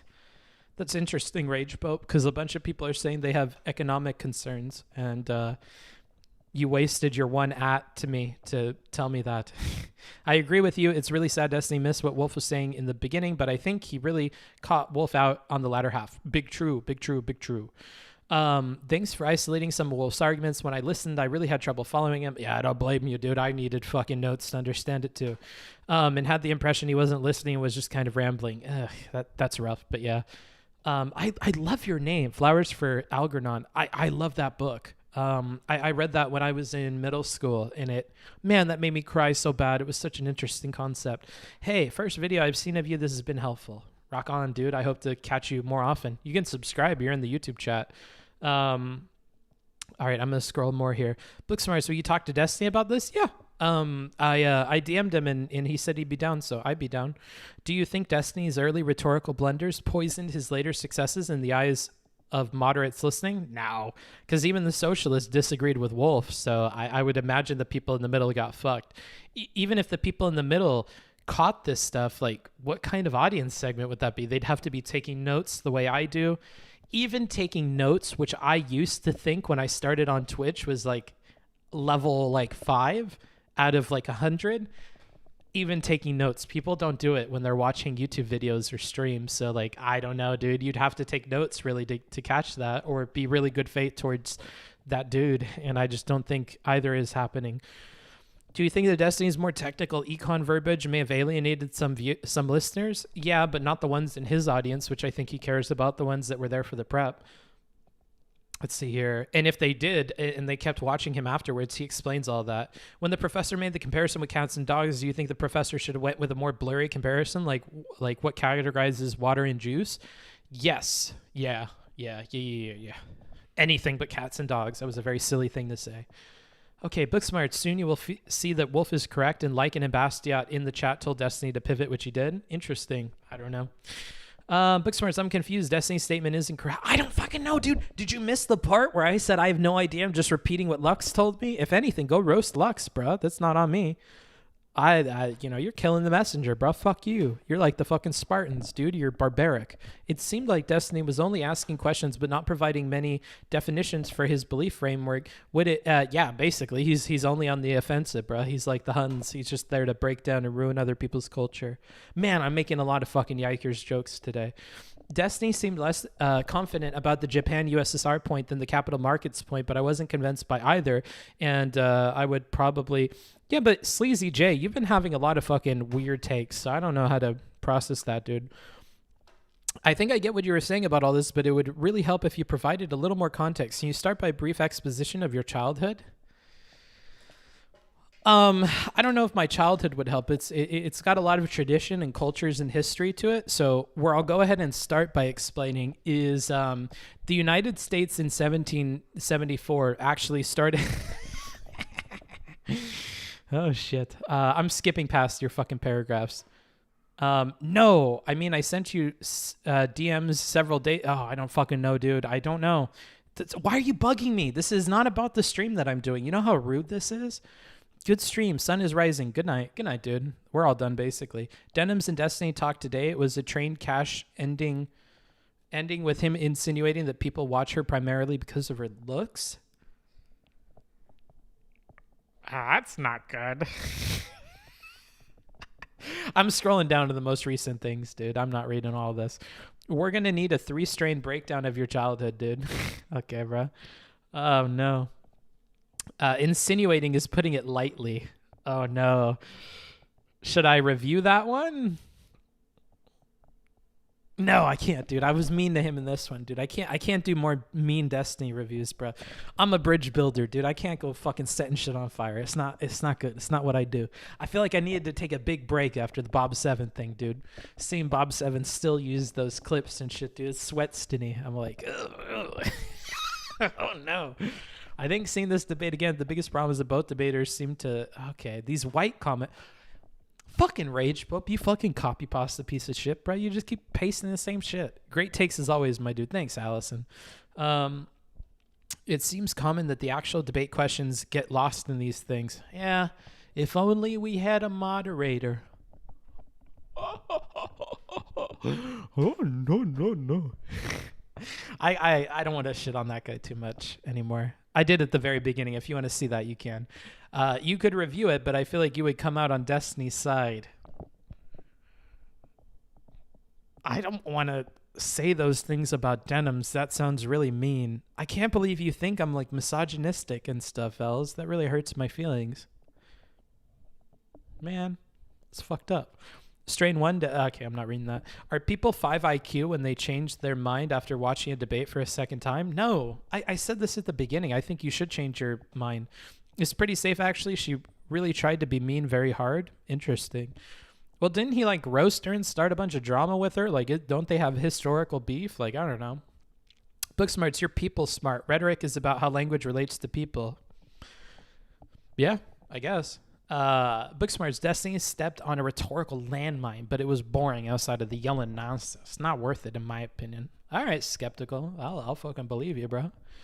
Why did they not have a moderator for this debate? Beats me, dude. Beats me. If you were to prescribe one thing to Destiny to improve on from this conversation, what would it be? Stop taking a narrow-minded approach to questions and answers. And when you realize that you're being frustrated or someone is not answering your questions, take a step back and see if maybe it's a fault of your own or a issue of inflexibility. I think inflexibility is a big problem in the very beginning, and I think he could do better in that regard. Also, if you're going to say in the very beginning that those 5 questions are your focus, then you should probably have them written in front of you and try to keep bringing the conversation back to those. It seemed like he didn't have a very clear objective and he was just kind of like riffing it. And I think he could have done better in that regard. What do you think of the PS5 question? Based. Booksmarts, would you ever moderate a debate? Yeah, I'd love to. It's fun. Please tell me you got another anime debate in the works. Yeah, dude. We might do a whole other debate on the Uchiha question. Hugh and Rames, who, if you remember, is the second place to win Hokage and first place respectively, they agreed. Oh, man, I'm going to leak. Tell me if you guys would like this. They want to look at the Uchiha question, which is whether or not the persecution of the Uchiha in Naruto is justified. And what they want to do is take opposite positions from what they had last time. So Rames, the guy that won Hokage in the last panel, he's going to defend the persecution of the Uchiha, and he was going to defend protecting the Uchiha and how it's not right. So they're going to swap positions and see if Reims would still win again. And that is interesting to me because we were talking about the idea of people taking the opposite position in an argument and treating it with good faith to the point of winning that position. Like how Stephen always says that I could definitely argue for socialism better than the socialists. I would win every time. Yeah. But we don't really see that, right? So it would be interesting to actually have people do that. And so we do have that in the works. That could be really, really, really, really fun. She was sniping a misspeak and it was really dumb. That sounds rough. Half chub or full chub? Normally I'm full chub. There's not a lot of in between. Didn't you say earlier you don't need to treat your books nice? That's why they are better. I'm scrolling down to the very beginning. I'm scrolling down to new messages. Monogatari ethical toothbrushing practices. I saw people get banned in Destiny's Discord for posting the toothbrush scene. So I'm trying to be careful about that. You're focusing a lot on 5 questions. He didn't say the 5 questions were his focus. They are just unanswered questions. Yeah, I wonder why they're unanswered. Fucking idiot. Not that you're an idiot, dude, but you're bugging me. You're being very pedantic. You're being a DGGer right now, and it's annoying me. The Uchiha massacre was 100% justified. Well, if that's your position, Rocco, you would really enjoy our conversation. You can make a Made in Abyss debate. No, I'm not fucking debating that fucking pedophilic ass show, dude. This is so fucking disgusting.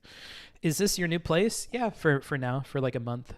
I hope my neighbors don't complain about all the fucking noise, but I don't know.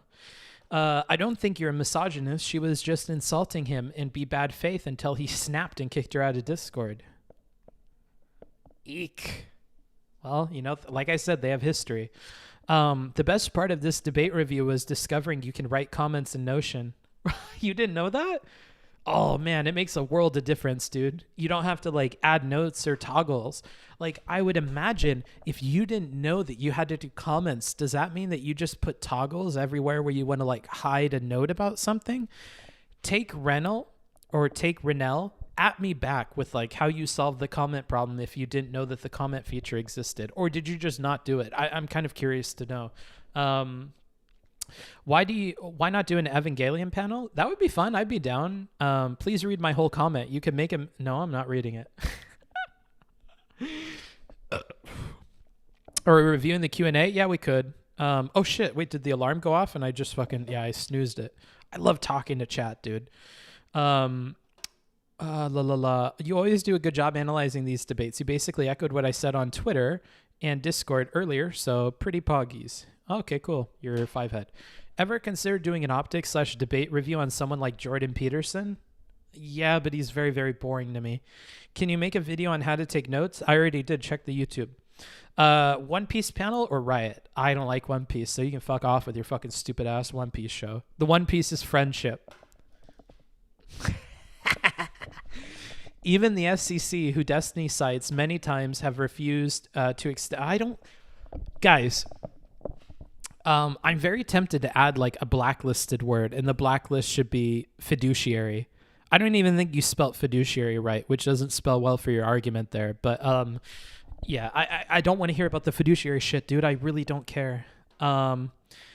Aside from taking notes on everyone, how do you distinguish someone who's long-winded to mask that what they're saying nothing from someone who you look line by line? I feel like it's the former a lot. Maybe that's a bad bias. Well, do you ever write down what they said? That's how you figure it out.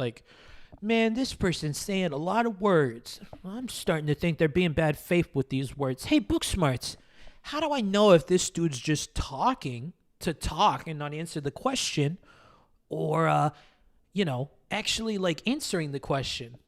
Well, what is he saying? He's saying a lot of words. I don't know. There's just one too many of them. What do you mean? Look at what he's saying. Is he answering the question? If I write it down, it becomes very clear that Richard is answering the question. So actually look at what they're saying and not the fact that there's a lot of words.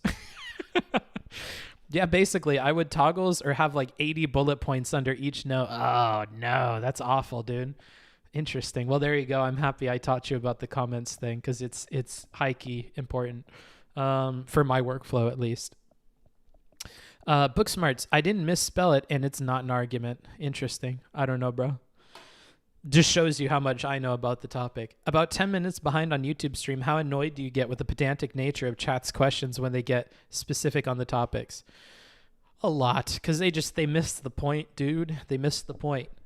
Like if I say he gives these 3 and you're like, yeah, but Booksmarts wouldn't it be better to only give 1? Like, I said that. This fucking kills me, dude. Why the yellow mic? Yellow fever? Yikes. What the fuck, dude? That's some racist shit. No, bruh. It's yellow because that's the color for the channel, bruh. Booksmarts is all yellow and black. Anywho, we should probably finish up the debate review here and just play it out. Booksmarts, you've been talking a lot this stream. How do I know you aren't being bad faith? The one thing I like about DGG and the one thing I hate about DGG is you guys are assholes. That's both the good and the evil of you folks. You are assholes. All right. Here's what I'm going to do. I'm going to go to Streamlabs and I'm going to update my my alerts here, and I'm just going to turn them on for the whole rest of it. We'll try to get through the rest of this debate here. Again, if you want to catch me again, maybe not doing a debate review tomorrow, Friday at 1 p.m., that's when I'm scheduled to stream. I stream every Monday and Friday at 1 p.m. So if you want to catch me, that's cool. If there are debates or other drama happening throughout the week, I'll try to fit something in between Monday and Friday like I did today. But yeah, Friday, Monday, 1 p.m. Pacific. Catch me then. I would really appreciate it. It's cool to see people come from these different communities and mention that they thought it was really helpful for me to talk about this, that, or the other thing. Like, I love talking to you guys, and I have more opportunities to talk with you when you come on days that we're not doing this, because I'm so focused. I really need to give like all of my attention to like figuring out what we're talking about and not getting lost and not getting triggered. Like, there's so much like Zen balancing I'm trying to do in my head that it makes it very difficult to give you the attention that I think you guys deserve as chatters. So, you know, that's the way it is. And, not to toot my own horn or be ego smarts, but I really think the channel in the next year will grow to such a point where I can't respond to everybody in the chat all the time, like what we have when we do debate reviews. We're coming very close to it being at that point. If you're on Twitch right now, you see my viewers as one thing, but it's important to remember I have a whole other audience on YouTube and I look at all the chat at the same time. So, you know, I'm seeing on the horizon that there will be a point where I can't spend the time on everybody that I normally do on streams. So, you know, try to enjoy that while you can. Because I worry that the community might start changing when that's the case. And while at a business level, like Business Smarts enjoys seeing that happen, Noah the dude is worried about that, because I think I'm going to miss that. I'm going to miss being able to talk to you guys. I'm going to miss being able to like spend 15 minutes on one person. And it's for the best that it grows, but I know that stuff, I'm going to miss it. And I think you guys are going to miss it. And I miss even the people who have left, you know, when we transition from, you know, 5 people to 20 people, you know, and I worry we're going to lose more of those people as the community grows. And yeah, I don't know. I don't want to rant on this. You guys don't care about this shit. Anywho, the alert box should be updated now. I'm going to refresh the chat real quick. There you go. So if you sub, if you follow, whatever, I think the alerts should be coming up now. Actually, hold on. Let's turn off follows. I probably don't want follows. Never mind. Copy. Oh, paste before people follow. Okay, there we are. Should be good. So let's switch over. Let's finish this up. Completion smarts here. Okay. But yeah, I look forward to those days from a business perspective. But man, I worry about not being able to interact with my chat the way I'm used to. That there is no obligation of any material sort that they return money to the people who invest in them. It is perfectly okay to run your business as you think it should best be done, short of committing fraud or illegal activity, and that would apply in any system. Yes, I love this. For mysterious reasons, I love this. Thanks. I'm just going to move the chat over so I can read you guys while we're doing this. And we'll put this like this. Okay, there we are. I'll do my best. I'll try to practice having a big chat. Oh man, look at that. It's just scrolling and scrolling and scrolling.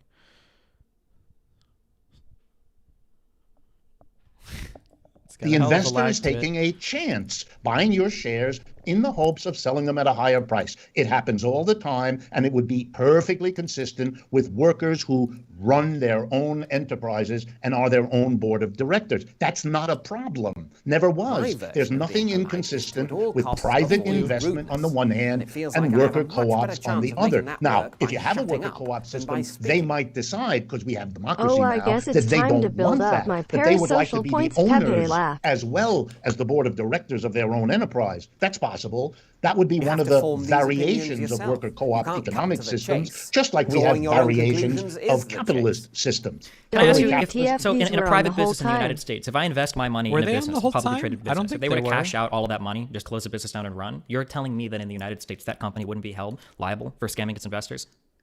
Absolutely. If that company had a good lawyer and showed that they made an honest effort to have a business and then it didn't work out and they closed it down, the investor would have absolutely no standing. Exactly. You're right. But you used a word there, an honest effort, and it's doing all the heavy lifting. In that. Oh, I love this, dude. This fucking guy. This is what I show up for, dude. I like it when you're on top of it, dude. When you're on your A game. This is a good example of that. Hold on. You're completely correct, Professor. That's right. Shut the fuck up. I said you were correct. Because that statement right there, that one word is doing all the heavy lifting. Oh, I love it. It's so fucking good, dude. It's good shit. Currently cooming? A little bit, dude. A little bit. I love that shit. Don't you guys? Like, this is what I come for. I come for domination, dude. I come to see him dominate, you know? That's what I'm here for. That statement. Of course, you absolutely must show a court that you are making a good, this is part of your fiduciary responsibility. You are making a good faith effort to return money. That's what the worker co-ops could easily do. We're making a good faith, honest effort to make a business. And that business requires us to do X, Y, and Z. And the private investor got nothing to do. That happens every day. That's not what a worker co-op's maximizing for, though. A worker co-op, if by your definition, which is a democratically voted organization, is going to be trying to take into account what their members are voting for. They might not vote in the best interest of a shareholder. They might vote to do something completely different with the company. That would be understood by the shareholder. But that's my entire By the way, point. Only the most naive shareholder in the United States believes that the company's decisions are intended to do the best for the shareholder. I can show you 50,000 legal cases in which that's not the case, and which it is. You know what I love, low key? I'm gonna put you on roast, bro. Hold on, let me scroll up the chat so I can fucking put you on roast. Good game, Gabby. I'm gonna be honest. If I don't see you here tomorrow, I'm going to think so poorly of you, because every time I look at your stupid fucking name and I see you say something, it's something completely Pepega. Like, actually, Booksmart's fucking Wolff said nothing wrong. And then fucking 20 minutes ago, you were like, actually, Booksmart's Destiny's actually totally right. Like, you're just all over the fucking place with like your comments. But the one thread between all of them is that they always seem pretty fucking dumb. So, you know, either you keep showing up for class so that maybe you can, you know, figure out how to think, and I can be your ideological daddy or whatever and fucking correct whatever, you know, do a little bit of course correction on the way that you think or what. But, you know, you're pretty fucking dumb, bruh. Everything that you've said so far has been like pretty fucking off color and weird. Is contested in the courts, and you could have that in a worker. That's great, and I can show you the Dow Jones, the Nasdaq, and the S&P 500. We could go to the UK and look at the FTSE 250, the FTSE 1, and I can show you histories of markets where companies do reliably over long periods of time return profits, whether in the form of dividends or the increase in your share price, to people that invest in those companies. I'm sure you can show me a lot of things that happen that are bad in capital markets where companies scam people, much as I can show you bad things that happen like famines under the USSR. But pointing out to a few bad actors does not clear up the problem of the fact that investing in a co-op where the workers have no obligation to return anything to an investor. About bad actors. You're inventing these things. We were talking about private investment and worker co-ops. You had made a statement that these somehow couldn't coexist. I'm explaining to you that there's not the slightest problem. You want to change the topic, that's very nice, but that's what the topic was. We weren't comparing good and bad stories. We were explaining how and why private investment is not an either or in relationship to worker co-ops. One of the fastest growing industries in Spain is something called the Mondragon Cooperative Corporation. Booksmart is doing a good job at keeping his audience small.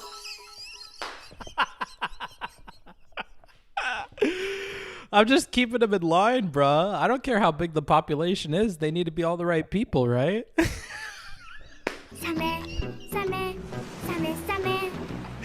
Holy shit. It's a family of worker co-ops. They're not even worker managed, though. I don't know. This isn't even a good. It is the 7th largest corporation in Spain. It's a federation of corporations. Excuse me? It's a federation of corporations, and it's not even worker managed. That's just worker owned, and they have all the same exploitative problems. They go to South America for labor. They rely on contract labor. Chomsky's criticized the Mondragon thing for existing in a capitalist framework forever. And even if this was your go-to killer example, the Mondragon Federation of Co-ops exists under a capitalist framework. Could I finish, or do you need to tell me about the Mondragon Corporation? I didn't mean to interrupt your lecture. I'm sorry. Continue. Sure you did. Come on. Who you think you're kidding? The Mondragon Corporation has many parts. The biggest single part of it are a collection I shall of call worker him co-ops. If this were the United States, we'd call it a holding company, which is a collection of subsidiaries that do a variety of things. It's very common in the United States, and it's very common in the world of worker co-ops to do that as well. The different divisions help each other. The co-ops support one another. That's how the Mondragon Corporation went from 6 people in 1956 to over 100,000 now. Most of the people in the Mondragon Corporation function within their members, about 200 companies, each of which has workers, one person, one vote, making democratic decisions. This company has been extraordinarily successful. It has outcompeted its capitalist competitors. That's how it became so large. That's how it becomes so successful as it has been. It has rules. It maximizes, because you raised that before, a variety of objectives. It is not focused exclusively on profits. The notion that profit is the bottom line is the very convenient economic nonsense, because profits go into the hands of the capitalists at the top.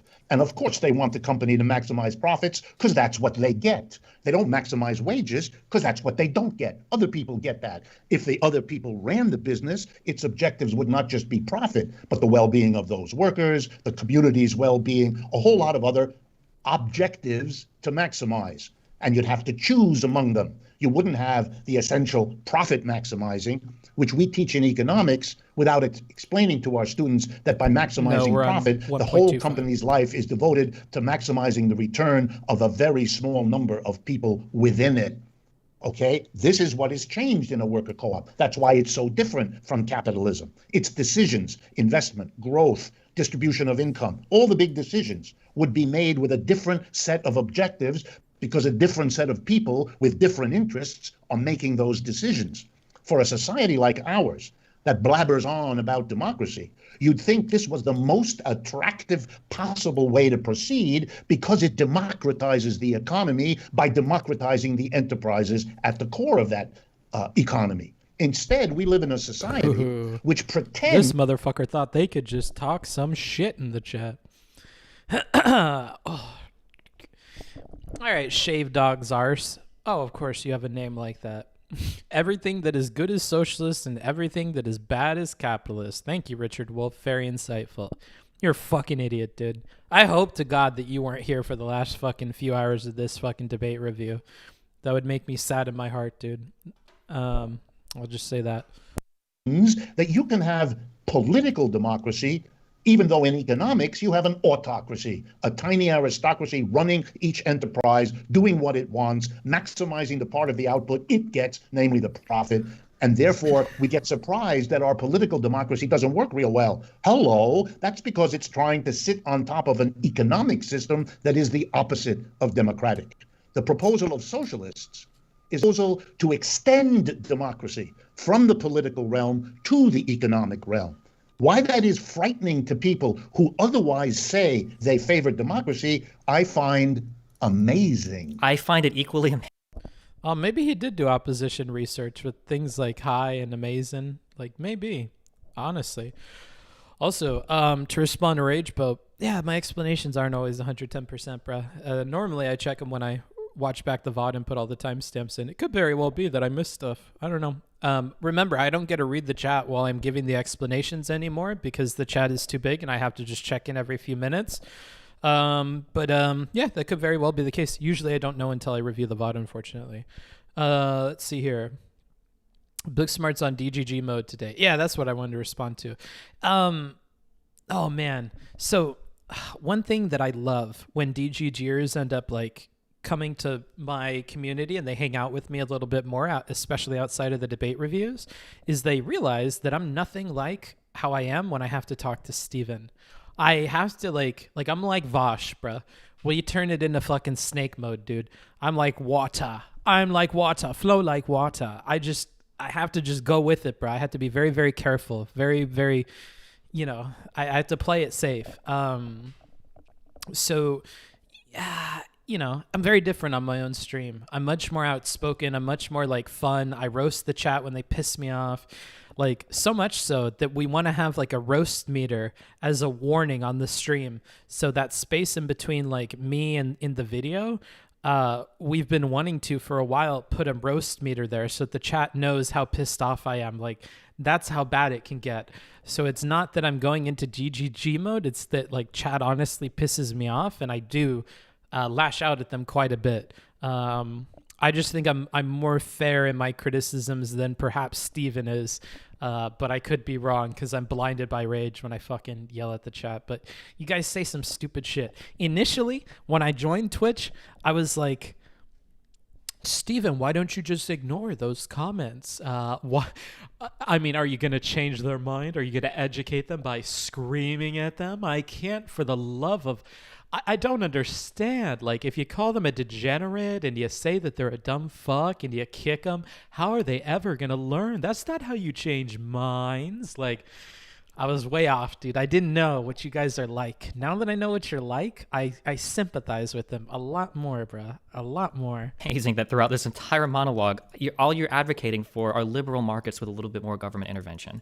If you want to talk about Mondragon, absolutely. If you want to talk about Mondragon, we can talk about Mondragon until we're both blue in the face. One, it's not worker managed, okay? It is just worker owned. A lot of the management that comes within a lot of the Mondragon Federation come from other workers, but they do not vote on all their policies or productions. That is absolutely not true. Number two, Dragon does run itself for profit. That's why if you only change the means of production and not the mode of production, you are still producing commodities for a profit. Now, it happens in this case that the profit is going to the workers, but it still absolutely runs for a profit. That's why socialists point to it and say, look at how successful it is. Part of the reason why it's successful is the amazing revenues and profits that it returns to its workers that are generated. And then number three, Mondragon, in order to continue growing, one of the problems that Mondragon has started to face recently, and it's one of the reasons why it's criticized by people like Chomsky, is because it's had to continue to acquire more and more workers that do not get controlling shares, that don't have the ability to vote what's going on. Mondragon also trades across markets, including going to places like South America and trading with exploited workers. So I don't think that Mondragon, and finally, Mondragon exists under a capitalist mode of economics. Like, Mondragon exists and interacts with other people within a capitalist economy, which I think is good. If Mondragon works and succeeds, that's awesome. I think it's cool. I like to see alternative types of businesses succeed.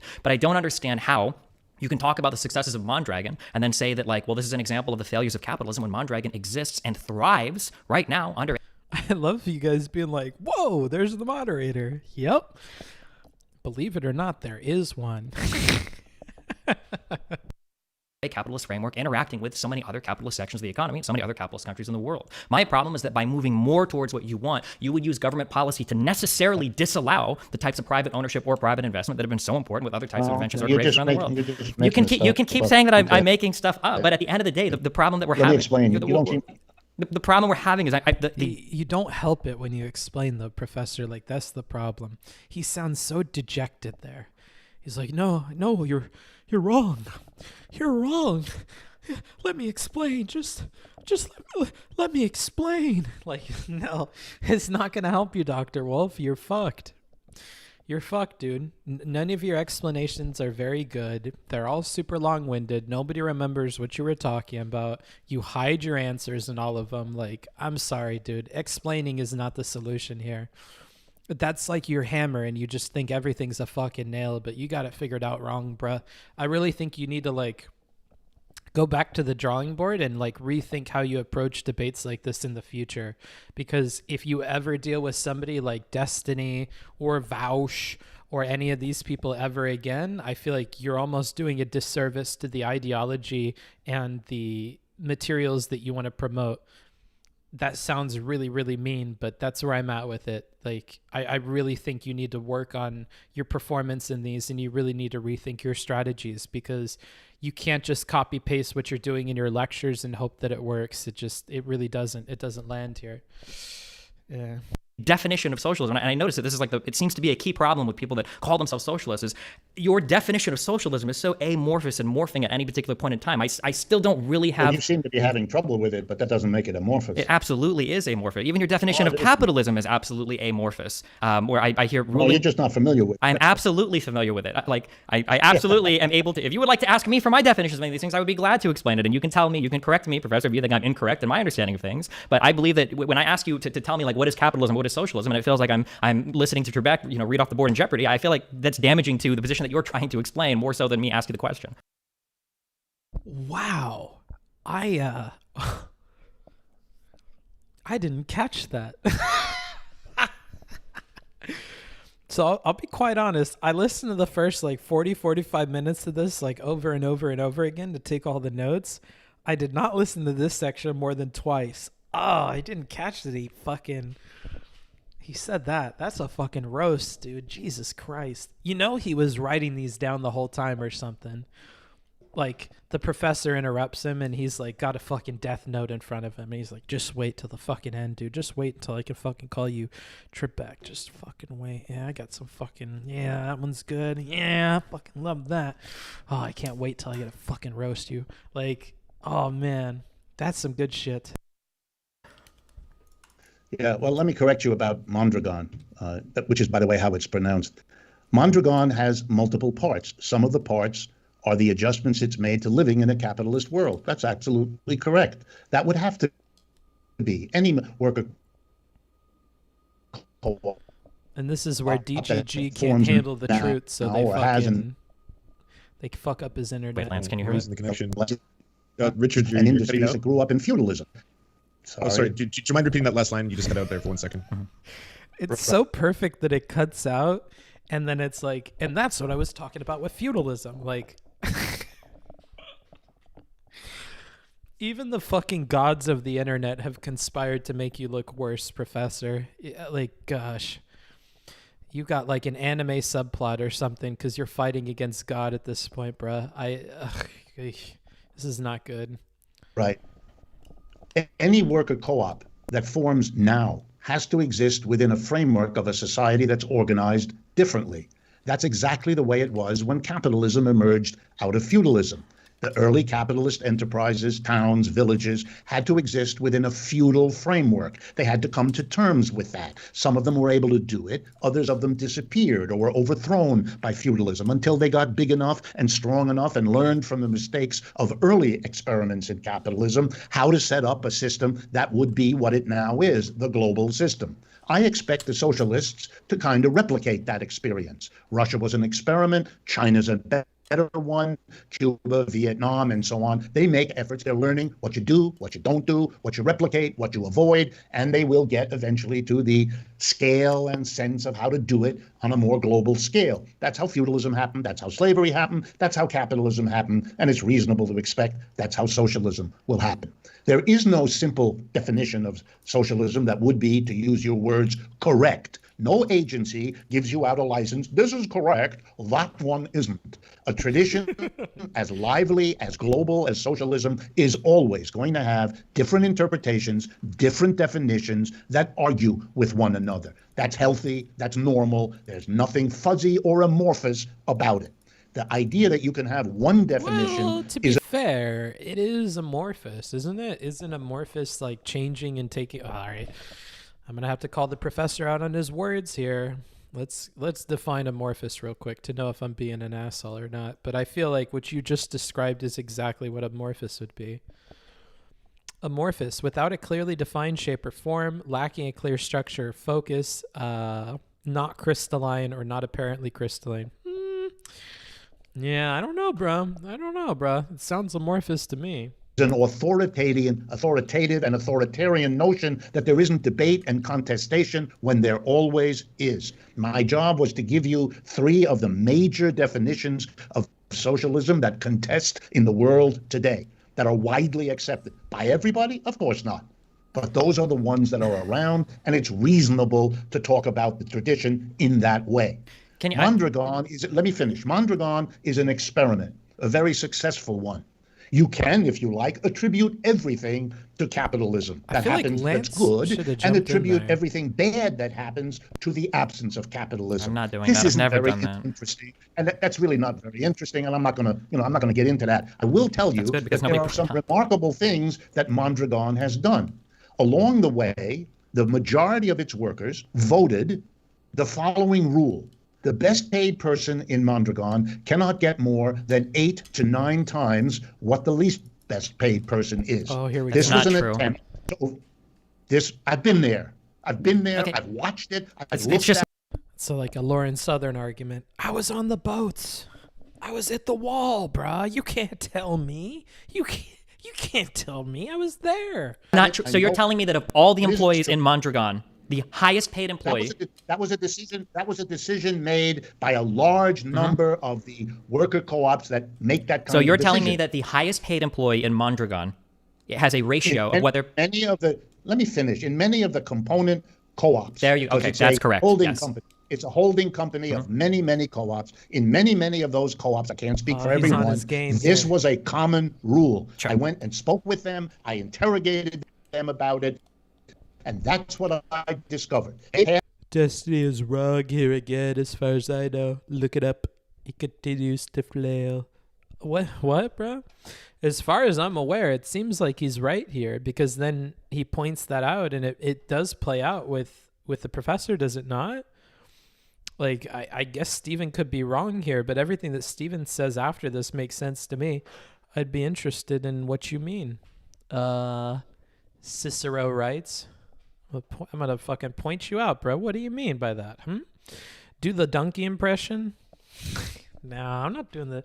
I talk like donkey normally, dude. It'll just happen naturally. Passed a rule after much debate that a maximum difference of 8 to 1. You know that corporate CEOs in this country... The prior point. It takes me a long time to get my points out, just like the professor, so I can't write what I meant.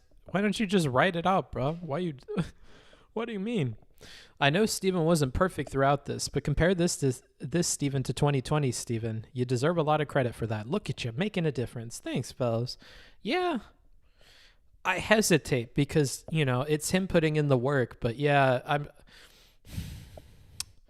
other streamer friends and stuff point this out to me in private quite a bit too, and I always kind of brush it off, but and I don't want to cry on stream, so I'm trying to be very careful about this topic, because I did the other day. I know.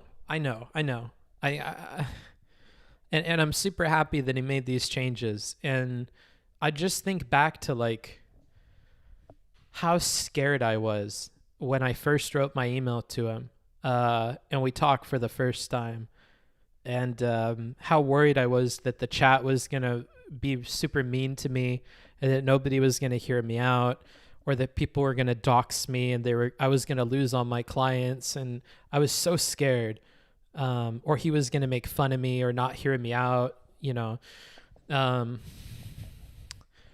like it's come so far, like to the point where he says that 2021 is the year that he works on rhetoric and stuff. Like it's not lost on me. I do know that. I feel very weird taking any kind of credit for that, because this guy is putting in the work and he's improving, and, he deserves a lot of the credit for this. But yeah, I again, I don't want to get all fucking mopey about it, but yeah, I know.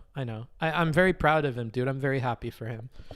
Get roughly, on average, 300 times what the lowest paid worker or even the average worker in their employee class. What is the ratio of what is the ratio? Let me finish.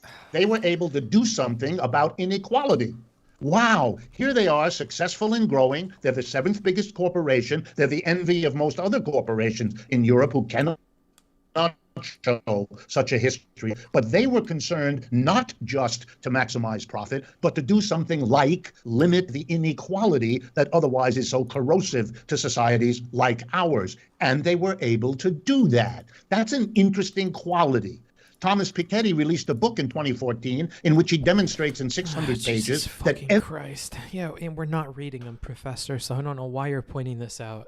Good God. Bro, let him finish his lecture. Yeah, bro. When you realize that there are people paying money to listen to this guy, feels weird, man. I mean, when he's not being challenged, I'm sure he sounds great. Like, I'm not roasting his lectures and stuff. I don't think it's fair to roast his lectures, to roast his life's work, to roast his studies because of how he performs in this debate.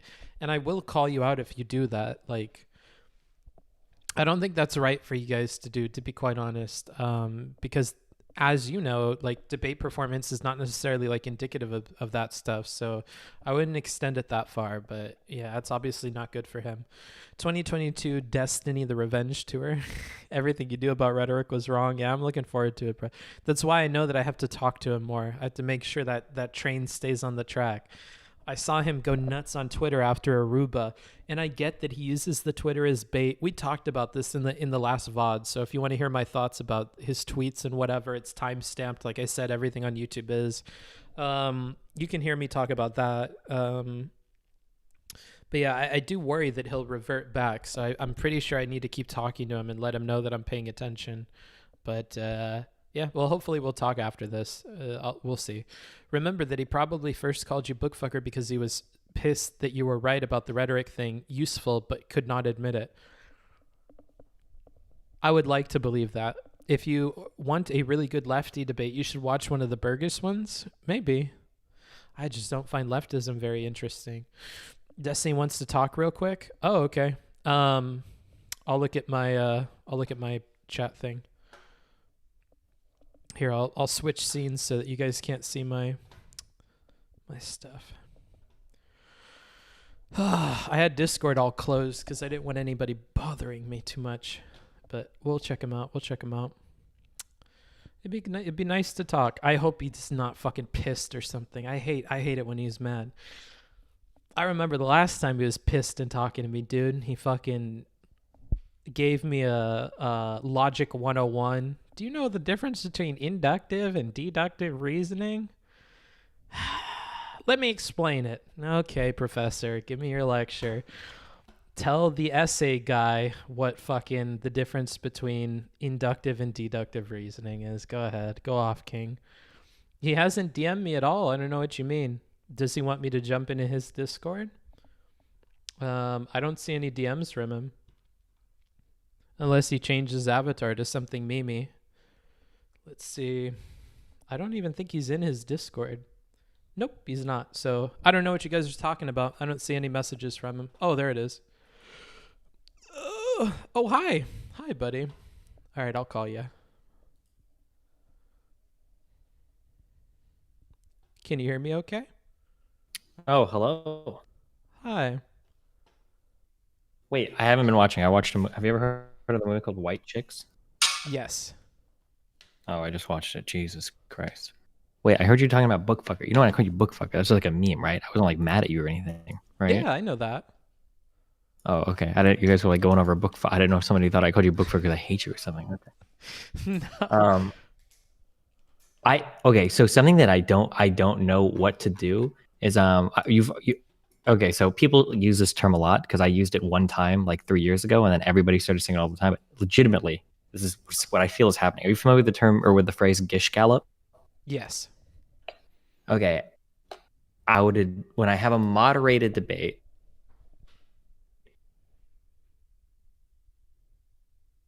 he's just going off. I don't know what I'm supposed to do.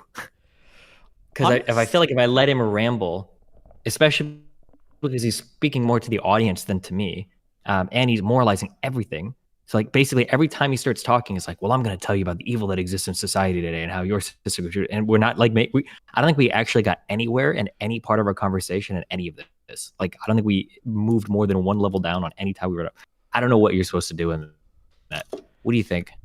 It's interesting that your takeaway was that like those were the issues, because I felt that you knew that you couldn't interrupt. Like, I think you were well aware of the optics of that, so you avoided it for the most part. Until the end. And in the end, it was the back and forth that you asked to happen in the very beginning. So you were in your element there. But it's not about, okay, to be clear, well, maybe because we're looking at this from two different points. I'm not worried about like being in my element or whatever. I just wanted to actually get anywhere in the conversation. And I don't think we did on anything. Because every time I would try to get an answer from him so that we could move back and forth on a point, it would be another 2-minute diatribe It was driving me fucking crazy. Ooh, yeah, you probably need to watch the review because the unfortunate thing is he gives you explicit answers mixed in those long questions or the long answers that he gives, and you completely miss them. Do you understand that that's not an explicit answer? An explicit answer mixed in with a bunch of bullshit becomes not explicit, right? I mean, if you want to play like pedantic games, you could, but he does give explicit answers inside of those. If you want to say it's not explicit anymore because it was surrounded by a bunch of other stuff, that's fine by me, but it doesn't change the fact that he gave you answers to your questions. You had to be listening for them. I'm still not entirely sure. So if we go back to his 3 definitions of socialism, my first problem is that for the first one is capitalism, and the third one I'm still not entirely sure if that even has anything to do with economics. I don't think we ever even got to go back and forth on that. No. Like I think I used a phrase several times that he got upset at, where I would call it worker managed, and he would say I never said anything about worker managed, but then he would go on like I think 10 seconds later to say like a workplace that's like democratically voted on, and I think he even used the word managed by the workers. So the very first problem of the debate, like the first blunder I felt like from you, was focusing on that definition number 1. If you didn't think the definition number 1 lined up with what you thought socialism to be, and he gave you 3 different options and said the third one is the one that I believe in, I was surprised that you chose to focus in on number 1 rather than focus in on number 2 and 3, which you yourself admitted are the only ones that could answer your 5 questions and move the conversation forward. But the problem is that that's explicitly what I'm trying to avoid, is because I don't know if we ever had to establish this in the conversation, but socialists impugn capitalists. So I'm not going to let him give me a definition of socialism that includes capitalism and then only try to skirt around like the third most hardcore definition that he gave while he's already like encompassed the majority of like social democracy under his first definition. Like I feel like that we have to iron it out right there, because I understand that he's got like 3 different definitions, but like it's between the 3, it's so broad. He's already encompassed like 95% of liberal ideology. How much did you want to have those 5 questions answered? Because I feel like that's what you wanted to do here. I wanted them answered quite a bit, but I don't want them. Yeah, but we never got back and forth on anything. Every time I asked for a question, we started talking about like feudalism and like, I don't know. Like I don't know. I was just incredibly unsatisfied. You might want to argue that there are things that I could have done maybe to navigate the conversation better, but you're essentially asking me that, like, given like a mentally retarded child, like, can you get a correct answer out? And I think it's possible, but holy fuck, it was so incredibly difficult. Like he's so weaselly. So let's start with this. So you wanted those 5 questions answered. You said in the debate, hey, so you're giving me 3 definitions. 2 and 3 would seem to be able to answer my 5 questions. I'm interested in talking about that. However, here's this question about number 1. And then you toss the mic back over to him to answer about the one thing that had no potential to answer any of your 5 questions. And that was because we can't. Yeah, I understand. We can't. I can't get to the 5 questions until because my 5 questions have to do with people that ardently defend the concept of socialism. But I'm not even sure what he thinks socialism or capitalism is. How? He gave you 3 definitions. Yeah, but those 3 are completely contradictory. Like 1 precludes 3, 3 precludes 1. They disagree with each other. That was part of the narrative that he explained to you, that these are the 3 conflicting ideas about socialism right now. If I could group them into groups, that would be helpful for us. There's some that don't fit in this or whatever, but here they are. Sure, and at some point I realized that it's pointless to go down this road of like defining all of these. So then I try to get an answer for, well, what do you think capitalism is then? And I can't even get an answer for that. You did get an answer for that. What does he think that capitalism is? Can you tell me? Yes. He says that capitalism involves a relationship between an employer and an employee that is sealed by a contract, right? That's not that has nothing to do with I don't know what the fuck that means. Well, like, you not knowing what it means is very different from him not having given you a definition, just to be clear. Hold on. My bad. 2021 Destiny. Rhetoric. Okay. that definition is fucking wrong, okay? That's not what capitalism is. That definition is so unbelievably vague. It could describe an internship. It could describe a like employee-employee relationship at like a capitalist firm. You could use it to describe indentured servitude. Like that doesn't mean anything. An employer and an employee, I don't know, that means nothing. That's not what capitalism is. Like, if we're working off of a set of definitions like this, I might as well be on Prime K's panel arguing with that Dr. K person. Like, what the fuck? I don't think they were as bad as Dr. K, but yeah, so they gave you that definition. It would have been interesting if you would have made some kind of argument around that definition, which you kind of do later when you mention markets. But you didn't, because then you asked the question again. I think my main advice to you here is you should probably be more flexible in accepting answers that don't fit into your preconceived notions of what they ought to be. Like, but that's part of what the whole that's part of what the whole conversation is about. This is the frustrating thing, is that like, and I guess we never really actually get to frame anything this way, because the conversation never makes progress anywhere. But it's not fair for my issue coming into this. The reason why I went on my whole tirade on Twitter is because socialists will impugn liberals constantly. But anytime I talk to a socialist, they don't know what the fuck socialism is. Most of them don't know what capitalism is. Most of them seem like they are kind of liberals. Like people say, oh, I'm a socialist. I want to be a socialist like they are in Denmark and Sweden. People in Sweden and Denmark don't consider themselves socialists. It's not true. So like when I ask him, well, what is socialism to you? And I go, well, here are the three answers of okay, well, what the fuck is capitalism? That's when there's an employee and an employer. Like, oh, okay. We literally have nothing to argue about. Like, I don't even know what the fuck I'm here for at this point. Like, this isn't an argument over anything. Like, and I'm pretty sure when I try to get like more specific answers, like, well, okay, well, that's not capital. Like, I just get more lectures.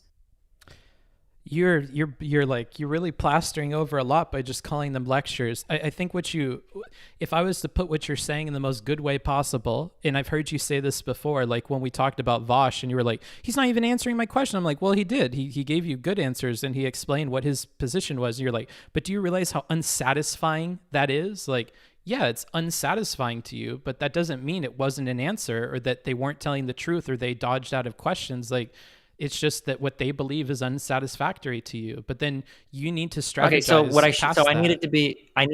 so I needed to more pointedly tell him at the end of every answer that he was incorrect and that he needed to be more specific. Is that what I should have said? Or so I would start by like, okay, so you're saying that capitalism revolves around the employer-employee relationship that's like kind of sealed with a contract or a pact in a similar way to feudalism being between lords I think and I serfs. Tried to rephrase him a couple times, and every single time I did, he was like, no, that's not the case. No, that's not the case. No, that's not the case. So what you said, and I have a quote because I expected that you would say this, you immediately responded with, no, it's not. You haven't given me a definition of capitalism at all. You've told me a bunch of things that capitalism isn't, and you've given me a bunch of random collective facts of history, but none of these things are that.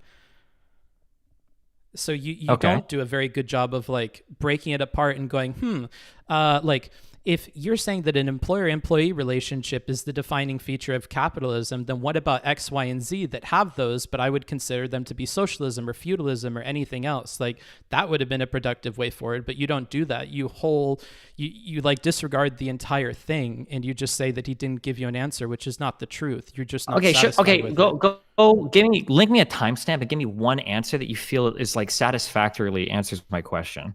So the capitalism one and this. No, can you give me a timestamp so that I can listen? Oh, you're killing me. I mean, you can go to the three strains of it. That starts sometime after 2130. So 2130. Can you give me? Do you have like a link? Link me a thing in a. It's your own YouTube video. You're gonna have me go find it on my channel. Hold on. I don't know if you always watch the reviews, but based on like what you're saying here, I really think you should watch it because I really go line by line and explain like how you're missing answers and how your inflexibility in confronting his answers leads to you like derailing the conversation, unfortunately. Okay, 2130 you said? Yeah. That's where you interrupt and you start talking and then he gives you the three strains. Hold on 1 second.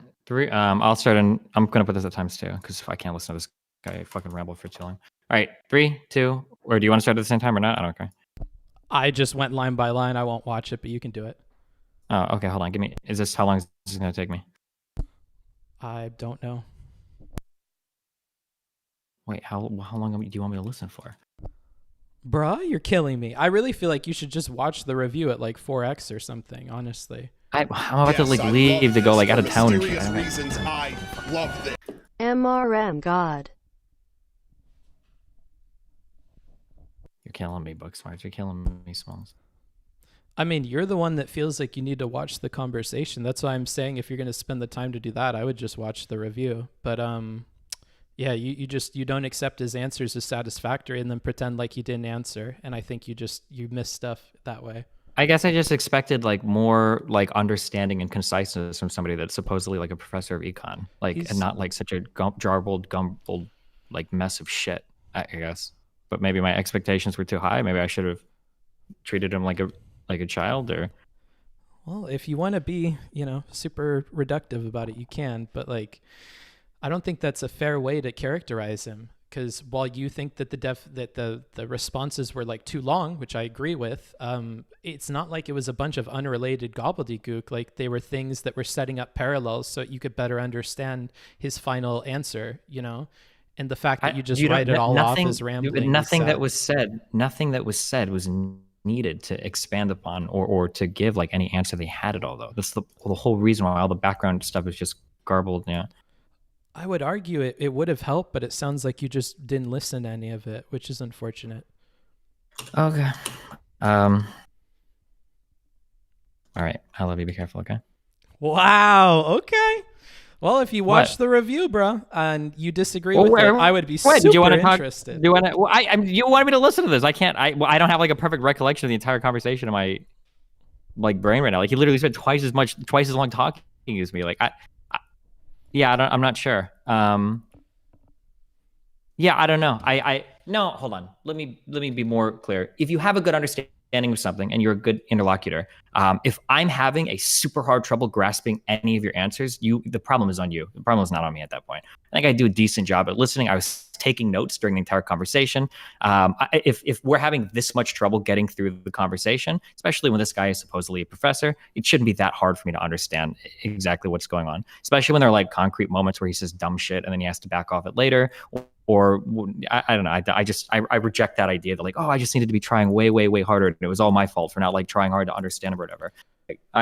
I should have, if anything, I feel like I should have reframed things more aggressively. But so to be fair to you, I'm not putting this wholly on you. I spent a good part of the review shitting on him for being long-winded and not putting his explicit answer at the very, very, very beginning. I don't like the way that you phrase. I don't like if you don't want me to say explicit. Long-winded.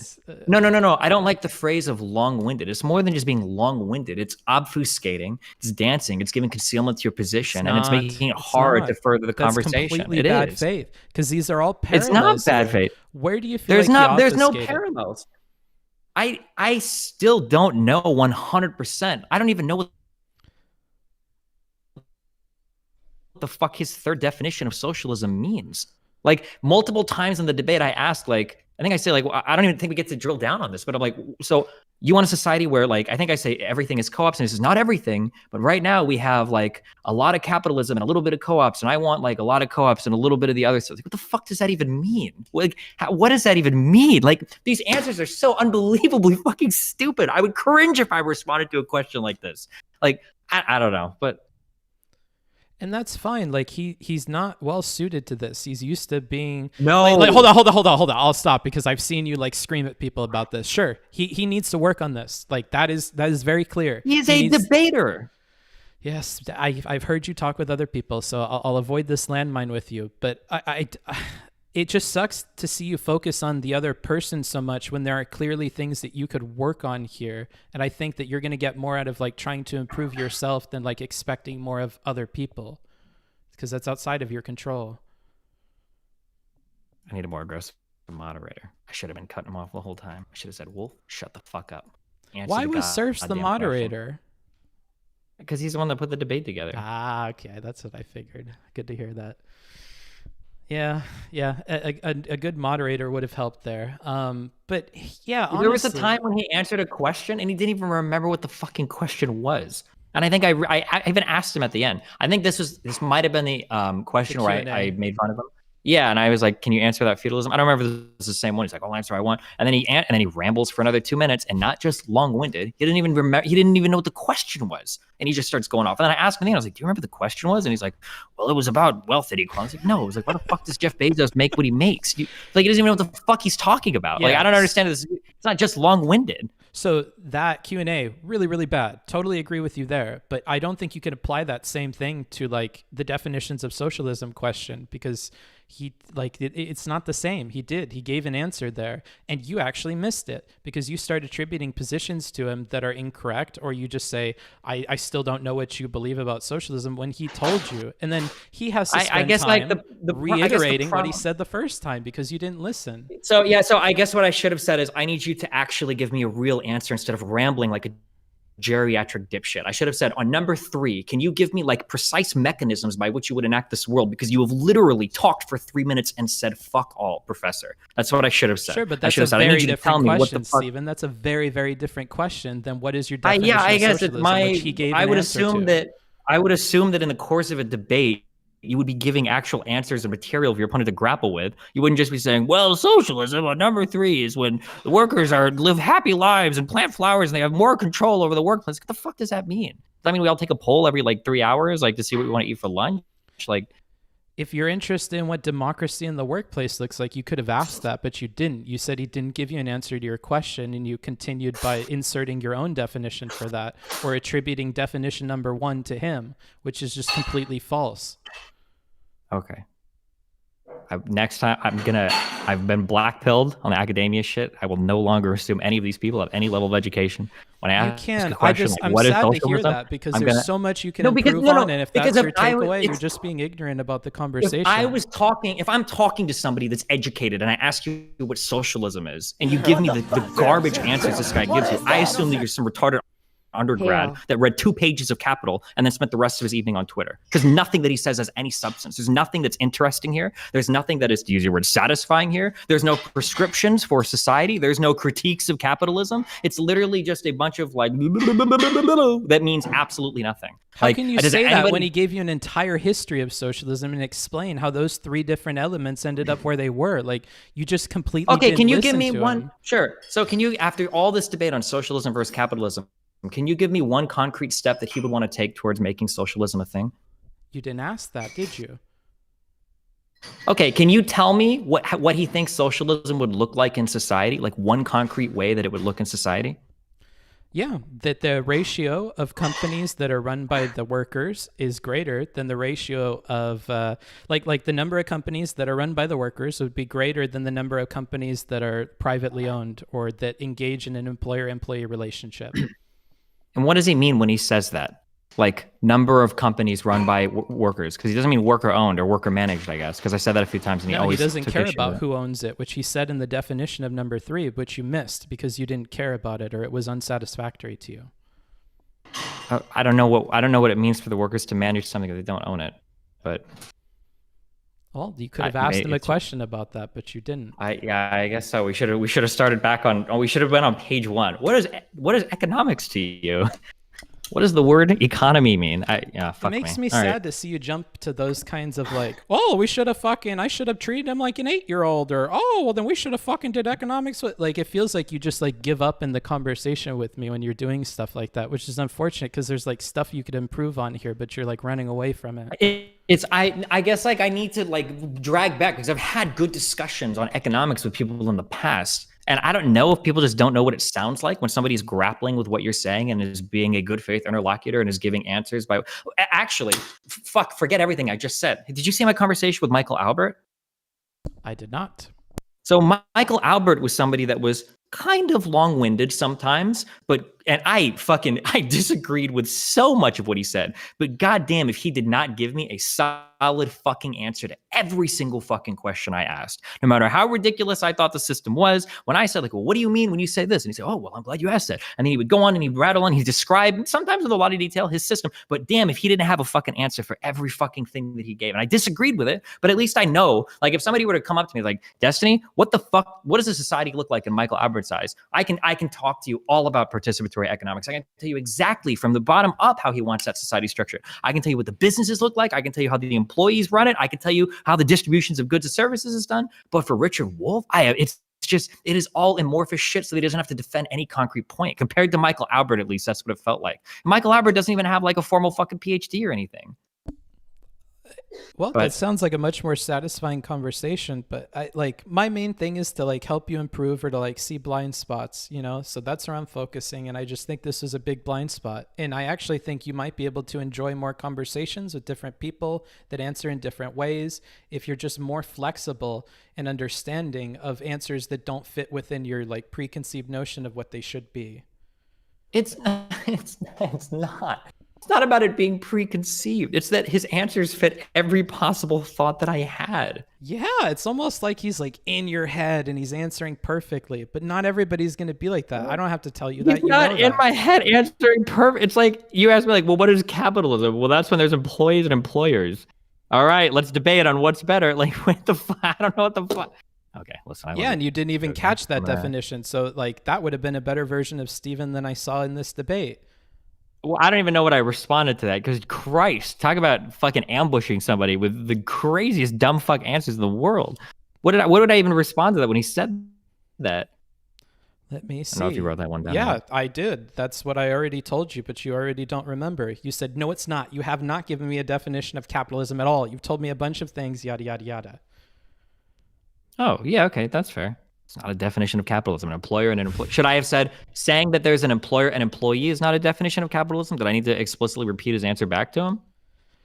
I think anything would be better than saying you haven't answered my question when he gave you an answer to the question. Because he didn't. Steven, he did. He gave you an answer. You just disagree with it. So you need to figure out what parts of it you disagree with. What is the difference between your belief and his belief? So then I should have repeated. So I should have repeated his. I should have said, no, you have not given me a definition. Just because there's an employee and an employer is not a definition of capitalism. Is that what I should have said? Sans the first part, maybe. Yeah, that would have been better. You know, you saying he didn't give you a definition is just like patently false. You just disagree with his definition. How is this any different than disagreeing with somebody's definition in any other kind of debate? You figure out the parts that you disagree with. Because I didn't even know we would be arguing over this. It's like such a non-controversial thing to ask. Like, what is the definition of capitalism? Capitalism means private enterprise plus markets. That's the answer. There's no other answer to that question. I don't know what the fuck the rambling is. So okay, that's what I'm saying. You're proving exactly my point. You have a very Did I know what capitalism is? It's not narrow. That's narrow expectation of what the answer should be. And if it's not within those bounds, you say that's not an answer. That's unsatisfactory. You're not answering my question. Rather than looking and seeing how you could build a bridge between where they're at and where you are at. It's like we're having a discussion on whether or not I'm 32 or 40 years old. And then he says, well, 2 + 2 is 5. And instead of me saying, hold on, 2 + 2 is not 5, you're saying that I need to ask him like, oh, that's really fascinating. Can you tell me like how 2 + 2 = 5 to you? It's convenient to go to math where the answers are like what they are, but this isn't math. The answer is what they are for capitalism. It's not that complicated. Stop saying that. What capitalism is not a very complicated thing. Well, you've got some form of private ownership. That thinks it's more complicated than that. And he doesn't study that. He writes papers on Marxian history.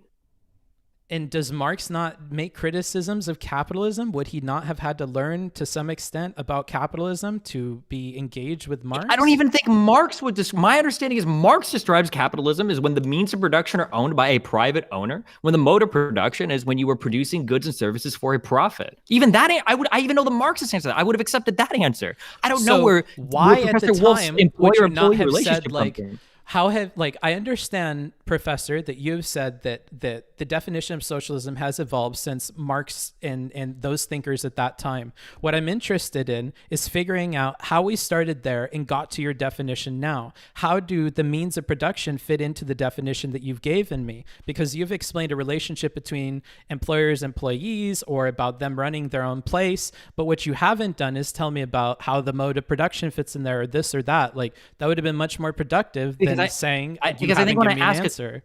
Because I think when I ask a question like that, I think it's an invitation to another 3-minute ramble about the relationships between all of the factors of production Yeah, like the invitation you gave him when you chose to focus on definition 1 that you thought was like ludicrous and stupid, rather than the because 2 I didn't and know 3, that which asking fit in someone your to just 5 questions.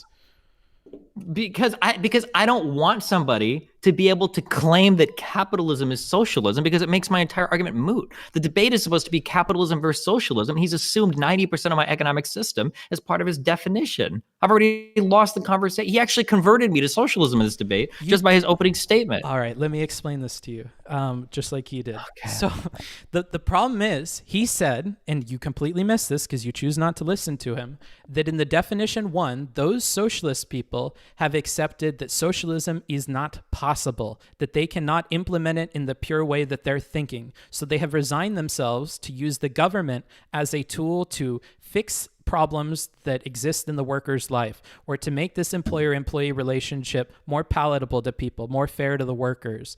So like that's already cooked in there. But instead of like taking the nuanced route and hearing him out and figuring out how those variables fit with your understanding of things, you just offhandedly throw away the entire thing, the baby with the bathwater. Okay. All right. Is there anything else? I mean, there's a lot, but it doesn't seem like you're hearing me out on these. I don't know. I'm gonna pick and choose my conversation partners and my moderators better. I don't think maybe I'm too keep old. Coming up with anything else, but like maybe there's I know that something you can for say you to improve on. I'm. It's not a matter of me improving on it. I shouldn't have to accept this level of dipshittery in a conversation with somebody this smart. It's wholly unacceptable. Maybe that's me being an elitist as a college dropout or whatever. But like, if I had any comparable conversation, like I would just hang up. I'd be like, it would be my conversation with Naked Ape. We'd scream shut up at each other for 2 minutes, and then I'd hang up. I'd say, this guy has no fucking idea what he's talking about. I don't know why I wasted my fucking time. Like I like to engage on this level. There's so many levels beneath me. I don't even know why the fuck I would like try to like, how do I trick him into giving me an answer to a fucking question when he's like already like assumed the entire universe and every definition is given. Like we're looping right now. If there's anything else like more specific you want to talk about, but obviously this hurdle or whatever is something I just totally disagree with. I guess the only thing I'm going to ask you is, are you interested in this enough to like watch the review and try and see where you messed up? Or do you just want to assume that you did everything perfectly and that the problem is the moderator and your interlocutor, literally like anybody else but you? I might go through and like rewatch parts of it on my own to see if I like missed like answers or whatever. But like this like treating somebody like they're 2 years old, like he's smarter than this. Like I just like there's only like so much charitability I can extend without like committing suicide in a conversation. Like this is just unreal to me. For this guy, not anything you're saying, but like for the level I would have to sink to communicate to somebody like this is just like really, really, really frustrating for me. Like I've had better educations with undergrads in my community that like very quickly can pick up about socialism, actually. Like even Stockton left, like that's a guy that I don't know if they still use guy or not, but that's somebody that like I could instantly associate with, and they could back and forth bounce with me like on these issues and like give much more concise answers and challenge me on a lot of these issues rather than this blabbering for hours over nothing. But I understand that. And these are people that choose to be flexible and to operate with you on your style, the way that I do when I talk to you. And I really think that you're just inflexible when people are not giving you satisfactory answers or don't like meet up to what you expect the conversation to be. And I think that's like a huge flaw. And I'm seeing it right now in real time as I'm talking to you. And rather than address that, you want to like escape out of it and blame it on literally anything else. And it's just, I'm not blaming anything on literally anything else. I think that the guy is a shitty interlocutor. That's my takeaway from this. There are probably things that I can do better to engage people like this, but fuck me, why the fuck would I waste my time? I guess unless they're famous or I can like clout chase off of somebody like this. But I'm happy that you've been trying to improve your rhetoric, but like, man, it's very difficult to bring up to you things where I feel like you could do better and stuff, because I feel like you're not initially like willing to hear me out on stuff, and change only ever happens when you've had time to ponder it on your own. So I'll assume that's the same thing here. But I really would encourage you to watch the review, because you miss things, you misremember things, and I think a lot of that, and this is solidified for me now talking to you, is because when something's unsatisfactory, you just throw out the entire thing and pretend as if no answer was given to you. And then when I try to point you in that direction, you go, well, they're a fucking 8-year-old. I'm not talking to someone like they're 2. And my moderator sucked. And this interlocutor's the R slur. And like, you just like flip out instead of like trying to see another way. Yeah, I understand. I could give you my response again, but I feel like we're just looping around. So Not by my fault, I don't think. But yeah. no, I don't think it's by your fault. But I'm answering and then you're answering. Like if the only like super ultra high academic thing I can think of is like music. But like if I was having a conversation with somebody and they were giving me answers that were just so fundamentally wrong, like I would just walk away from the conversation. But yeah. But you can't do that every time. And if you stay in a conversation with somebody you want to walk away from, like it's going to be like this. And I think if you just fix that, you wouldn't have to feel like you're going to throw your hands up and give up. You could have like the tools and the ability that you've honed to actually deal with somebody who's not giving you answers that you feel is satisfactory. And I think that would be better for you in the long run. Okay. All right. I really hope you watch it. And if you're still upset and you don't think I'm correct, I would love to be wrong about this, but I'm getting the feeling that it's correct, but you don't want to hear it out. And that would be a sad thing to see. So I hope that there is something incorrect here, because if there's not, then there's definitely things for you to work on. And I think, as someone that's been doing this a long time like you have, that it would be beneficial to you to find anything that might be wrong with your style or might be a place that you could improve. And if somebody is able to put words to that and spends the time going line by line through it to explain it, like, I feel like that could be a beneficial tool to you, the same way it was with rhetoric stuff. You know, I like this might be something worth looking at. Okay. Anything else? Nope. I love you a lot, dude. I really want to see you, succeed. Be careful. You too. Bye. Well, I can't say that that was the satisfying conversation you guys wanted it to be, nor the one that I want it to be, but, well, I tried to be as flexible as I could. I don't really know. If you guys have advice for me, I'd be happy to have it, but that just felt like he wasn't willing to deal with the stuff. I wonder if he would be this essentialist with definitions about musical things. Maybe. Man, that kind of makes me doomer a little bit, dude. Demonstrating absolutely Herculean levels of patience. I don't know, dude. What's it worth if he doesn't hear me out? Booksmart's rhetoric is so good, though. Thanks, dude. But I didn't win that debate, I guess. This isn't the conversation we deserve, but the one we need right now. What does that even mean? It's very cryptic, Rage. He's close to reverting to Nebraska. I hope not. Holy shit. Such good advice, Bookie. Give him some time. Yeah, like I told him just now, like it seems like he changes his mind on his own and he's never willing to do it on stream or when we talk in real time. It's always like on his own time. So I fully expect that's the case here. It's sad to see, dude. It's sad to see. It makes me uncomfortable that all you guys are listening to it too, because I don't want him to look worse, but I don't think this looks good for him. Does it always hurt when he calls in? It hurts when I feel like he can see it and he's choosing not to. I don't know if it's for stream or what. Like, I don't want to think it's for stream, but like, it makes me frustrated because I wish I could talk to him about it. Yeah. It seems like the gap is that you think of an answer as something really discrete, but Destin considers an answer to be implicitly something that is satisfactory. Yeah, but that's what he has to fix. I'm still impressed by you still, even though he didn't want to listen. Yeah, well, I think he needs time to think about it. Yeah, probably. He's going to reflect. I hope. That was a good... See, I'm like shaking, dude. Every time I talk to him, I like shake. It takes a lot out of me, dude. Hey, buddy, I learned a lot from you and I'm old as fuck. 36. Nice. I was willing to be more charitable with Wolff after you talked about your own experience with academics. Maybe that would have helped there too. Ah, okay. Maybe talking more about him. I think you need to go line by line while talking. I did. I literally gave him the quote, and then he threw his hands up and said, well, I don't know what I'm supposed to do there when he's fucking an 8-year-old. Like, what did you expect, to be honest? I always expect that he'll argue against me the way he does other people.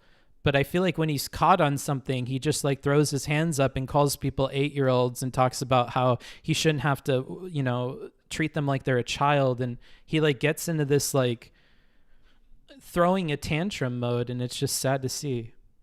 When all you're levying is critiques, it's hard for someone to accept. I think you need to parallel park into the disagreements. Yeah, but That's tough because he tells me all he cares about are the disagreements. He doesn't want somebody to jack off his dick and tell him how good he is, dude. You know what I'm saying? Like, I'm skipping all the positive comments, but I see him. Thanks, guys. It's so shocking that he took away from that Dr. Wolff is the R slur and so on. Yeah. If it were anyone else saying those things, he would have rejected them totally and laughed them out of the room. I mean, he essentially did that here, minus the laughing and stuff. You know, whatever. I think the review will be helpful. I do too. I really hope he looks at it. I'm super impressed with your pitch. What do you mean? I don't want to like scream at him or anything. I think there's a difference between an answer and a response, maybe. But I don't think we should have to like redefine words to make him happy. Yeah, I hope he catches the review, bruh. I really hope he doesn't skip it because he needs it this time. Like, I'm tempted. I don't want to say this, but the no-no list is for people that like don't take the, I don't know, I'm not going to fucking. Destiny often says when he has conflict with people, he needs to take a step back to process. Yeah, maybe. I think he could have engaged more if you admitted that Wolff was really, I did, but yeah, I said he was long-winded and stuff. But yeah, maybe more shitting on Wolff. It sounded like you were saying Wolff was 100% normal. That's just your like black and white thinking though. Maybe he just needs to disconnect emotionally from this before he can confront his behavior. Maybe, dude. You have to form these opinions yourself. You can't cut to the chase. Drawing your own conclusions yeah, is maybe. the chase. Maybe I should have commiserated more. That seems to be the general advice from chat here. Maybe stress that the only way he would get value out of these debates is to take your advice. That sounds really fucking full of myself, dude. Don't you think he needs to sit? Yeah, probably. He'll sleep on it. Yeah, I hope so, dude. I think we'd have a better shot Destiny debate coach more like Rob Noor. I think you just hurt his ego a little bit, give him some time.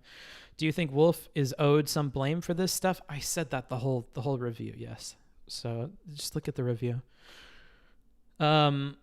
I don't think anyone really changes their mind on stream. Even you changing your mind on how he deals with chatters didn't happen on stream, but you change in that way. Yeah, for sure, for sure. I think he gets aggro when he's heard similar criticisms from bad faith actors, but I'm not that. He could ask me questions. He could dig in more with why I think that. Yourself. You can't cut to the chase. He isn't streaming. I know he's not, but he knows he's on this stream right now. You know, I know he's not streaming. I like how all of you are telling me he's not streaming. I'm streaming. What do you think that a big chunk of my audience is from right now? You know, it's his community. Why is it something he has to fix? I think most of us think of answers in that way. Well, then most of us should fix it, dude.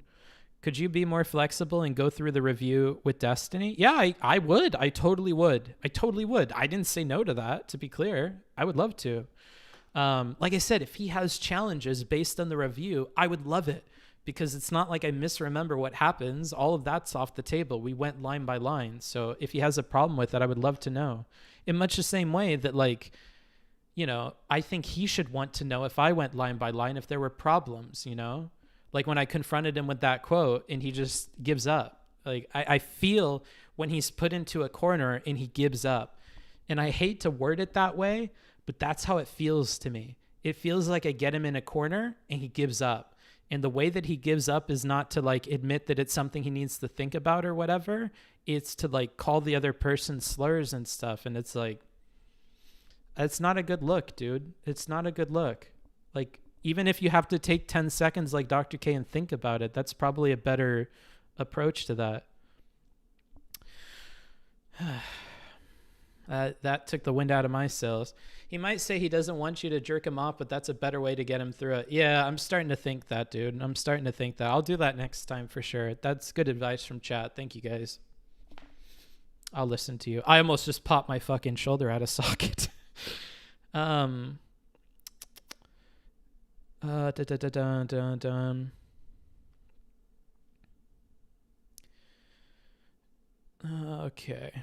Time to chill? Yeah. Go ahead and sub to me. Woo. It helps keep me as a streamer. I might need it more than Steven. That's what I would say. I definitely need subs more, I think. Why is it something okay, you just keep copy pasting the same thing. I think that it's not that he doesn't understand what you're saying, but that he hates this mode of conversation. The reason he calls them 8-year-olds is due to this type of conversation style, not Wolff's understanding of socialism.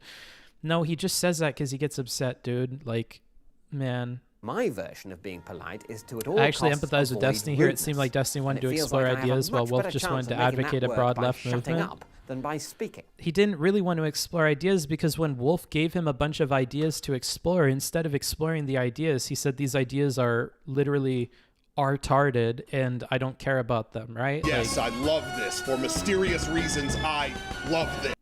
He said a lot of stuff I've been wanting to say to him for years. Yeah, you live through me. I think you need to learn to see the context of the conversation such debate you were talking with Destiny about. If the conversation is going to affect his reputation, it's obviously going to be harder for him to admit wrongs on air. Then he can talk off air, dude. That's on him. That's not on me. I like your stuff, bud, but I do think you need to work on your own Destiny rhetoric. It's easy for us to sit and watch the debate and pause, etc., to understand what Wolff is saying. What do you mean work on your own Destiny rhetoric? What does that mean? I'm gonna scroll down all the way to like the new chats just to be fair here. I don't disagree with what you've said so far, but you could but could you explain what you think his goals of the debate were? The 5 questions, I confirmed it with him. I got IP banned for memeing chat sucking him off. I'm sad. Yikes. I'll take that up with whoever banned you, dude. Destiny really should have tried to steer the convo to his questions. Yep, probably. That's not true, though. He did, and he pushed back on Socialism 1 initially before shitting on Socialism 3. Dractor, I keep seeing you say stuff, and I'm really convinced that you didn't watch the rest of the review because you're talking about things we already covered, brother. Might be time to call it. Yeah, it might be, dude. I actually disagree that you need to cater to his ego. You do. You do, Skeptical. You really do. Like, I tell you guys to be flexible, and I think that's the one thing I'm really, really good at. And so no, like I lean into what I'm good at, and what I'm good at is just working with the other person that's across from me. You didn't answer his question, how do you get someone to be less long-winded? Yeah, we didn't come back to that one, but yeah, I didn't answer it because then I said I think that's interesting if that's your takeaway. But that's because I don't think that's the answer that helps him. The answer is not how do you handle somebody that's long-winded. Like he couldn't there. What I told him was you know that you can't interrupt him. You knew that from the very beginning. So that it doesn't apply there. What I want to talk about is what applies to his conversation. And maybe I'm being unreasonable there. But if Steven can like literally write off an entire answer and say that it's because of X, Y, or Z, I'm pretty sure I could say like, yeah, that's an interesting question, but it wouldn't apply here. So maybe we should talk about what happened here. I assume I have the same problem as Destiny where I honestly tuned out to most of Wolff's points. Any advice for me to keep more engaged? Take notes. Find interest in the person across from you. By line, I mean you could dissect his response to your criticism. Oh, I think the only way to get to him is to prove that his responses are bad. I don't think I need to. I think you guys did that. I'm not fucking going through a line by line of this. I think that's a silly reason to do that. I don't know, man. I love your streams, but I don't think Destiny was just swatting Wolff's ideas away. He seemed to really be sorting what things were. Did you watch all right, Pitiful Doombot, at me again? How much of the review did you just watch? Fuck Richard Wolff, he's an asshole. Dude came straight out of the... Okay. Breathtaking. I shall call him... I really wish that there was Mini-Me. I really wish that there was like an icon next to your guys' name that told me like how long you were tuned in for it. Because sometimes people say things and I'm like, I would suspect that you didn't watch our debate. $5 super chat. Have a $5 in these trying times. Keep doing what you do. Destiny will cool off and integrate the advice. Rudeness. Thanks. And it feels like I have a much better chance of making that work by shutting up than by speaking. Seems weird to say Wolff answered some of these questions when he also mixed it with so much that isn't the answer. What? What do you mean? If you asked me, when's your birthday? And I said, oh, my birthday. Fuck. Every summer we go out to like the countryside and we celebrate it over there. Like June 16th is just such a wonderful day to like go out and enjoy the sun. It's just such a perfect time of year. And then you went, how can you say you answered the question when you said all this shit about the countryside in summertime?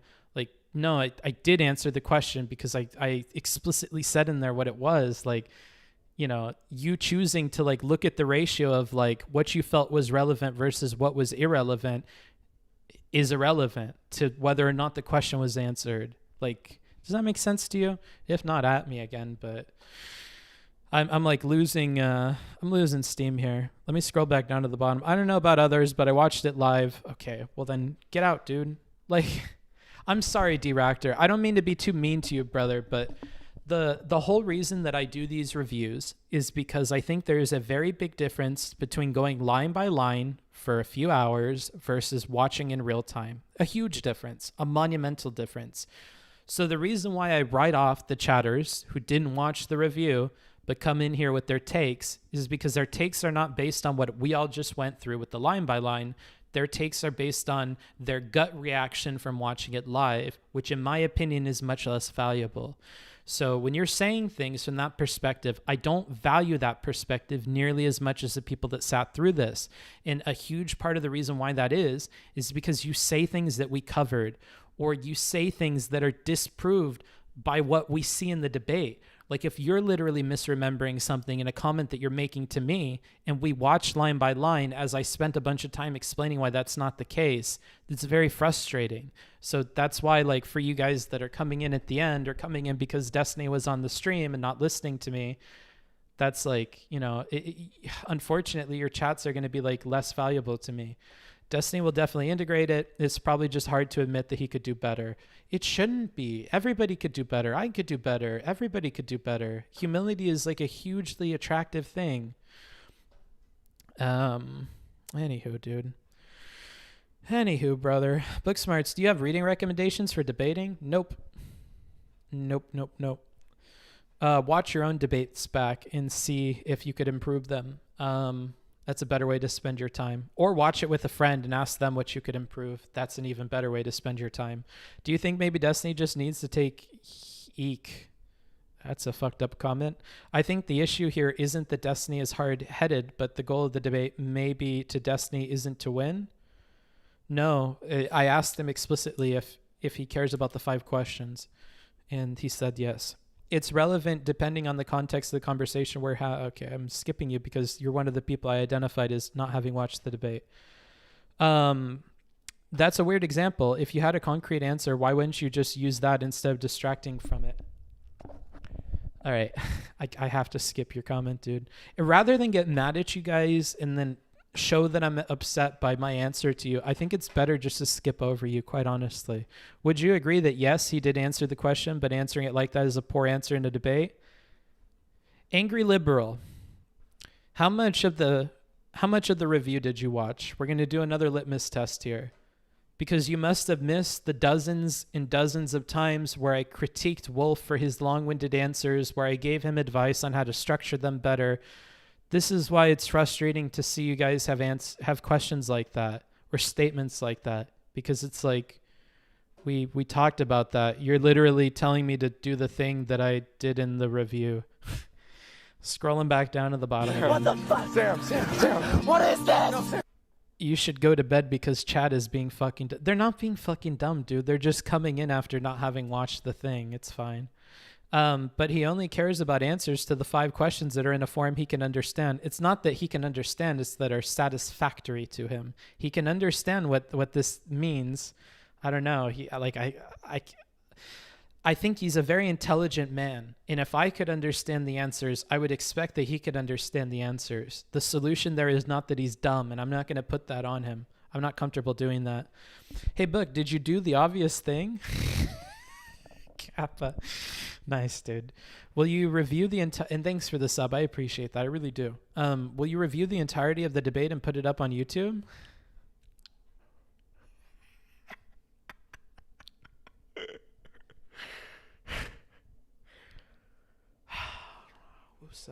Woosa. Are you guys just bullying me now? Is this what this is? You just want to bully me? Brief recap of the review for the new people? No. I'm not giving a brief recap of the review. Go on YouTube and rewind. Ignore the bullshit. You're tilting yourself. I think I'm zenning out, dude. I'm taking it. I need to get better at this, dude. What the fuck? What is this? Thank you for those. I appreciate them. Emporia Just and everybody else. Ignore the bullshit. This is a great time to promote the VOD. Oh, yeah. So basically, if you're a fucking genius, clarification. So if you're watching this and you're like, book smarts, maybe the advice here is actually for Wolff to give less long-winded answers. Book smarts, maybe Wolff didn't come off very rhetorically good here, because I personally didn't understand or find those answers satisfactory either. Hey, book smarts, I find it interesting that you spent so much time in that conversation with Destiny giving him critiques about his performance, actually giving critiques about only Destiny's performance. I think you should spend more time proportionally focused on Richard Wolff, because he actually didn't do too great there rhetorically, and he came off really bad to a lot of people. Yes, I love this. For mysterious reasons, I love If you have takes like that, and thank you for the sub, if you have takes like that, I would highly recommend that you watch the VOD. After this is done, I'll be timestamping the VOD so you can skip between all the different parts. I spend 30 minutes looking at the video, going line by line on a Notion document that's available to all of the people on Patreon, as well as spending time 10 minutes in between each of those 30 minutes talking to the chat and doing Q&A. We definitely covered all this stuff in the very beginning. If you just want to watch the intro, you can. It gives a summary of what people did good, what people did bad. And then if you're more curious with any specifics there, then you can watch the debate review. I timestamp everything by hand, so it should be easy to navigate. Again, I'll do that as soon as we're done here. But yeah, do that. And if you appreciated the review, opinions yourself. You can't like cut that. to the chase. Give Drawing your subs. own conclusions is the chase. Subs are rad. I appreciate them. You know, it gives half to Twitch for running this platform, which I'm sure is so difficult. You know, it must be very difficult because they do such a bad job of moderation and stuff. So I imagine it's an immensely difficult task. My version of being polite is to at all beyond costs that, you can avoid donate. rudeness. I appreciate And it donations. feels like I have a That's much cool. better chance of making that work by shutting or you can go up on than by Patreon and speaking. get access to notes and stuff. Whatever you want. Sorry if I seem tired and whatever, but you know, it's been a very long thing. It takes a lot out of me. The prep for these is pretty rough. I have to watch the debate like 4 to maybe as many as 6 or 8 times, just going back and forth and writing quotes and making sure my summaries are correct, and then watching the full thing, noticing something that might be a habit and going back and watching the whole thing again. And it's a lot of work, but this is like now my full-time job. I do this full-time. So I'm okay with when there's a big debate like this one, going through and taking the time. What makes me sad is that Steven might not watch this or might not take out of it what he could, because the fact is that I'm just putting this out there for everybody, but the person that it helps the most are the debaters. The person it helps the most, or the people it helps the most, would be Richard Wolff and Steven. So, you know, if I ever do a review for you, just know that that's a valuable asset. You got somebody that spent hours and hours and hours of time on it, talking to different people, making sure everything was correct, and then going live, dealing with the audience, yada, yada, and curating that for you. And I think that's super valuable. Other people find it really valuable. Small streamers ask me all the time to review this, that, and the other thing because they really want the advice. And every time I do something like this, I can't do that. I used to do that a lot more, but then those streamers don't take the advice to heart, and it's sad for me to see, and I can only handle it like so much. You know, but if Steven doesn't follow it, that's fine. I'll be a broken record, and we'll, you know, just do this every time. But, you know, it's my job, so it's okay. I just, you know, it's sad because he could get a lot out of it. But yeah, don't be too sad, you know, like it's okay. It's just that there's like not money left on the table, but, you know, growth left on the table. Like there's a lot he could gain from this. And if there's nothing to gain from it, then there's something to gain for me having spent the time. I would love to hear where I'm incorrect or where I'm missing something, you know? You know what the trick is? Find another debater, get them to learn how to further their rhetoric from you, and then have them outperform Destiny.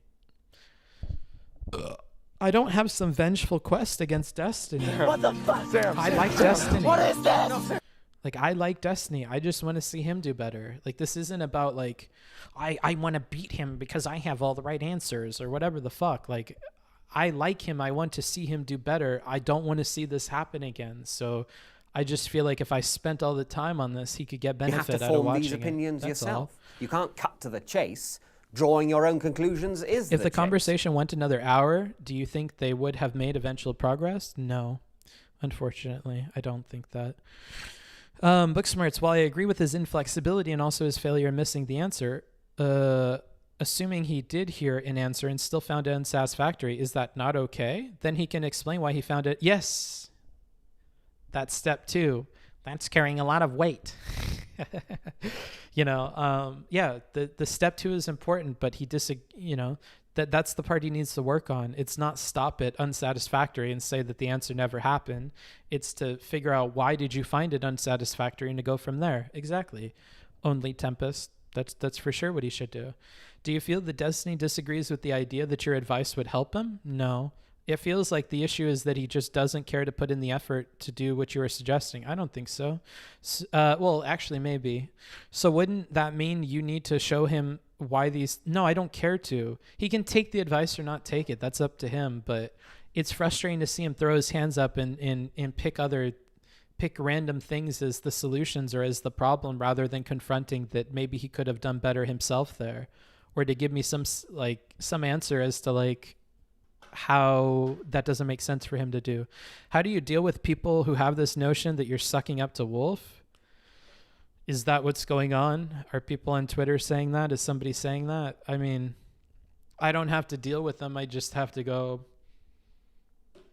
I don't think I am. Only I would know that. Do you think Destiny should ask more pointed questions relating to those anything? Yeah, maybe. Literally anything but saying the answer didn't happen. That's some Mel level of denying shit. I want to send one last message to you in chat, so to make me feel better about that, I think you should try to use an analogous scenario to avoid his biases. Okay. Good night.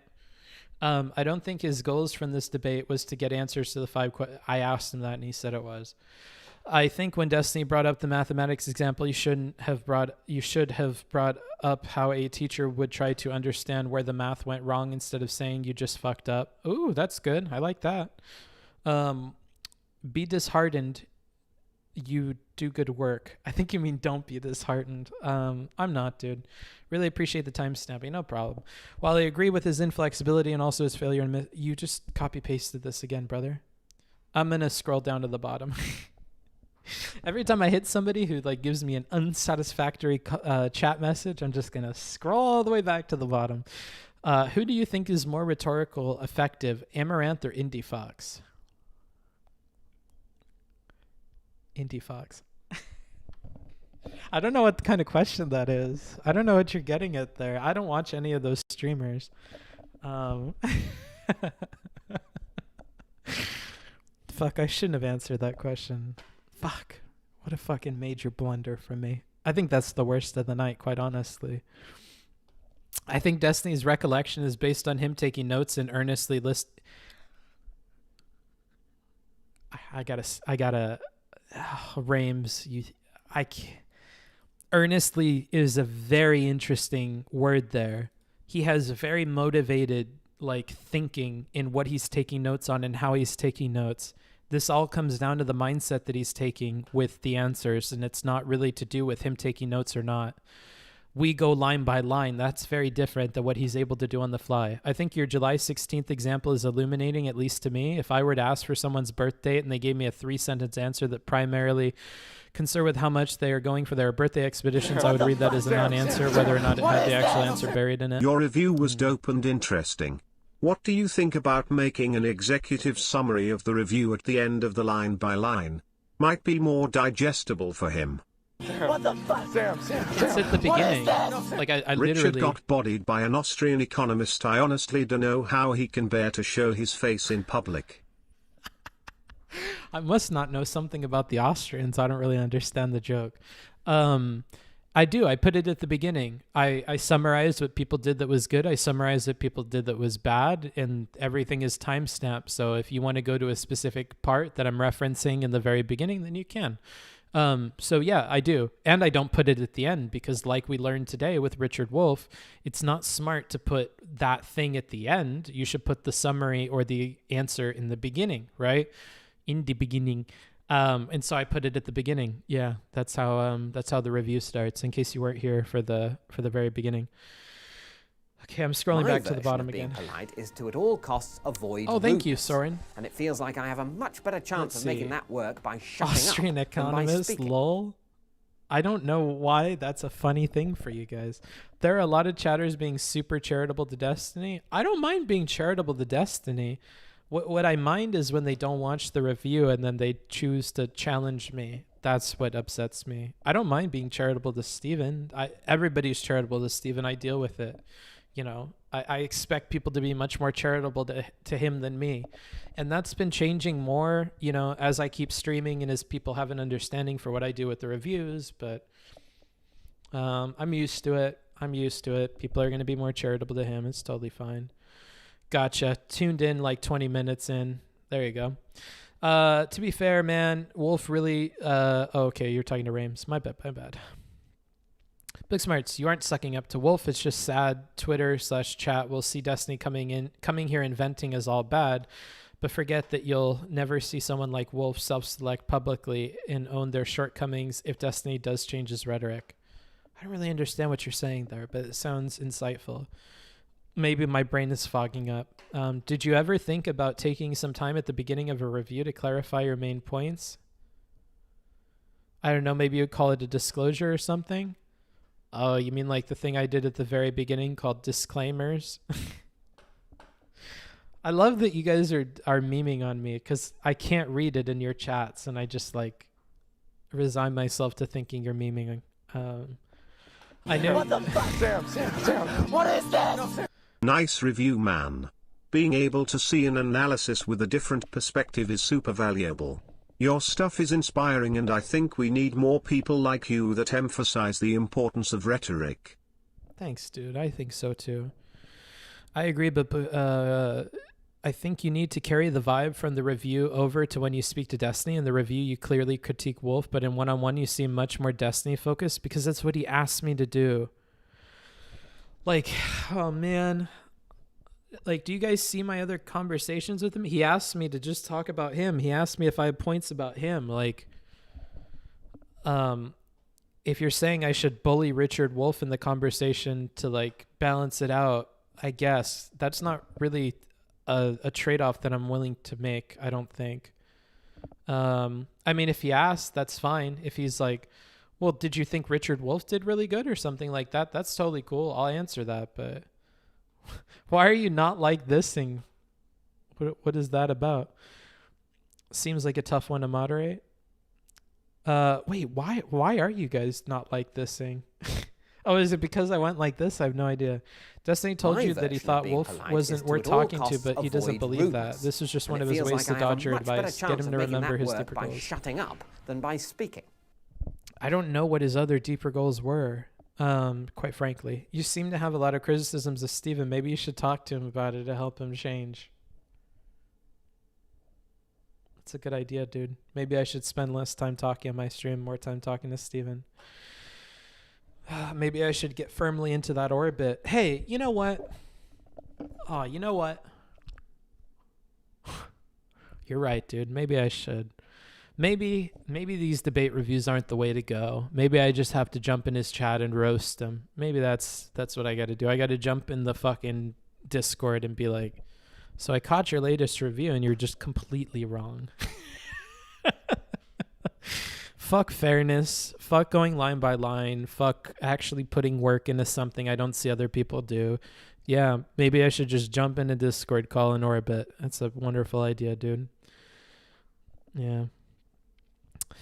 Yeah, I'll just give up on reviews. Totally right. Especially when he is talking about a friend that died. Yeah. No, I mean, when I'm talking about my friends that are dead, that's his bat signal, and then he comes in and roasts me. You are wrong. Can you start from the beginning so I can know what you're wrong about? That's the vibe that I get from some people. You keep talking vaguely about the debate, but you won't review it line by line. Big true. Big true. I'm just dodging stuff, dude. People have to treat me like an 8-year-old. You'd get banned like me, Sag. Play League with Steven? I'd love to. I actually play support, so that would be really fun. I just don't know if he's down for that. Also, I'm really mean to people that I play video games with. If you guys know who Wicked Supreme is, I am awful to that motherfucker every time we play video games. I just blame him for everything, and I think it's hilarious. Like when I get mad, I just start looking to my left and to my right, and I come up with a story to blame the other people. I'm a really bad person, dude. Honestly, bad rhetoric. Yeah. I mean, hey, it makes me look like I'm not the wrong one. Wolff is worthwhile for Destiny to talk to because the conversation is high profile. True. What champ do you main? Maybe Lulu. I play a lot of Lulu. Do you think that the use of slurs compound his anger? Maybe not allowing him to say it helps? Maybe. I have no idea. I would need to be in his head to know that, and I'm not. What if you got Steven and Richard on a call together and had them hash things out? What the fuck? Sam, what is this? Jump in DDG and say, me Tarzan you wrong ooh ooh ooh. Okay, dude. What if you got Steven and Richard on a call together and had them hash things out? Yeah, it would have been really cool if we had something like that, like a guiding presence, like you're saying, like a moderator of sorts. I think if there was a moderator in that conversation, maybe it could have gone a lot smoother. That's a good point, yeah. If they ever want to do it again and they want a moderator, I'd be down.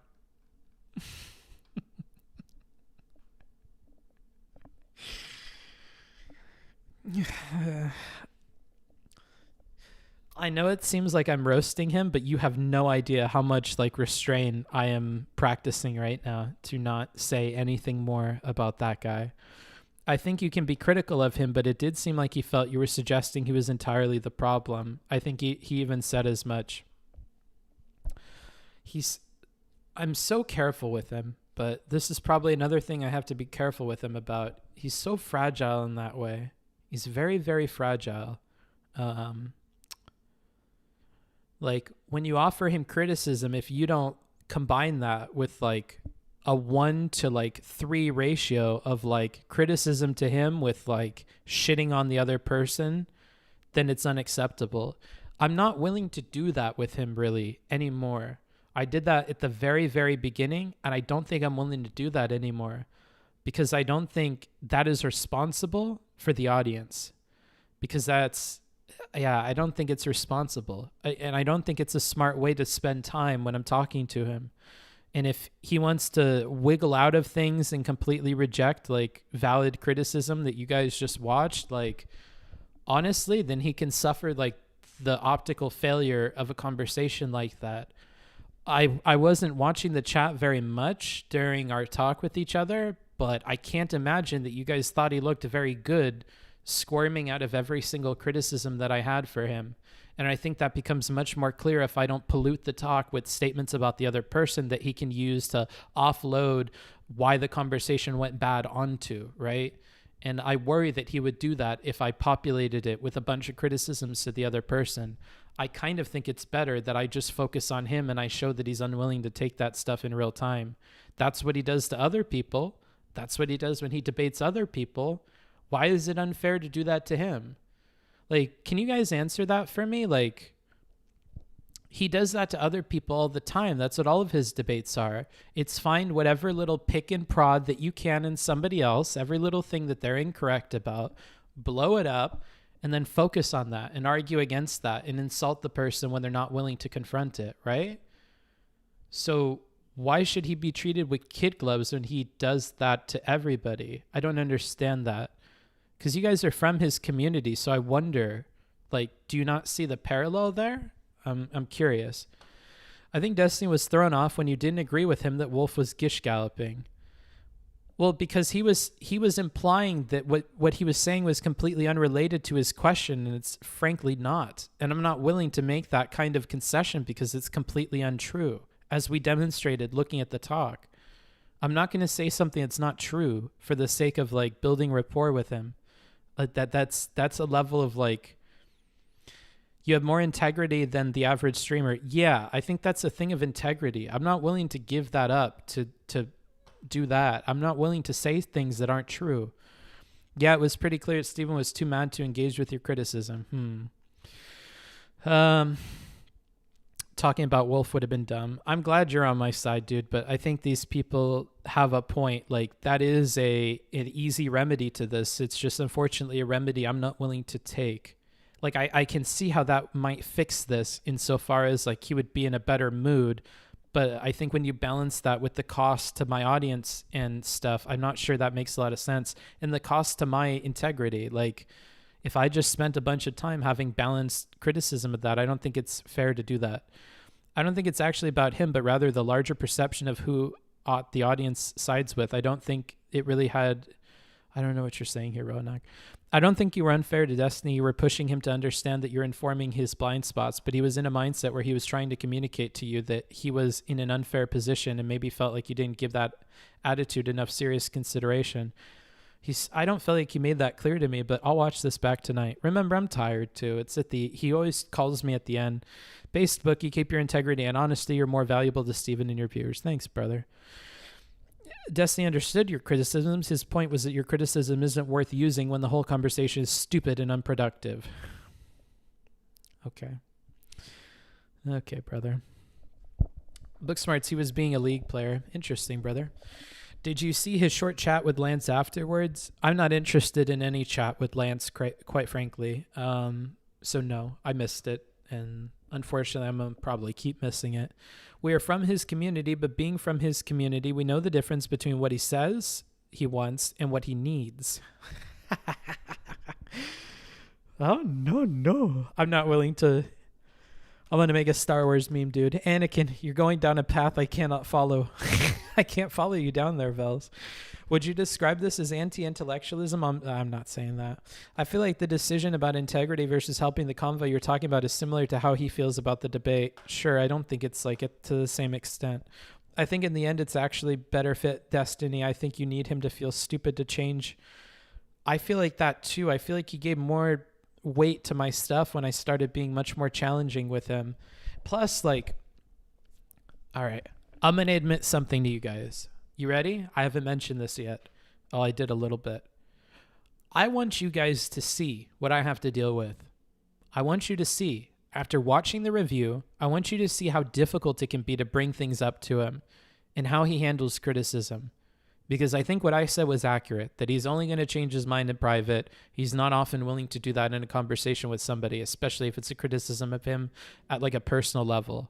And I think it can be really valuable to have a piece of content out there that demonstrates that to you guys. Like, I think moving forward, maybe I'll change up the approach to it, you know, and handle them with kid gloves like I did before.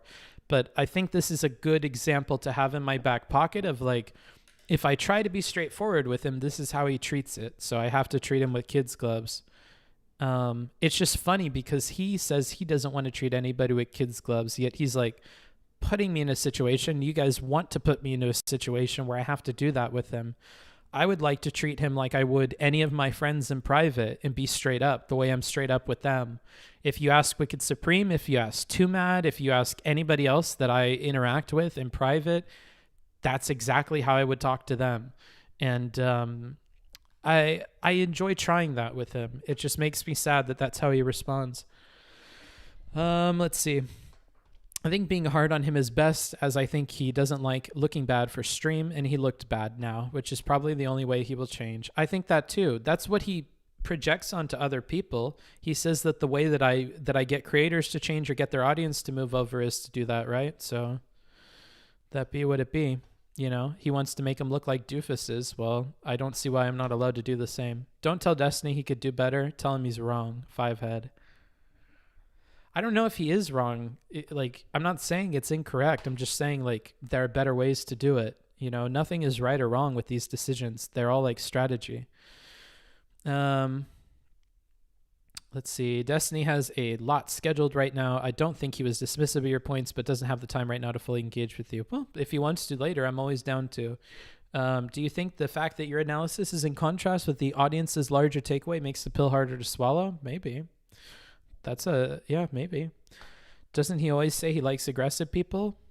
Not when they challenge him on like fundamental things that are incorrect.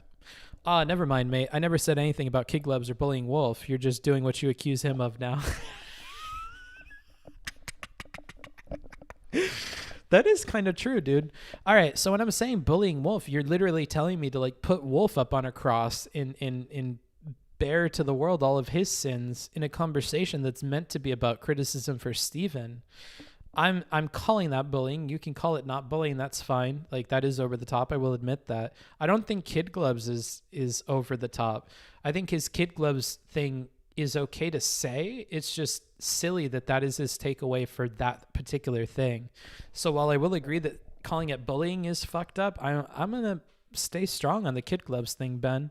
But yeah, you have a point with the bullying thing. Outside of the content production approach, how much does it matter that he learns live on stream or on his own time off stream? It doesn't.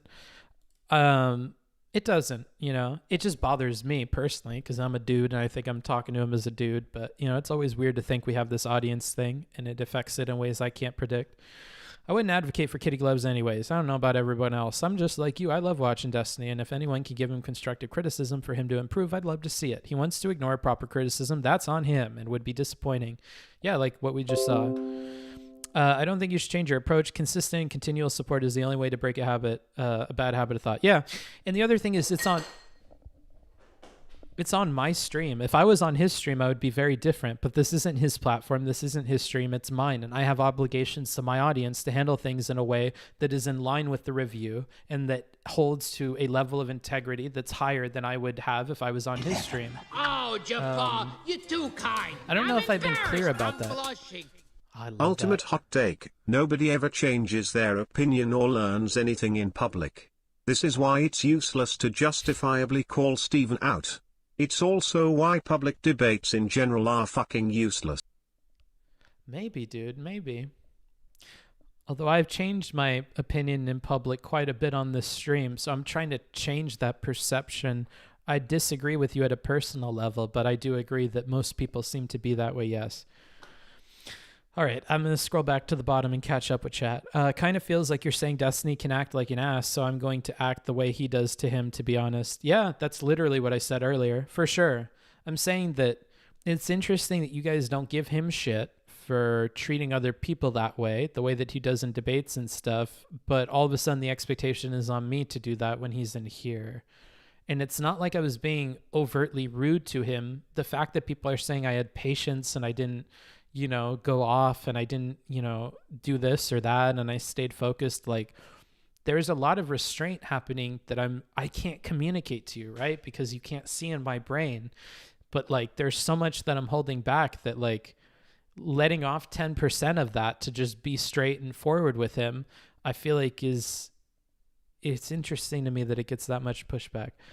I hope you can make him move rhetorically because he seems becoming real doomer about rhetoric. Well, I'll try to hang out in his Discord more and visit him and have more like non-combative conversations with him, which I think might be helpful. While I have all of you here, I talked about this in my last stream, but man, do I want to do this again? Dan and Scrub King made some comments that really scared me off of hanging out in his Discord or talking with him at all. And I shouldn't have taken those comments to heart the way that I did. My brain knew better than to do that. My brain knows that I should ignore them. And that's what I verbalized on stream until recently. But like, they stuck with me for like a long time. And they scared me out of talking to him for a while. And they made me think that like people were interpreting things in a really negative way. And that like maybe the chat is lying to me all the time. And like all this thinking that's like not good at all. What did they say? Dude, I don't want to fucking get all teary. Like, and it's such a stupid fucking comment, dude. He, can I just like type it, dude? I don't know. He said that like, no, I'm not going to do this. Go watch the other VOD. There you go. Now you'll have a reason to watch a VOD of mine if you really, really care that bad.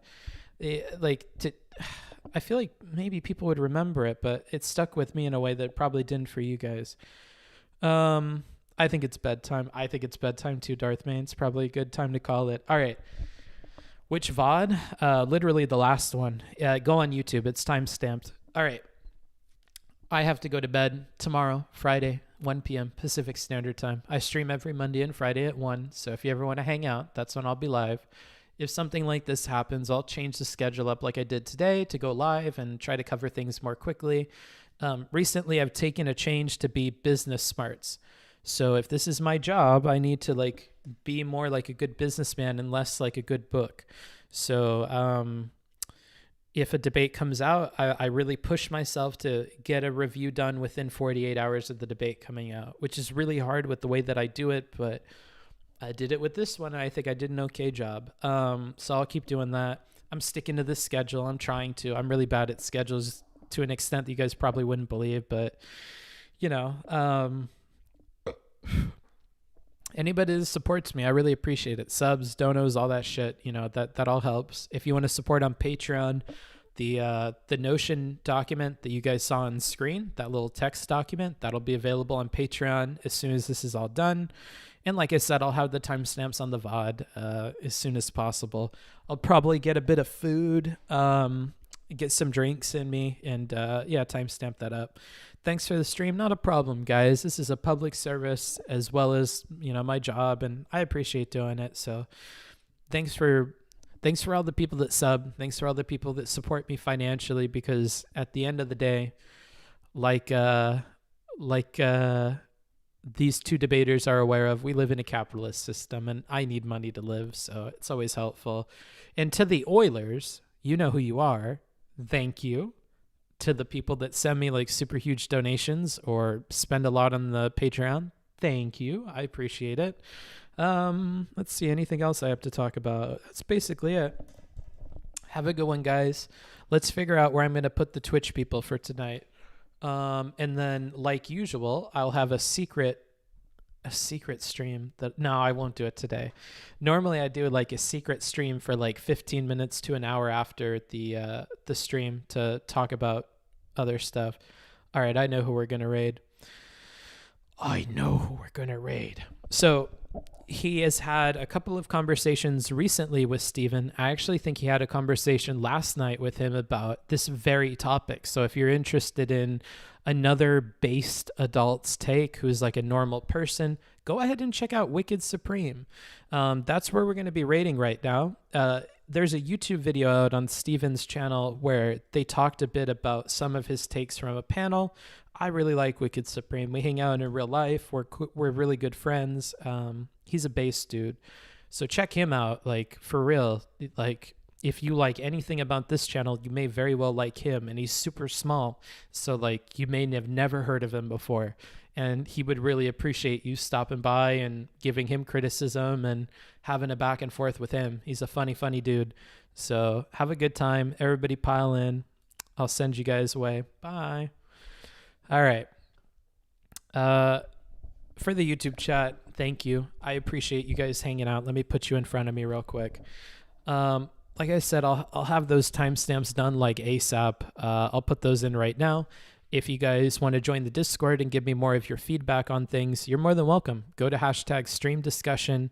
The Discord links are underneath any of the old VODs. I'm about to copy paste all those links right now. So if you hang around or refresh the page, you can get them.